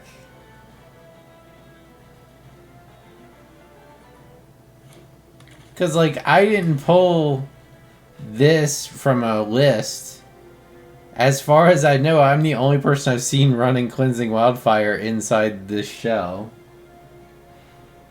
I mean, maybe I'm taking too much credit here.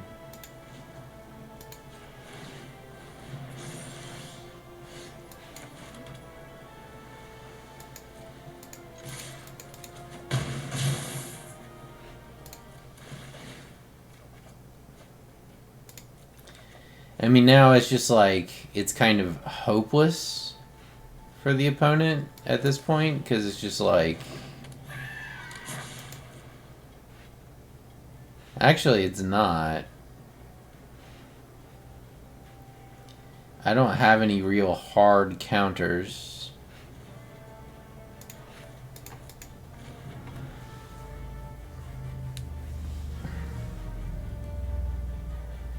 So he has to run out the 9 lives here. Yeah. That's GG.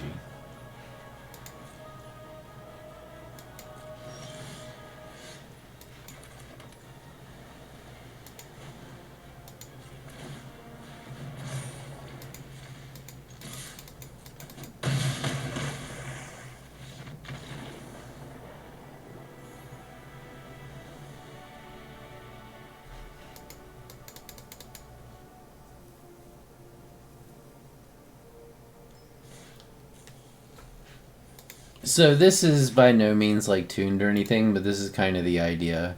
You want like somewhere around 18 to 20 creatures that are all evasive and can, like, a lot of flash stuff is good. And then the rest of the deck is like counter spells and things that fuck with the opponent.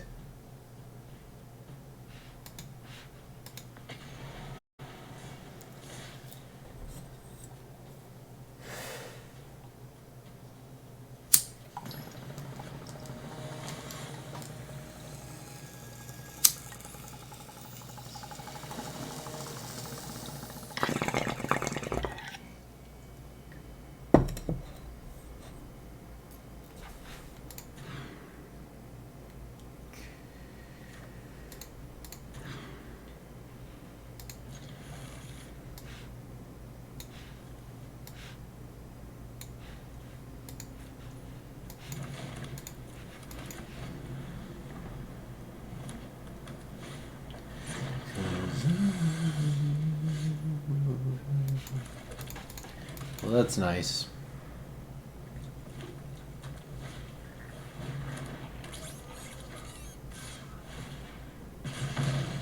Pew. There's some other fun decks. I'll show you one after this, actually. That are cheap. I know one deck that's extremely cheap. That can work pretty good. It's based on curiosity as well, but it's not the same kind of tempo deck. It's like B tier deck, but it'll rack up wins. Jesus fucking Christ, bro. Chill out. Chill out, bro. Alright. In.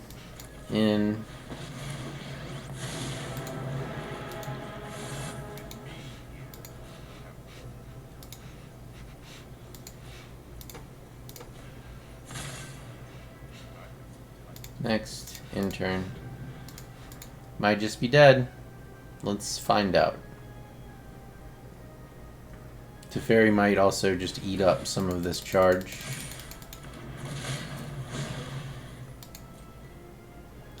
Cause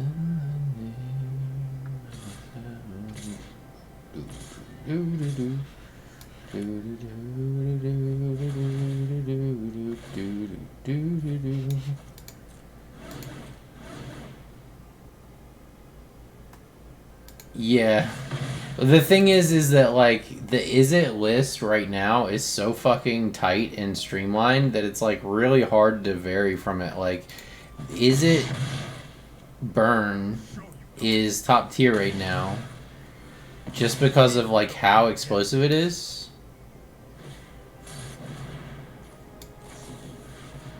Alright.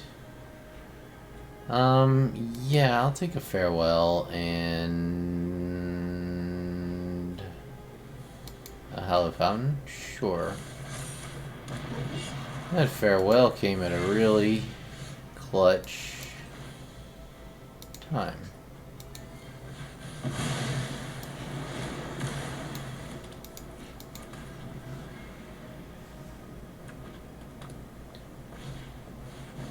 Annex. Analix. I'm gonna not cut off his draw because if he only does 2 damage to me with that, I'm gonna let it through. But if he tries to kill me...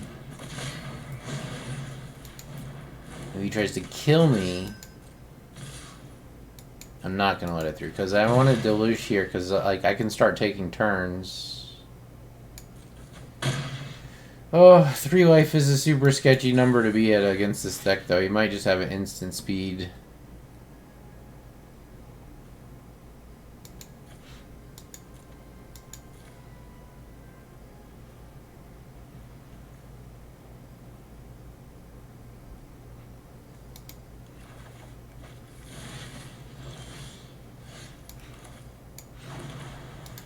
Alright.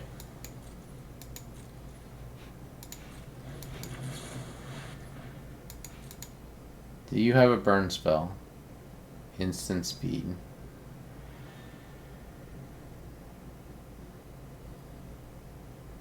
Best draw here is the fairy.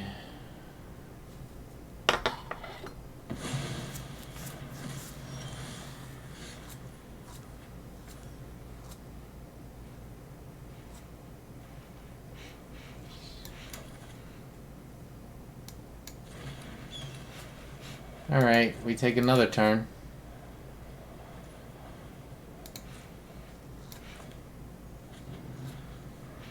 Or actually, no. Let him play something. Discontinuity.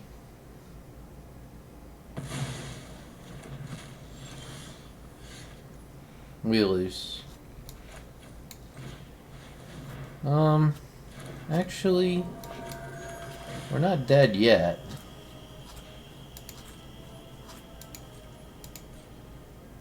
We have Hall for annex blocking. We have Proctor for rimrock blocking. Rimrock got the block. Sure, what's it going on? Annex. Doesn't work, sorry. Strict Proctor, baby.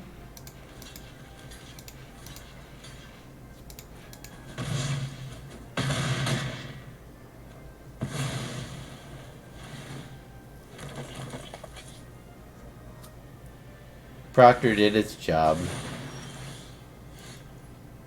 It did its job for sure. Okay, so 6,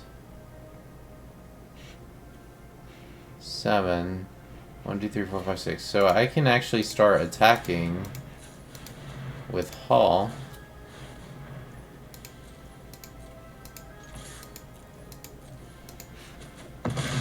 And then I can discontinuity opponents' upkeep.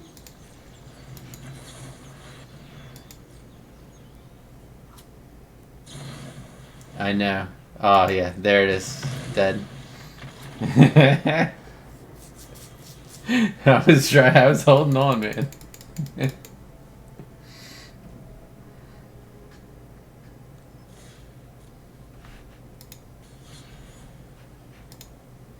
I'm gonna go back to Bolas Citadel. That was just so much fun.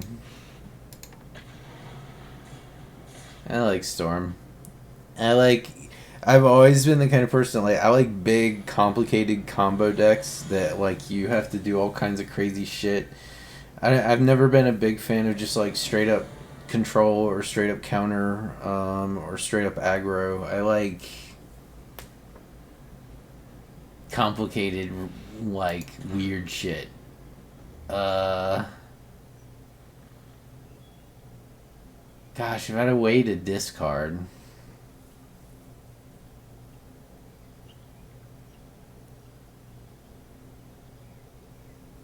I think I gotta keep this. I have the Trash for Treasure. I have the Bolas Citadel.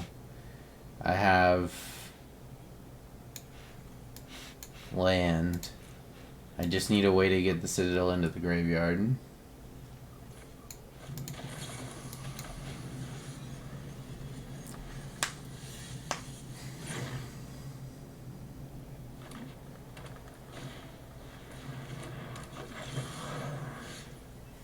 Hello.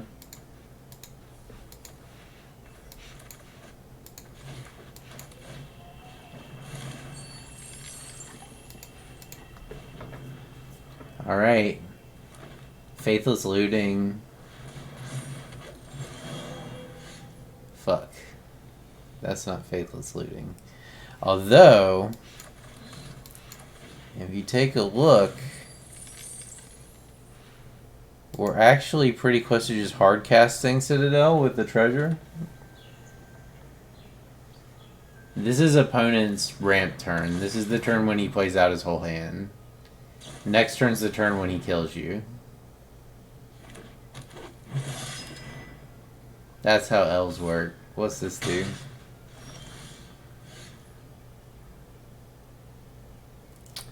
Ah, that's a beautiful card.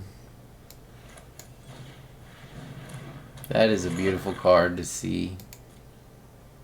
Now let's hope we don't whiff.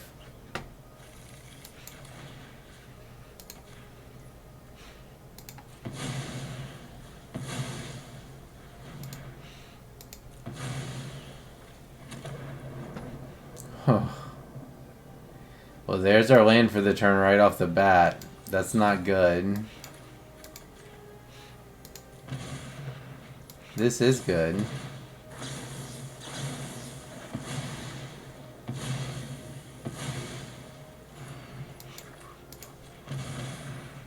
This is also good. Get this out of my hand. Make a treasure. Now we have Faithless Looting to get rid of a land if we get stuck. This can pull out the Bolas Citadels from our deck because we don't want to run into those. Or actually, what we really don't want to run into is a land.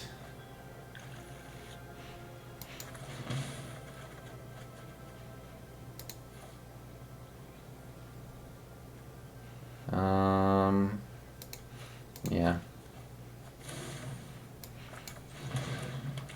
No, we're not. Wait, hang on. What's in our graveyard?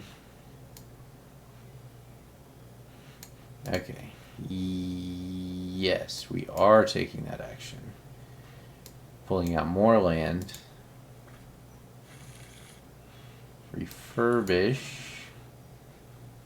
Can get back this, which ramps us a little bit. Now we have Weather the Storm for 12 or Faithless Looting to continue comboing.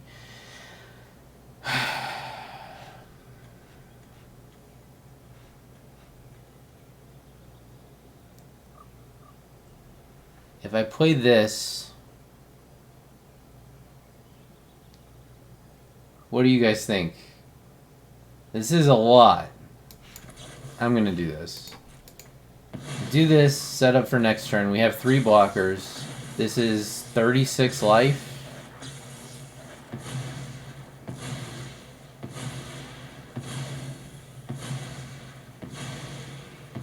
Opponent's gonna play like a Crater Hoof though, and we're gonna cry. Let's see if he's got it. If he's got a Crater Hoof, we're dead. He can trigger Shepherd. That's fine. Son of a bitch. We might still not be dead.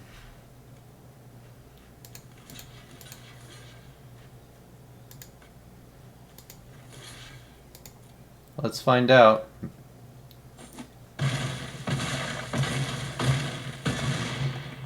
We're alive. Barely. Okay.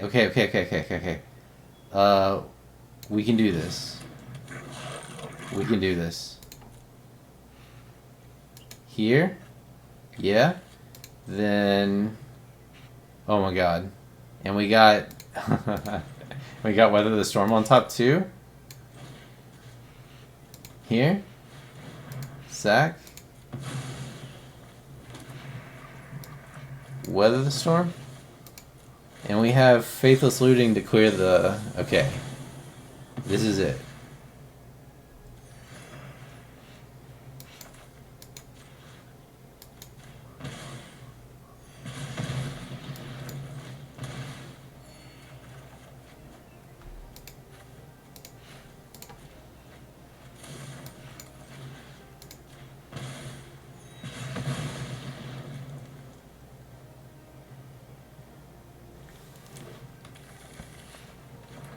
Second Reservoir. Alright, I don't think I've played a land yet. So I'm going to play this. Now I'm going to Faithless Looting. Okay. Now's when we can get fucked.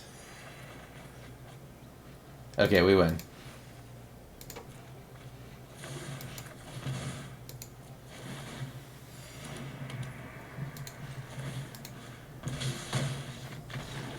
Got him.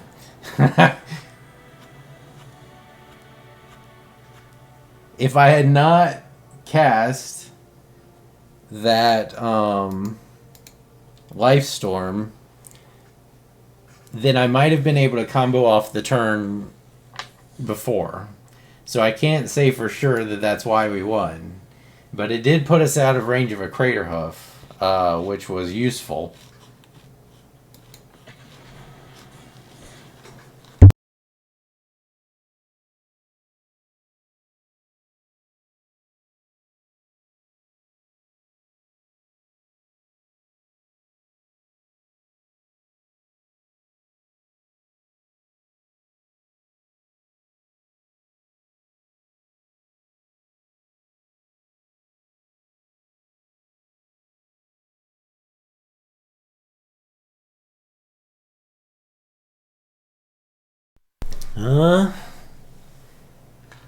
I mean, it's a little slow,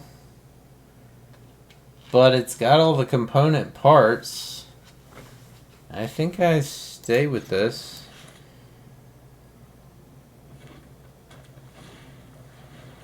Alright, Lava Runner.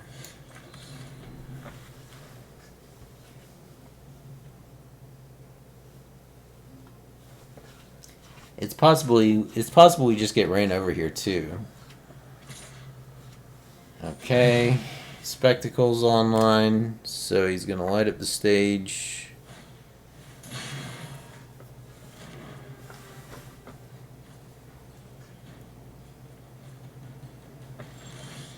I know, right? True. Very true. Alright. Let's draw some cards. Oh, thank God. We don't need this anymore. We don't need this anymore. We just want to play this into Goblin Engineer, into Treasure Treasure.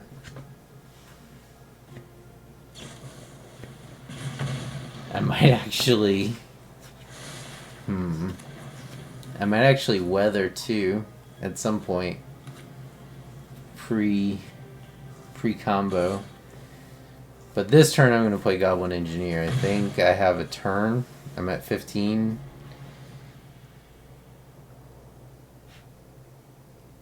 This deck it's consistent, but I think it's less explosive than the Wizards deck.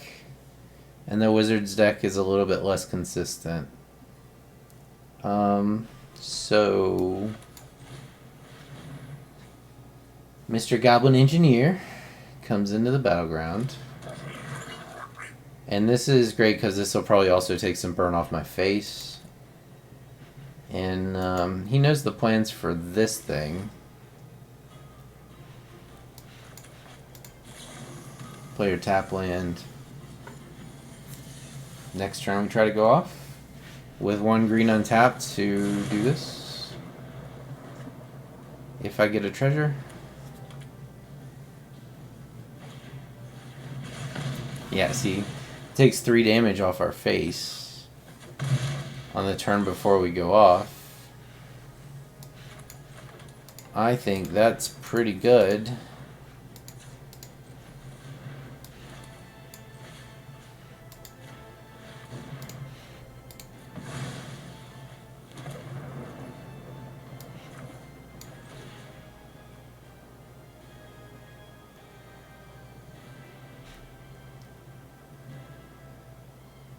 I'm thinking,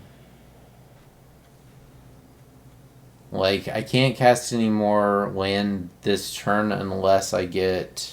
I don't know if ramping myself is useful here. I think maybe taking him off Den of the Bugbear.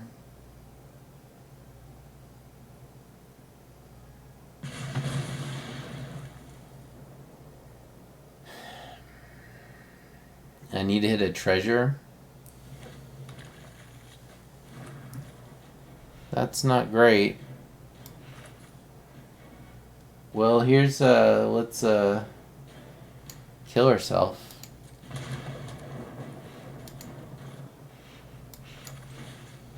All right. Oh, rip. Yeah, so I was kind of hoping for a treasure there.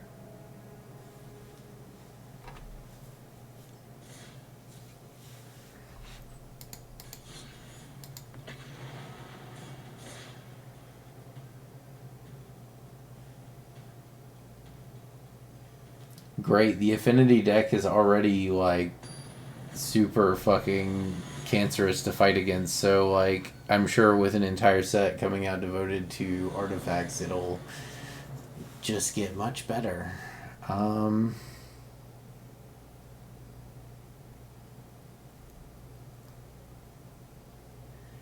It's a lot of churn. I have the Refurbish. Refurbish is probably too late, though. We'll go ahead and mold that one. Opposite problem. Okay.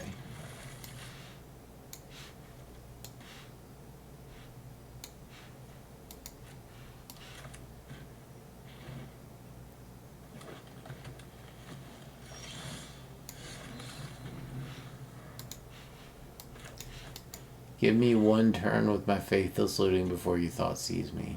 Please.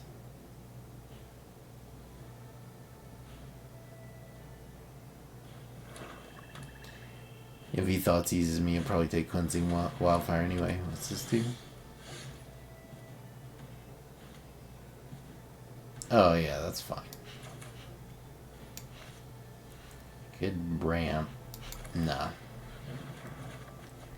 We want these in the graveyard. And then we want to play this, because it's a 4-step land.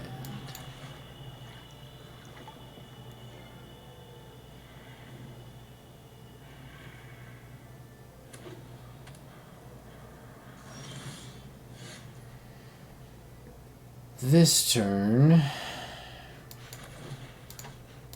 gonna go ahead and ramp.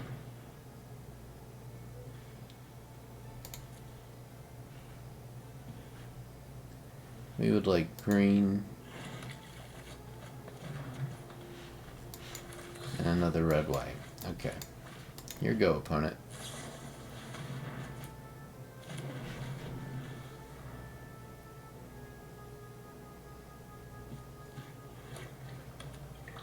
It's kind of a cool card.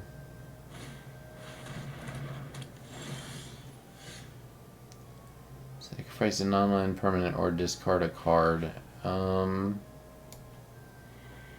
Okay. Discard Shatter Skull.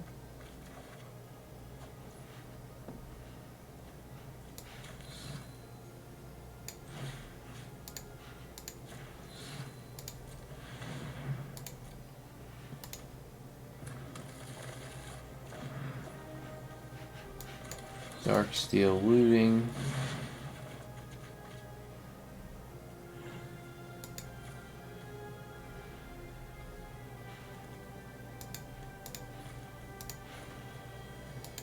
Something like that, and then we'll just take the damage from Tormented Scarabs.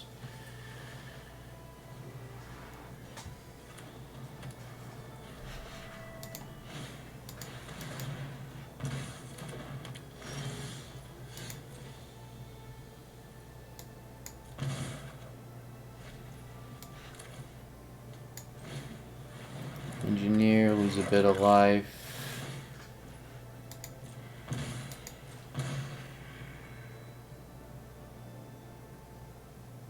We're gonna populate the graveyard here and get the stuff that we don't want to draw out.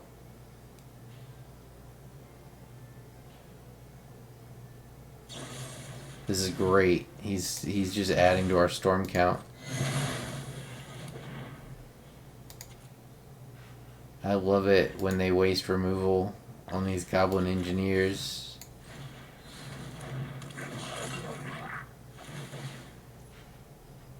Oh well.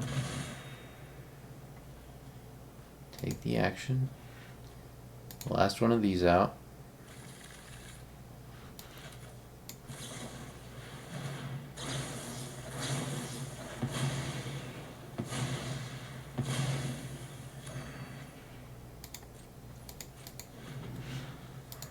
Alright, so we can start looping. I need to find some 3-mana artifacts that this guy can hunt up when I've already populated with decline. Oh, but see, we're out of churn now, which is a problem. I just need trash for treasure. Decline. Cleansing Wildfire is good. This helps get lands out of our deck too, which is good for when we do go off. And there's a looting.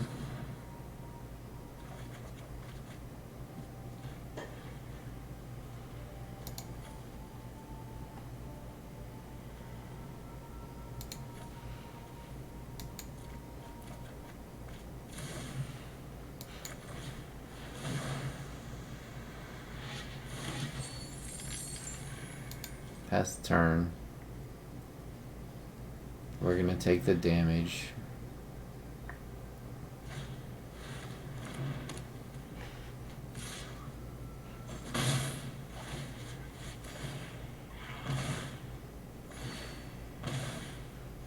Okay. Sure.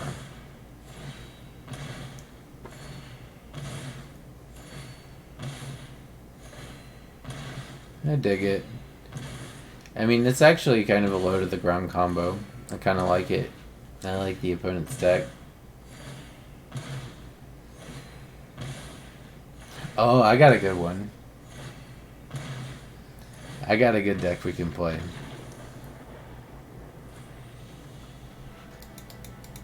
How about some Neoform combo?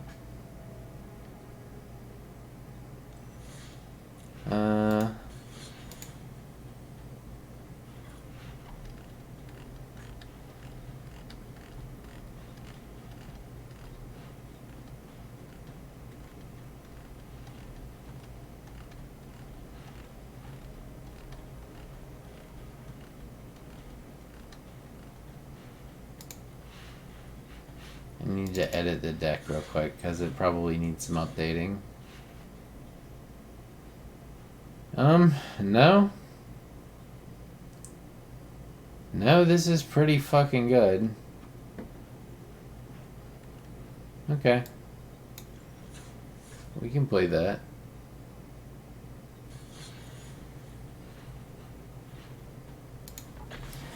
So this is another deck that has the potential to go off on turn 3.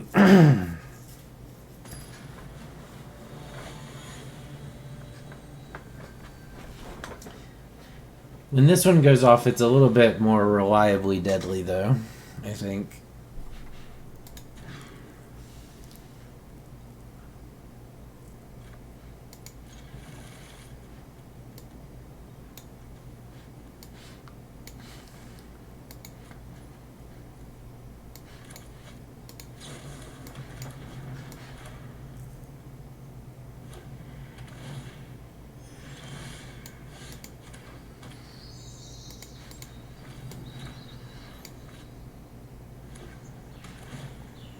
Gates.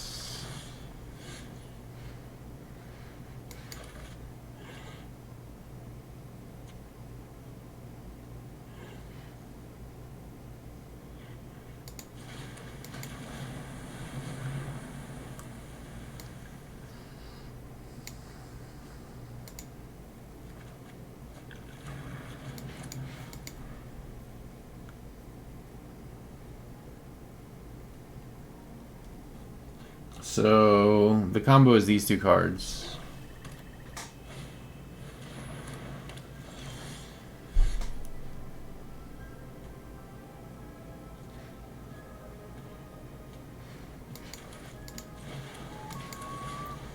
And we have ways to defend it on the turn we're going off like this. And we can tutor it up. So it's kind of nasty. So we can go off next turn, and we're pretty sure to be successful.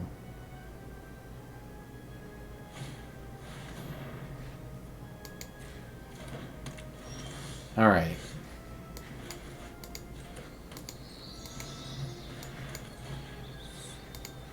Opponent will probably just concede. But if he doesn't, we'll get to see it.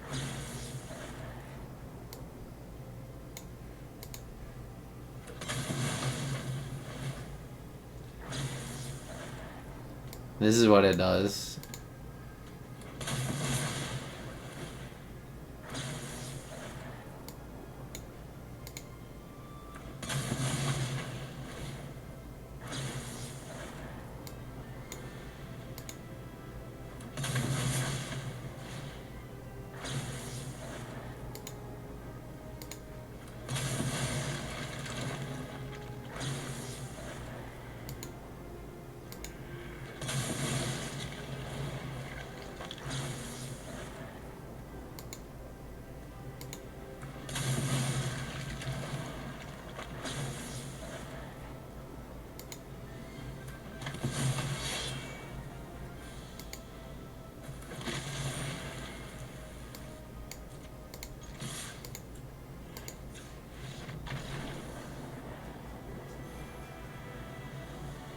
And that's what it does.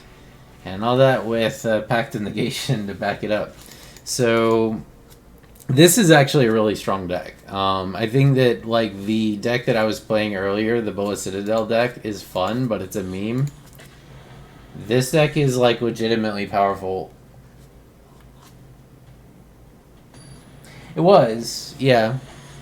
I think they were just waiting because like sometimes you can get, sometimes the decks will only like run one of the haste creature and it'll get stuck in your hand. Like, see, I have the one of the haste creatures in hand here, so if I drew the other one, then I would just not be able to go off. That's a pretty easy mulligan.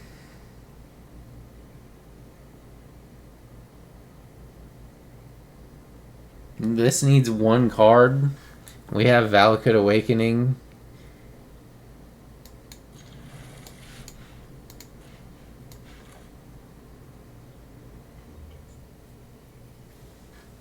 Mana up to 3, shuffle away everything except for 1 Seagate Stormcaller and maybe that Pact of Negation, and try to pick up a Neoform and then go off on turn 4. Also, this one isn't dependent on spending your life instead of mana, which is kind of nice. The other one, that is actually really fucking awkward.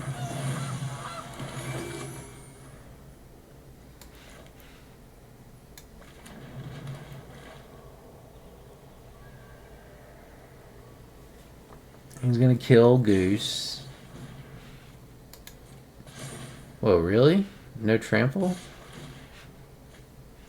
Oh, okay. So he can get the card. I see.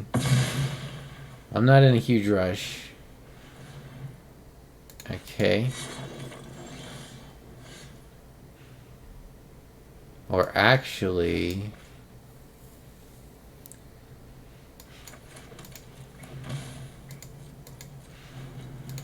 equip this.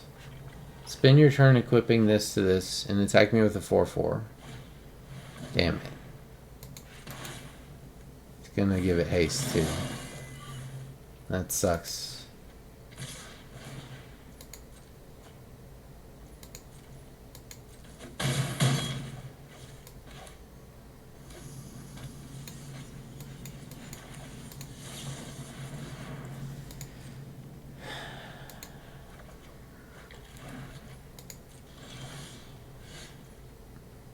So now the problem is that I need the right color land.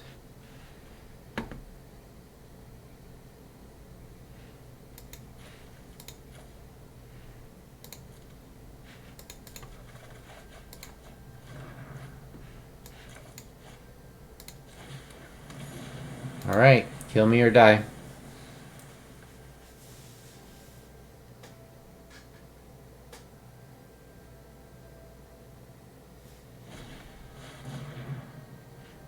That doesn't kill me.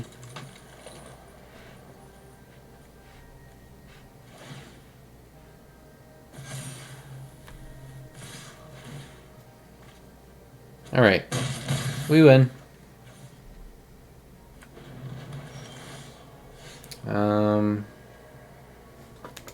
Boop, boop. No, not like that. That would be really bad. Like this.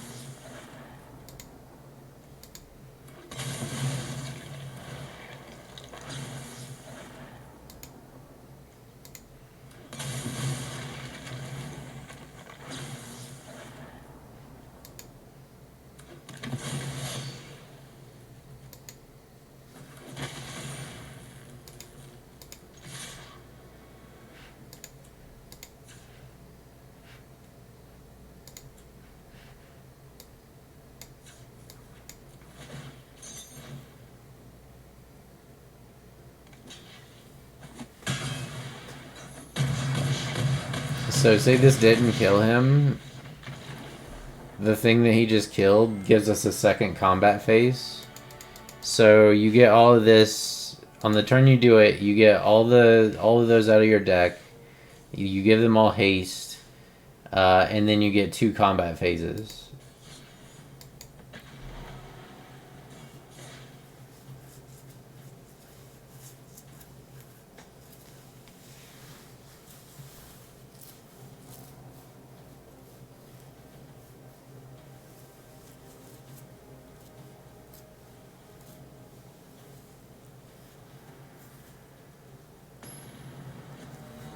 This deck might actually be in a pretty good place in the meta, to be honest. It goes off quick.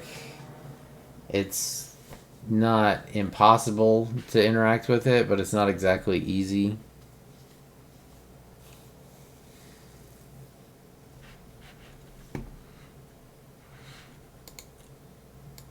I don't know how I feel about this hand. I mean, I have the Neoform. Let's try it. Double Neoform. So if I find a Gilded Goose, you can Neoform on Gilded Goose and combo off that way. Malevolent Hermit is actually relevant here for Metallic Rebuke. And I can cast it without triggering all his fucking numerous Esper Sentinels.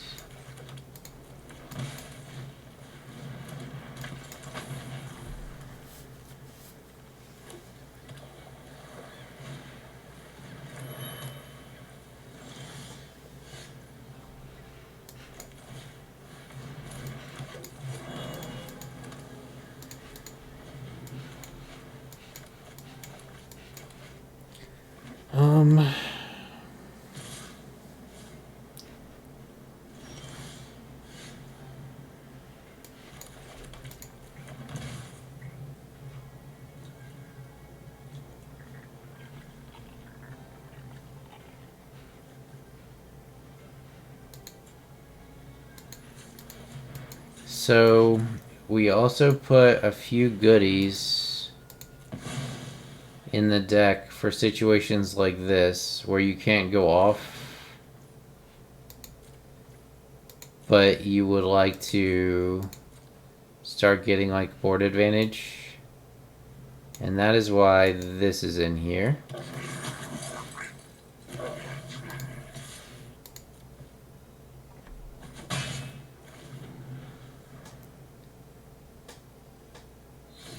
And I still have 2 of these, so it's not a big deal to use one to get this guy out and start growing a field with him. Karn the Great Creator gets countered.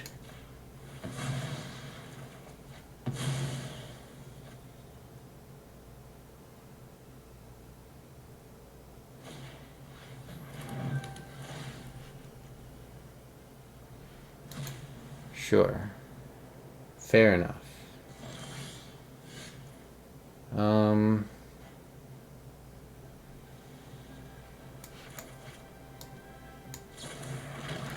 So solve the equation.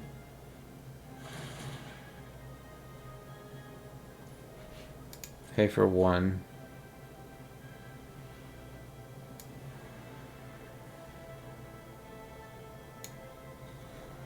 If we get this, we can combo. Well, not exactly.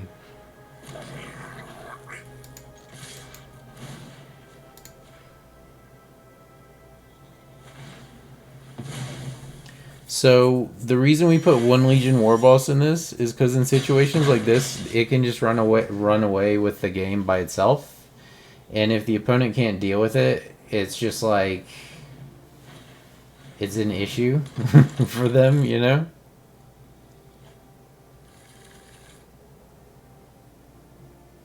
Okay, so now any 2 or 1 mana creature, and I can go off. That 6/6 Nettlecyst is not great though. There's a cool version of this deck, this green blue, and it uses it uses Neoform as well on this, because it just so happens that if you Neoform this, you can get a Crater Hoof.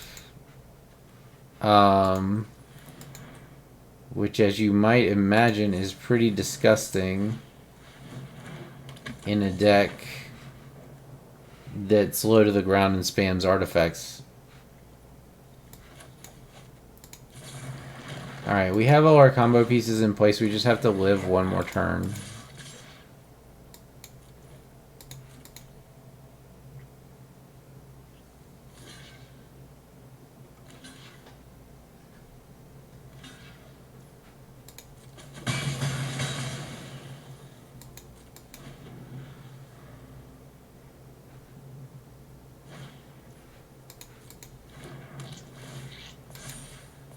We'll chump with the War Boss.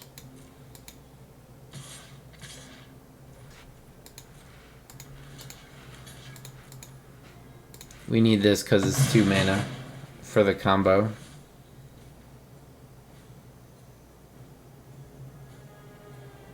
What's your last card?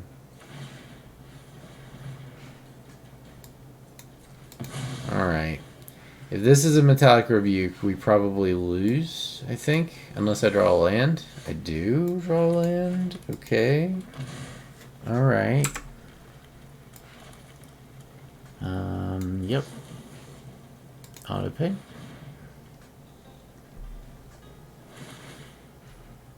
Resolve. Resolve. Decline. Resolve. So I think I just play the copy spell again, and then I get 2 stacks of it, and then he can't stop it when I Neoform, even if he has a counterspell.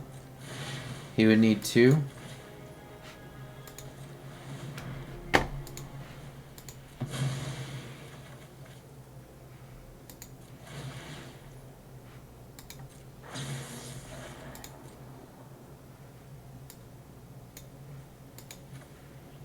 It also means I'm going to be able to get 2 combat celebrants at the end.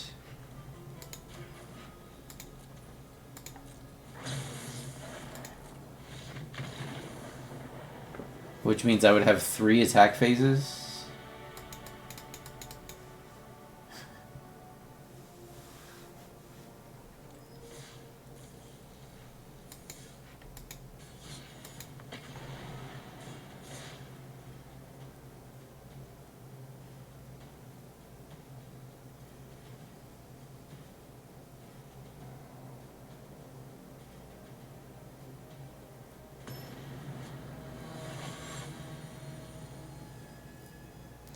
I think this deck is really similar in a lot of ways to the Bolas Citadel deck. It's way more consistent, but like the construction of the deck is similar. Like a large chunk of the deck is just devoted to the core of the combo, and it does like one thing, and if anybody fucks with that one thing that you do, you just lose.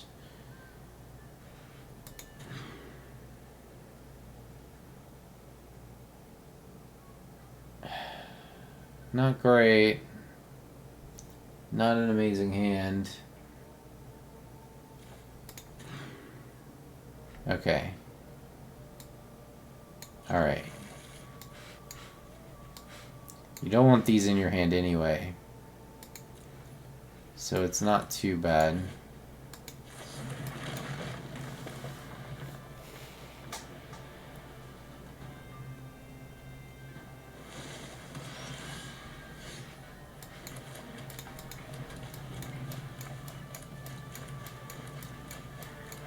I think I need like a one-of card in the deck that seeks out creatures really well, that can like find exactly the creature I want, so that I could like solve the equation into that card to search for a creature.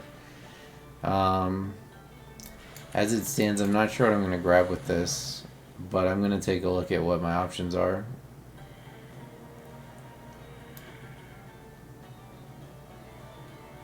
Galvanic. I think it's just Galvanic.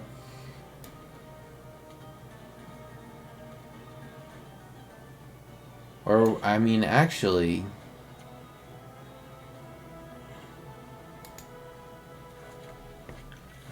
I think Valakut Awakening's better. That's a draw 3. If I play this land. Shit. If I just had another Neoform, I could have comboed. Oh well. Alright, enter. It's instant speed. Play it at the opponent's end turn.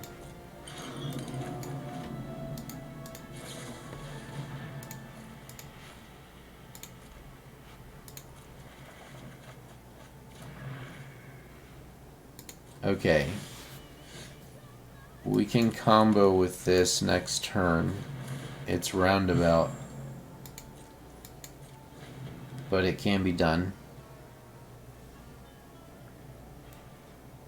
Tap the Paradise Druid and the green for Neoform mana. Enter full control. Dualcaster Mage to copy the Neoform on the stack.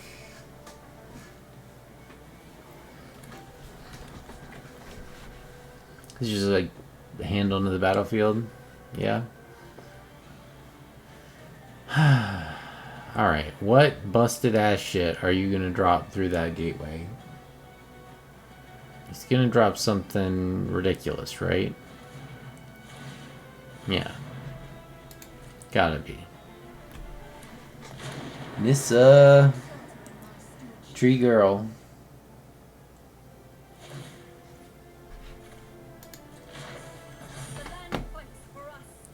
Tree Lady. Alright. GG, opponent. It was a good game. We didn't really... We were like two ships sailing past each other in the night. Alright, so full control, blue mana, green mana, Neoform, Sacrifice Paradise Druid, Dualcaster Mage, Autopay, Resolve, Dualcaster Mage, copies Neoform. Now we have 2 on the stack. Neoform resolves. Dualcaster Mage. Yada yada yada. Loop the whole deck.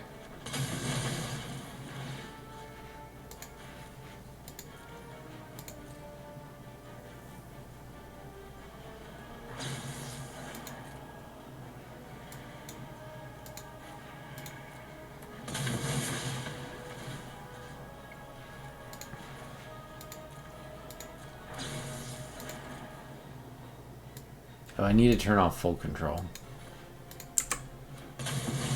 It'll go faster. I was like, why is this taking so long?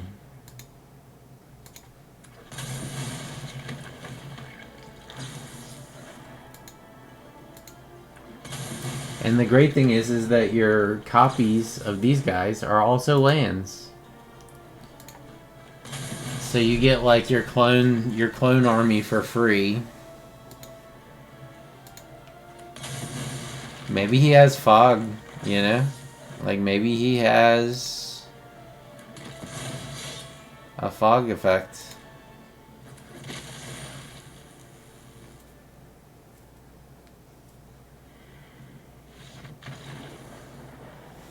He didn't have a fog effect. I don't think he had a fog effect.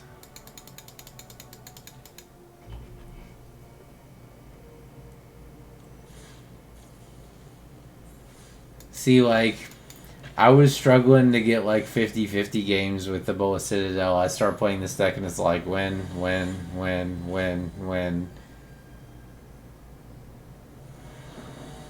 But this deck is actually a nasty deck.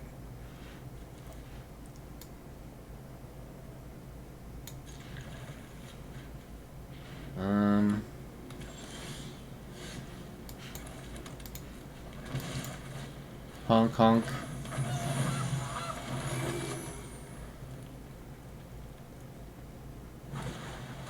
We have combo in hand.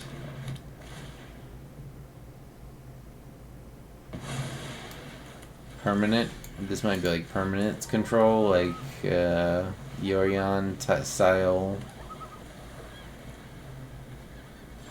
No, it's just a counterspell deck. Honk honk.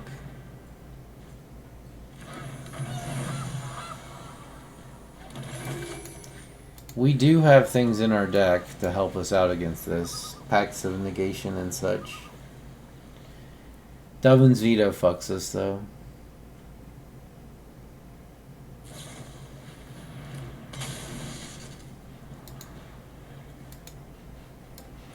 Don't you want to kill the goose? You should play like, I don't know, something that costs 4 mana and use that to get rid of the goose. That's what I think. That's not the card we want to see off the top of our deck. But we do kind of have a trick we can do with it. I don't think we should though. What I think we should do is this. Next. Pass the turn. End of opponent's turn, we'll Valakut Awakening.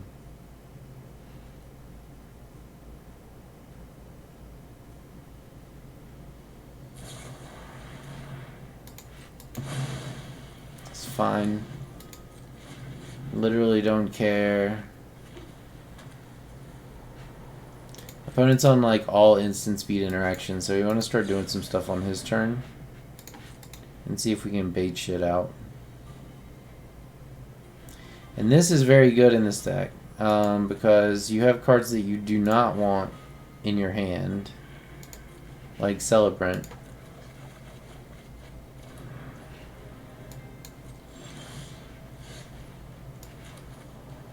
How many times can I combo with this? 1, 2, 3. Okay. Keep drawing at the opponent's instep.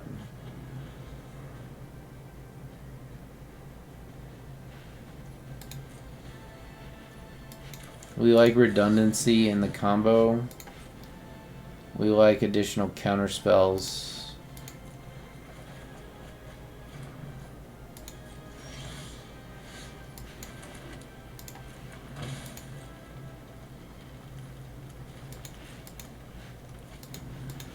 We have Salundi.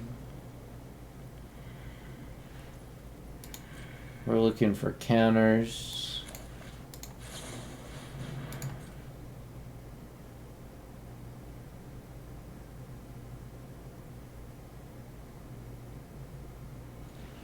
Whifferoni, that's fine.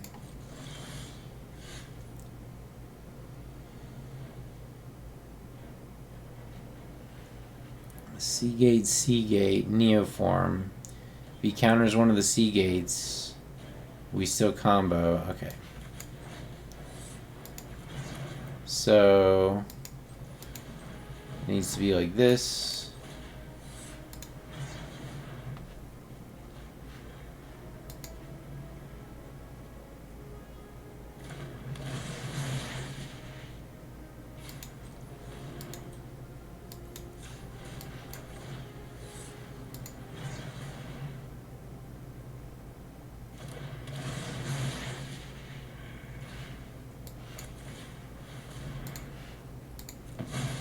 Alright, 3 copies.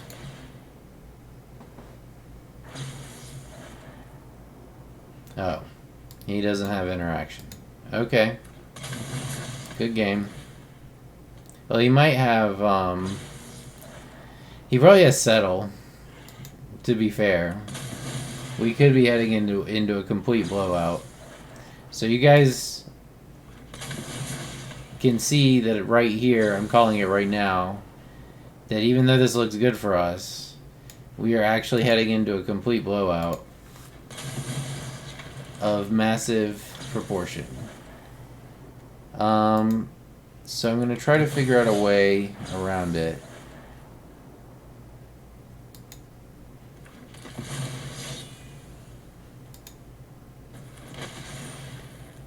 So let me think about this.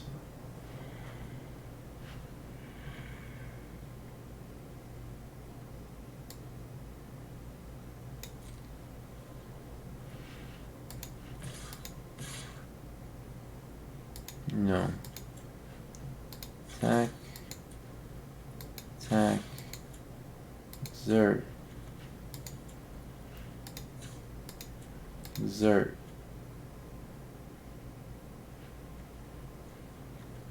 And leave these back. And now if he has settle.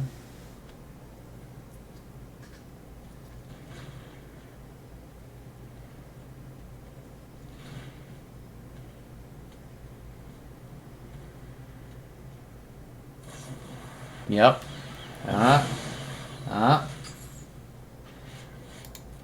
We knew it. We knew he had it. But now I have 2 more combat phases. So I think it's still lethal.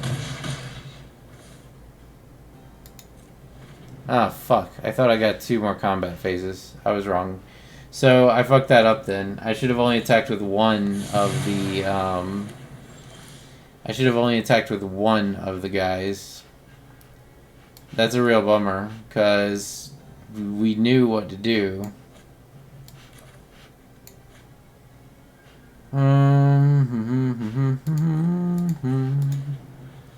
We do have Dualcaster Mage. We can copy his shit.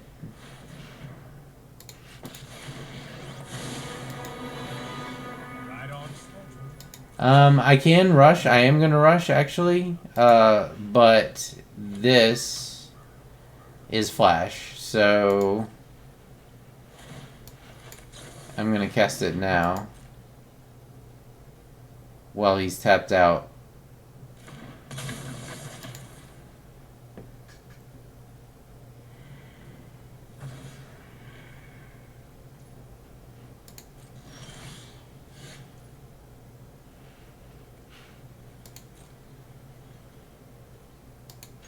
Oh, fuck. I should have tried to go off there. Shit. Actually, no, I can't go off. My deck's drained. My deck is drained. Yeah, this is game over. So once I do that, all my cards are gone. Because I used them all. So we actually should have won that. The mistake there, I attacked with both celebrants because I thought they both said you get an extra combat phase, so I assumed that they would stack, and it would be like, I get a combat phase, I get a combat phase. That's not how it works. I know that now. I should have attacked with like a celebrant and two of the 3/3s, and then untap everything, and then I would have had the other celebrant. And then we would have won for sure, I think.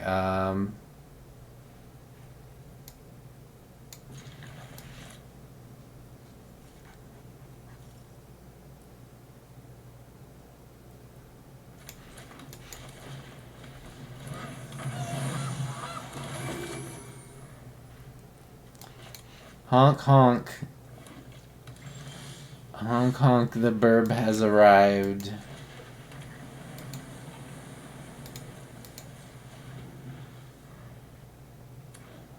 I think I'm going to go ahead and Valakut Awakening into this guy's turn.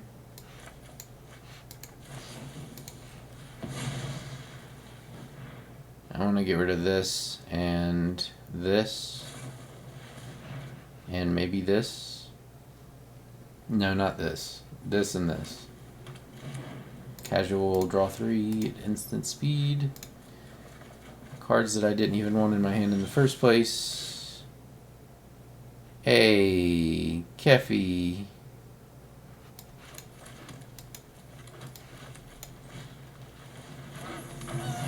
Alright.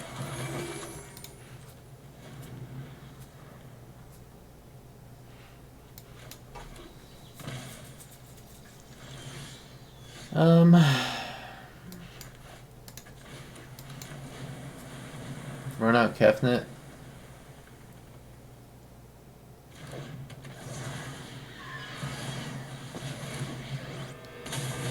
Why did you do that? No attacks. Maybe he has a second one? But I just want Kefnet to, like, troll for spells I can cast.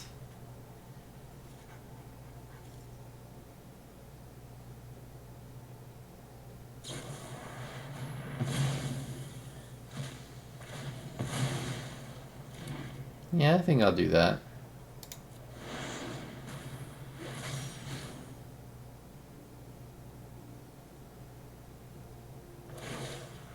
So there's one Kefnet, because sometimes you get stuck with just like a 3-cost creature and a Neoform.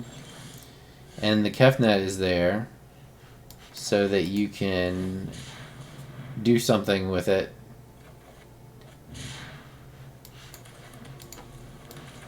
It's for like grinding.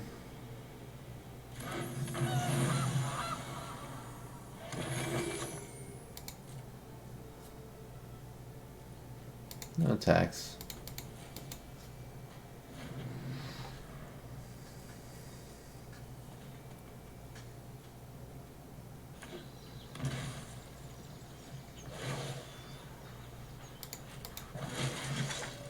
Guards, to me. I might pitch one of these geese.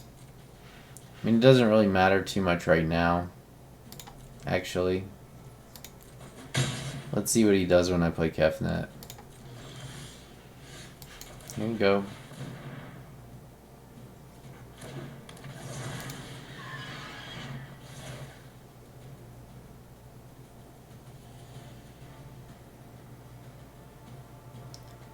If he exiles it this time...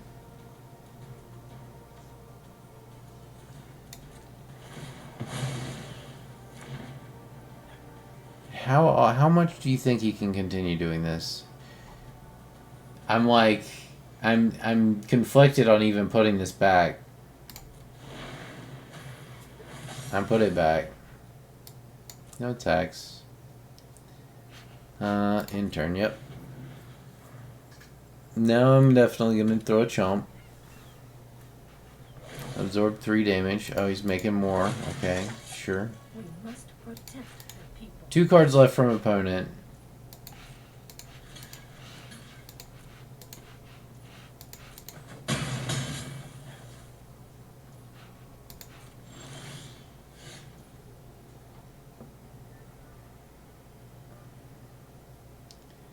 Not what you want to see.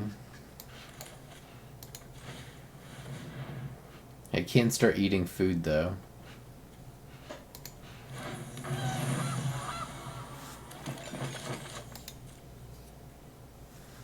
No attacks. I think I'm just gonna start cranking out food and eating it to stall. Yeah, okay, sure. Show them how we greet our enemies.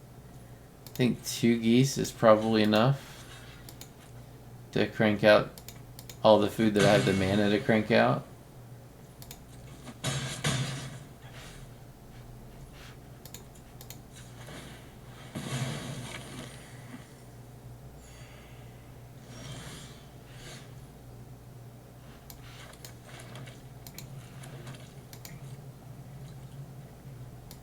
No attacks.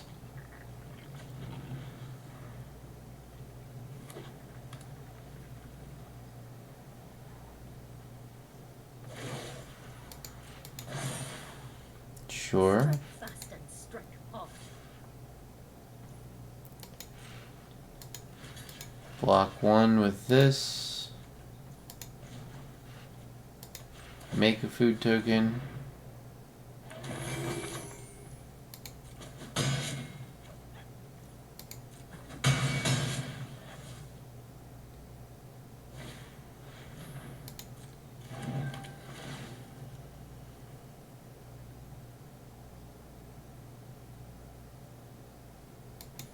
See, like, I almost wish I hadn't put him there. It doesn't help. Oh, fuck. I forgot to eat a food, too. That was a really bad mistake. Fuck. Okay. Kefnet again.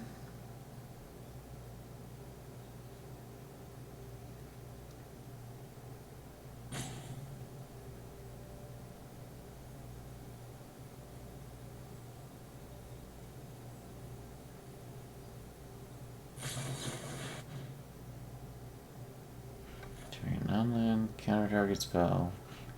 Alright, so we lose. Not terribly surprising. Stalled out pretty bad that time.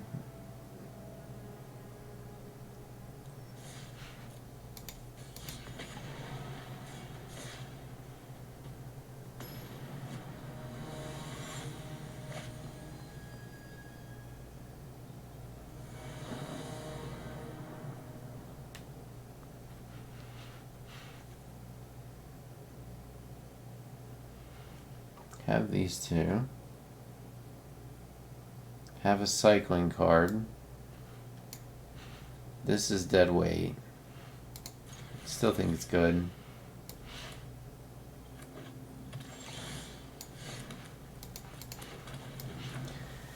This is blue. We cycle. Shredded Sails unless we get a mana dork.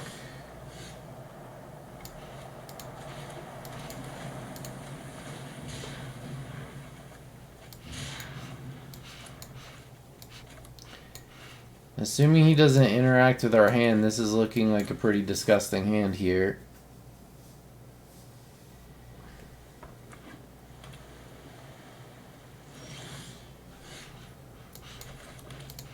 Double Pact of Negation.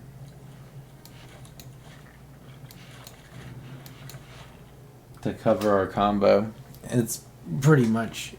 I mean, he could have Dovin's Veto. Dovin's Veto is his out here.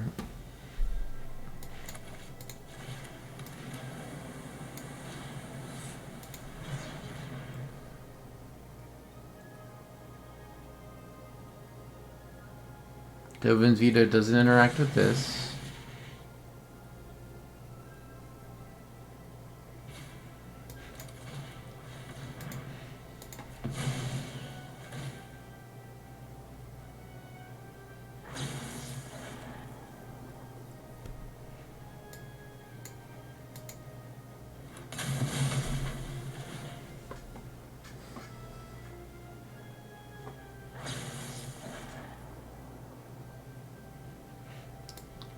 It's a real problem for opponent.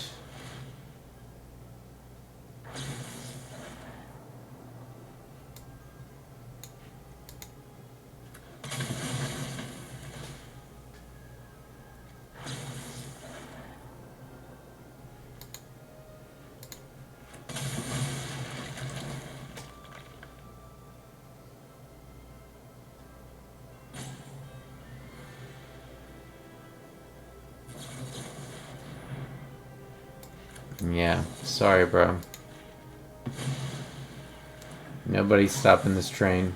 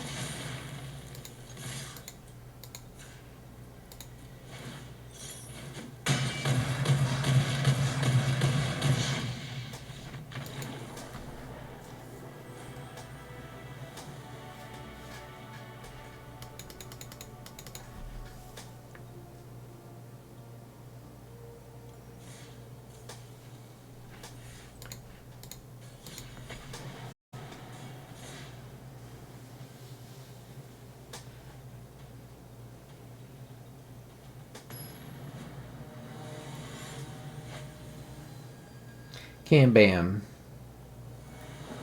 I need some water after this. Actually, I need to go to sleep after this. That's probably what's going to actually happen. We're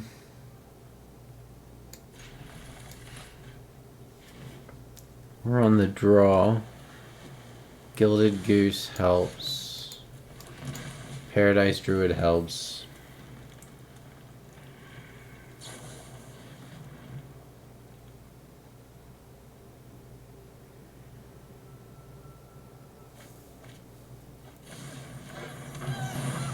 Best draw now is an untapped land. Hand's pretty stacked.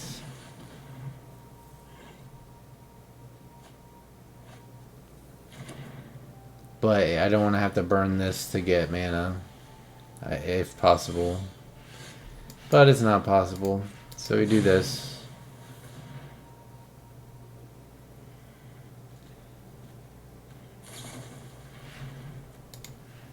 What type of plan is opponent on, I wonder?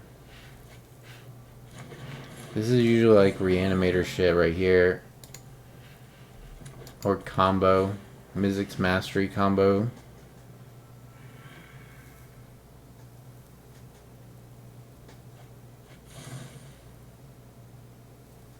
Can't even tutor out Legion Warboss. Oh. Okay. We just set up. No attacks. End of his turn, we make a treasure or a food.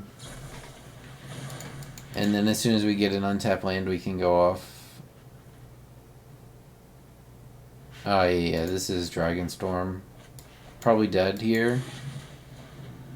Really bad time to stall.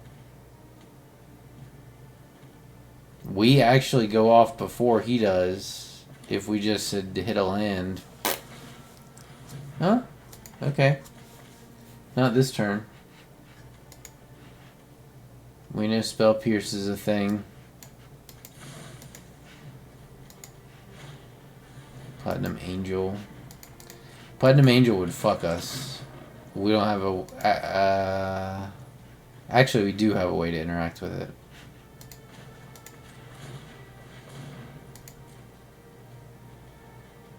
Land.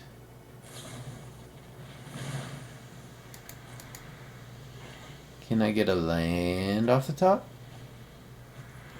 Just a little untapped land.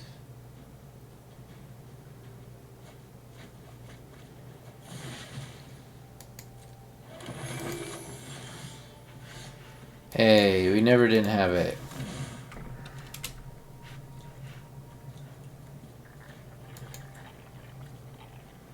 Blue, green, Seagate Stormcaller.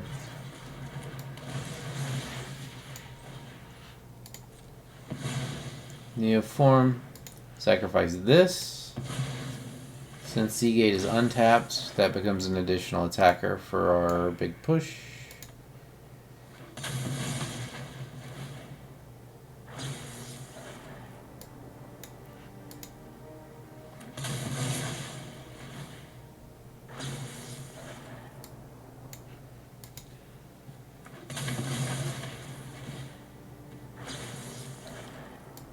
Yep, this deck still kicks ass. I used this one to climb to Mythic several seasons ago, or several rotations ago.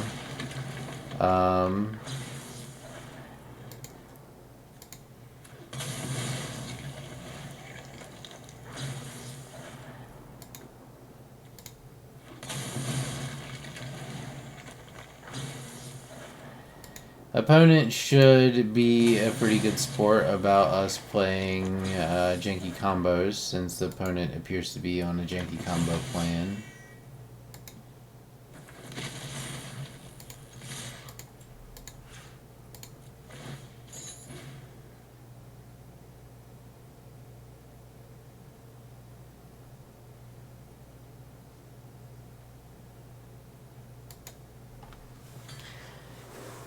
Sorry, you didn't get a chance to Mythic's Mastery your Emergent Ultimatum.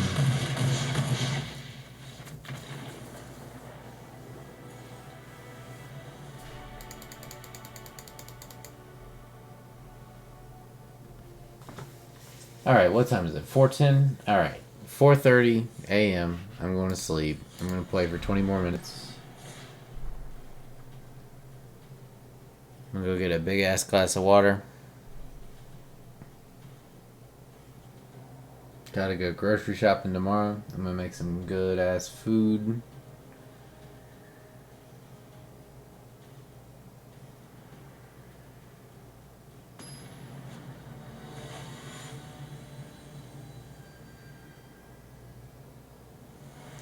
I love cooking delicious food. It's great. Yeah.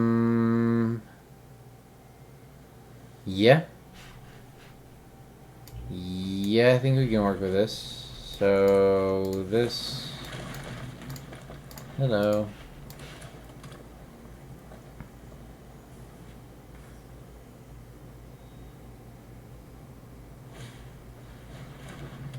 So this appears to just be normal-ass burn.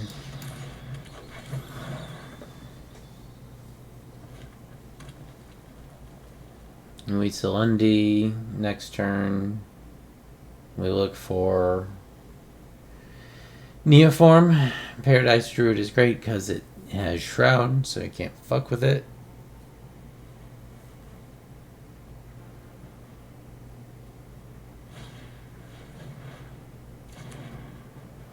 It's Wizards. It's Wizards. He's just stalled on blue mana. Yep, that's what it is.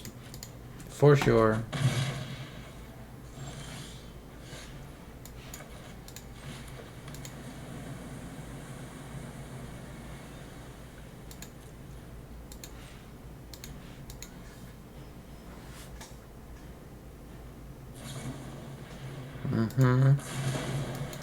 You wanted to kill the druid, huh? You did.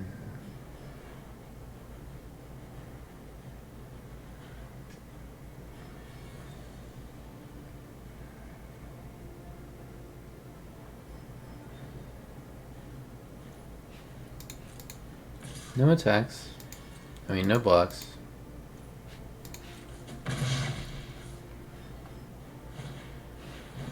Sure.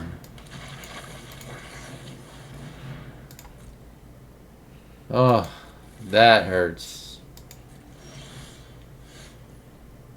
Alright, now we're in trouble.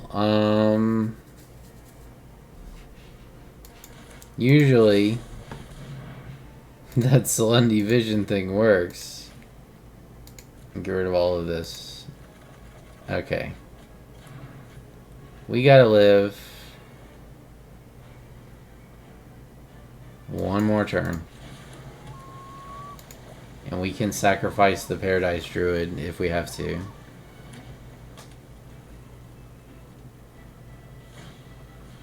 Yeah.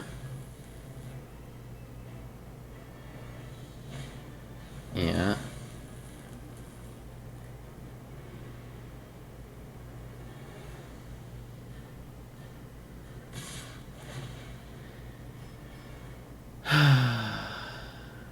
So unfortunately,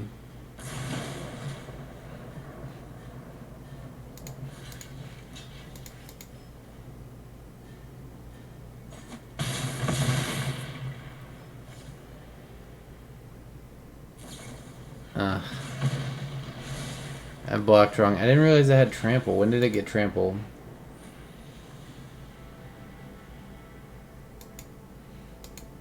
Fuck.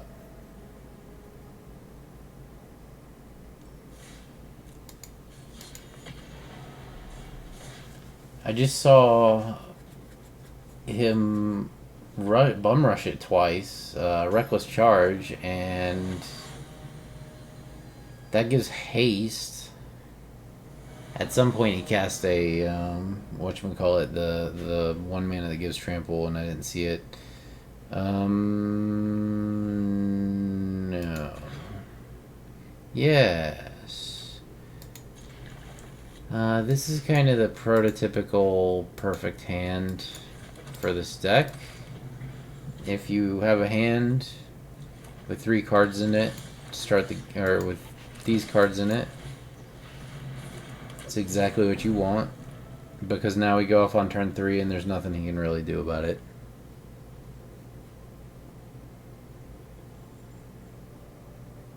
Not true. Thoughtseize will fuck us. Okay, that's fine though. We don't give a shit about that. Good game. See you later. See you later, Greasefang. How's it feel to be turn 3'd?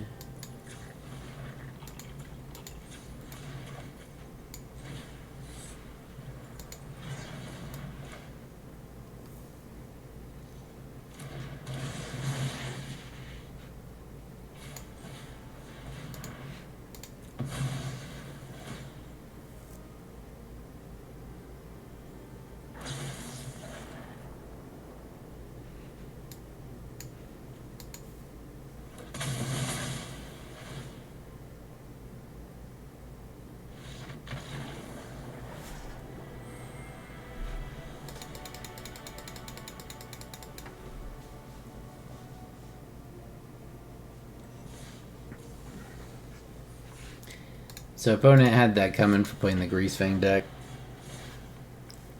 Probably more reliably effective than the deck we're playing right now.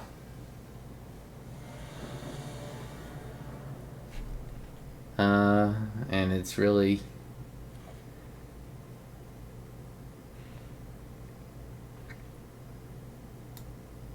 okay.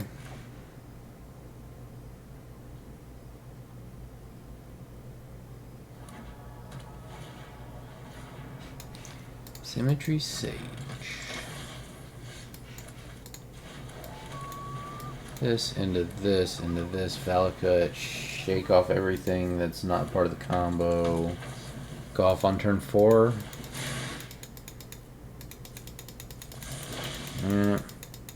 Okay. 3 damage.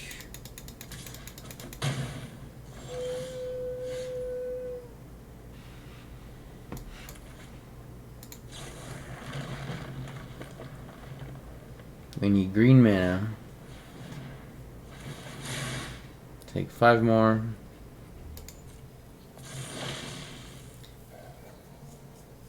Could pretty easily die next turn to this too. 12 life is not a lot. I would have liked to have found a green mana to play this. We'd be in a lot better situation. Alright, down to 11. No, wait. Down to 9. Yeah.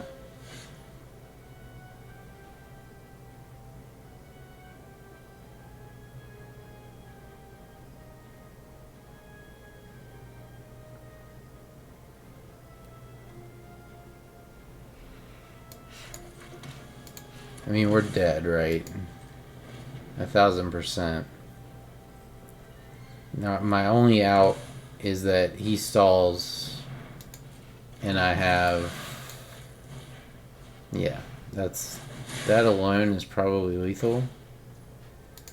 3, 5, 7. Yeah, it is. The only out I had to like make a win happen was to Val could away most of my hand to get a green land so that could go off.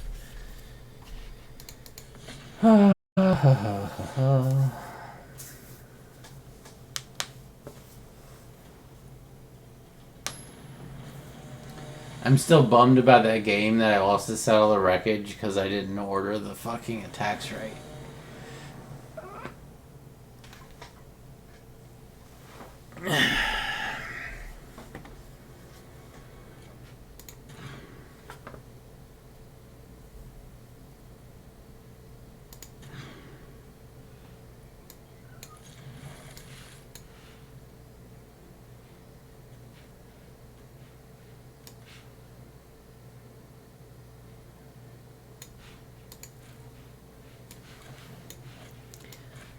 Shovel Hermit away because Gilded Goose plus Neoform is a combo. If I draw another Neoform, you can Gilded Goose, Neoform into the Seagate Stormcaller, Neoform into your combo. So I kept the Goose.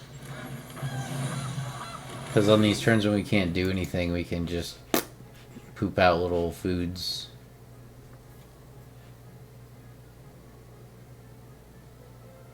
Or opponent kills it, which is fine too.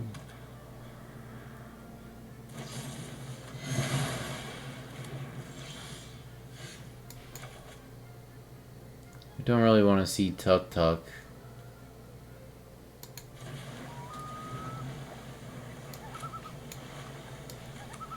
This will go back with this if I can find a red mana. Okay. That's good. It's good, it gives us options. Not super worried about this. These slow timer clocks don't really mean too much to us.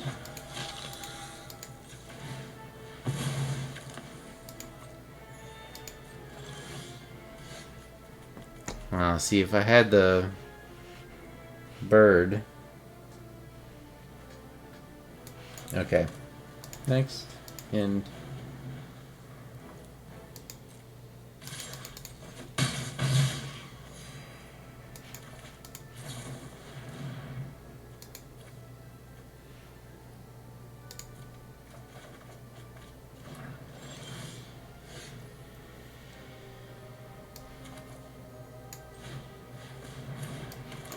I'm not in immediate risk of dying, so I'm going to go ahead and play out the Paradise Druid. So I have redundancy, because if I just play this, he can wait for the trigger. He can, like, before the trigger goes on the stack, he can kill this. And then I wouldn't be able to go off. But if I have this, he can't stop me from going off.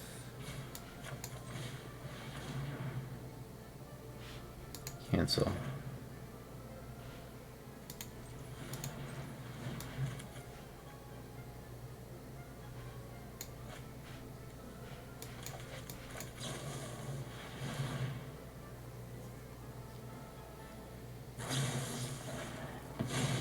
And we'll do this, because this is going to give us the ability to have multiple attack phases.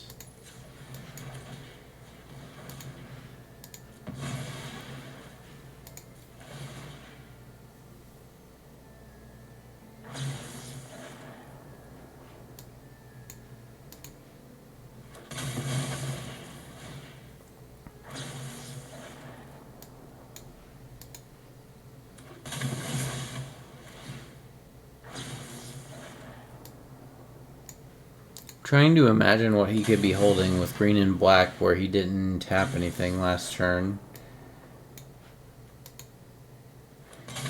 There's no, like, black settle.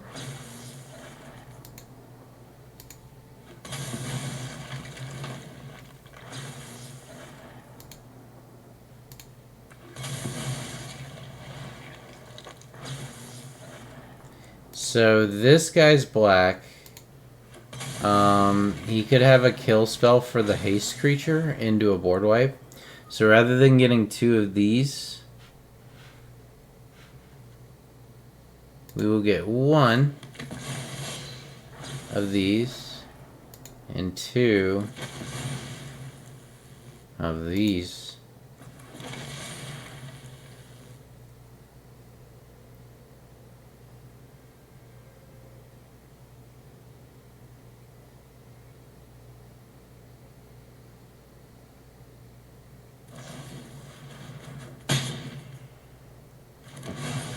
Sure. Now he's not dead. He's actually still alive with quite a bit of health. So we could very much lose if he has a board wipe. That's not a big deal though. Sacrificing 1 creature, not an issue.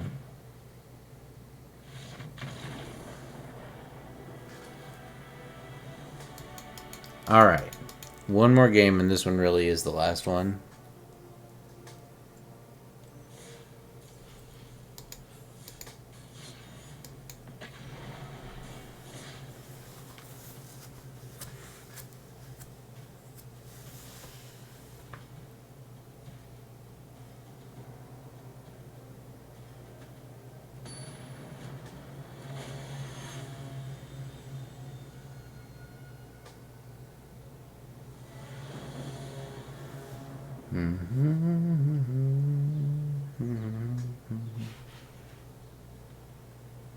Double Neoform, but no critter.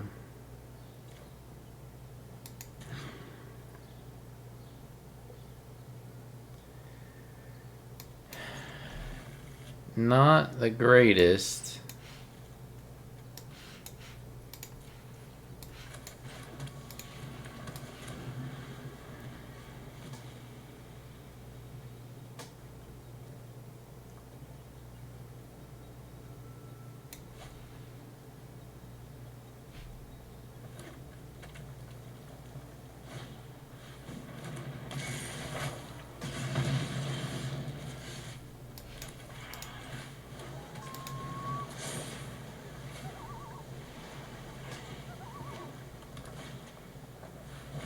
Mm-hmm.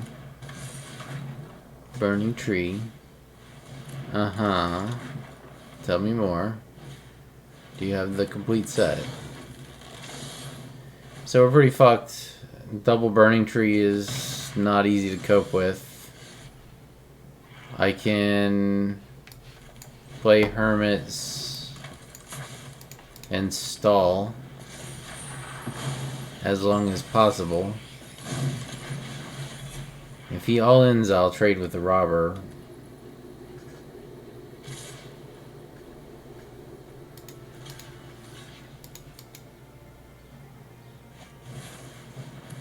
Yep. It's not great.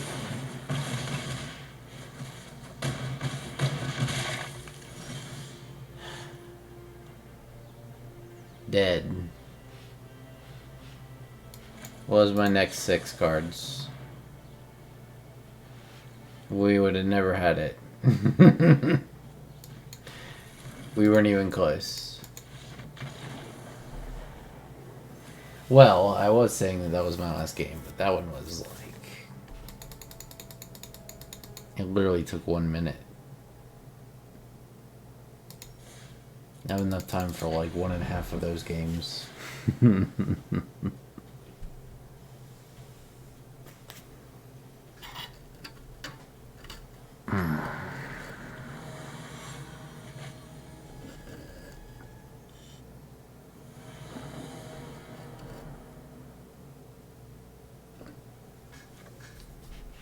Do, do, do, do, do, do. Alright. I dig it. This is better.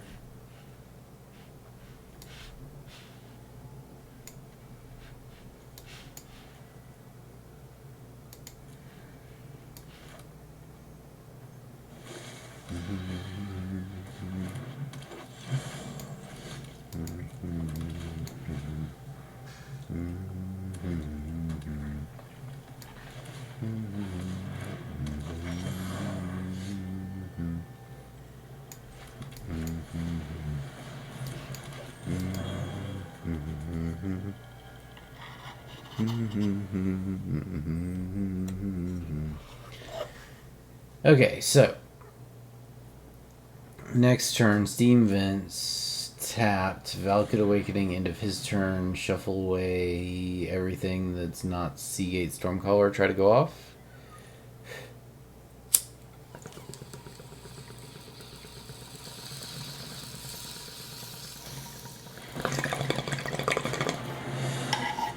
Which cannot protect itself.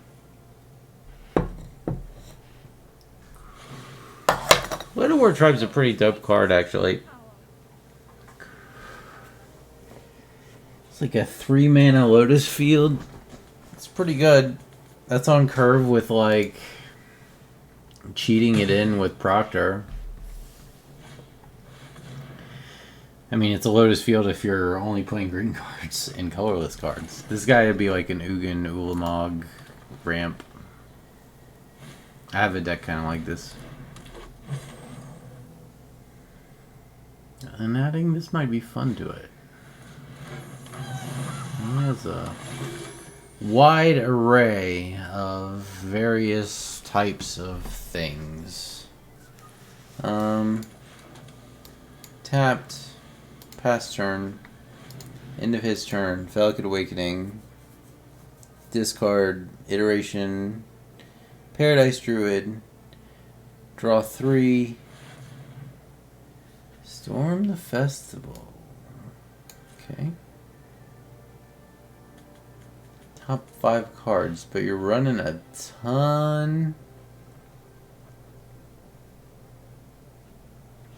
I kind of like this take. I like it. What did he get? He got some shit. Some stuff. Oh, he's gonna have God Pharaoh statue. Can he play it? He can probably play it. Oh, that's nice. 2, 5, 6, 7, 8, 9. God Pharaoh's statue would have been better.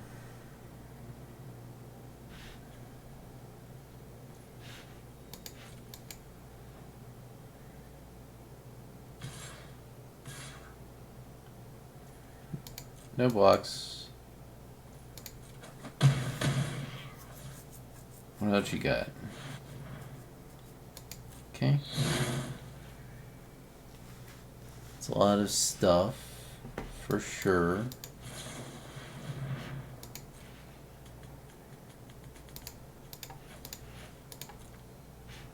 Alright, let's do a draw 3. Alright, we lose. Yeah, we lose. Nothing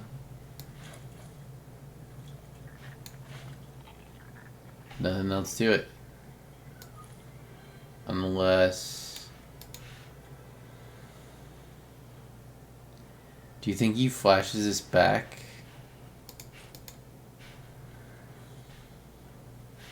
No attacks. I want to see if he flashes this back.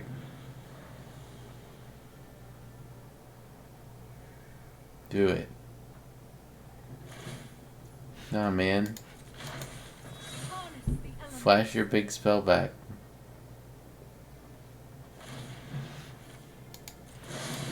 Awaken. Sure. Alright, we're dead. That's gonna be the end of the stream too.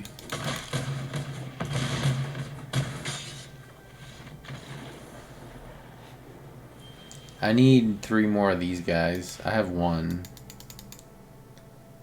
Maybe that's the next thing I buy. I think are they Mythic? That enables a lot of shit. Karn. No, see, that's the problem. He's rare, and I'm bottlenecked on fucking rare wild cards. I can get this one, but this one's dog shit. This is the good one. This is the good one. Alright. That's it for the night.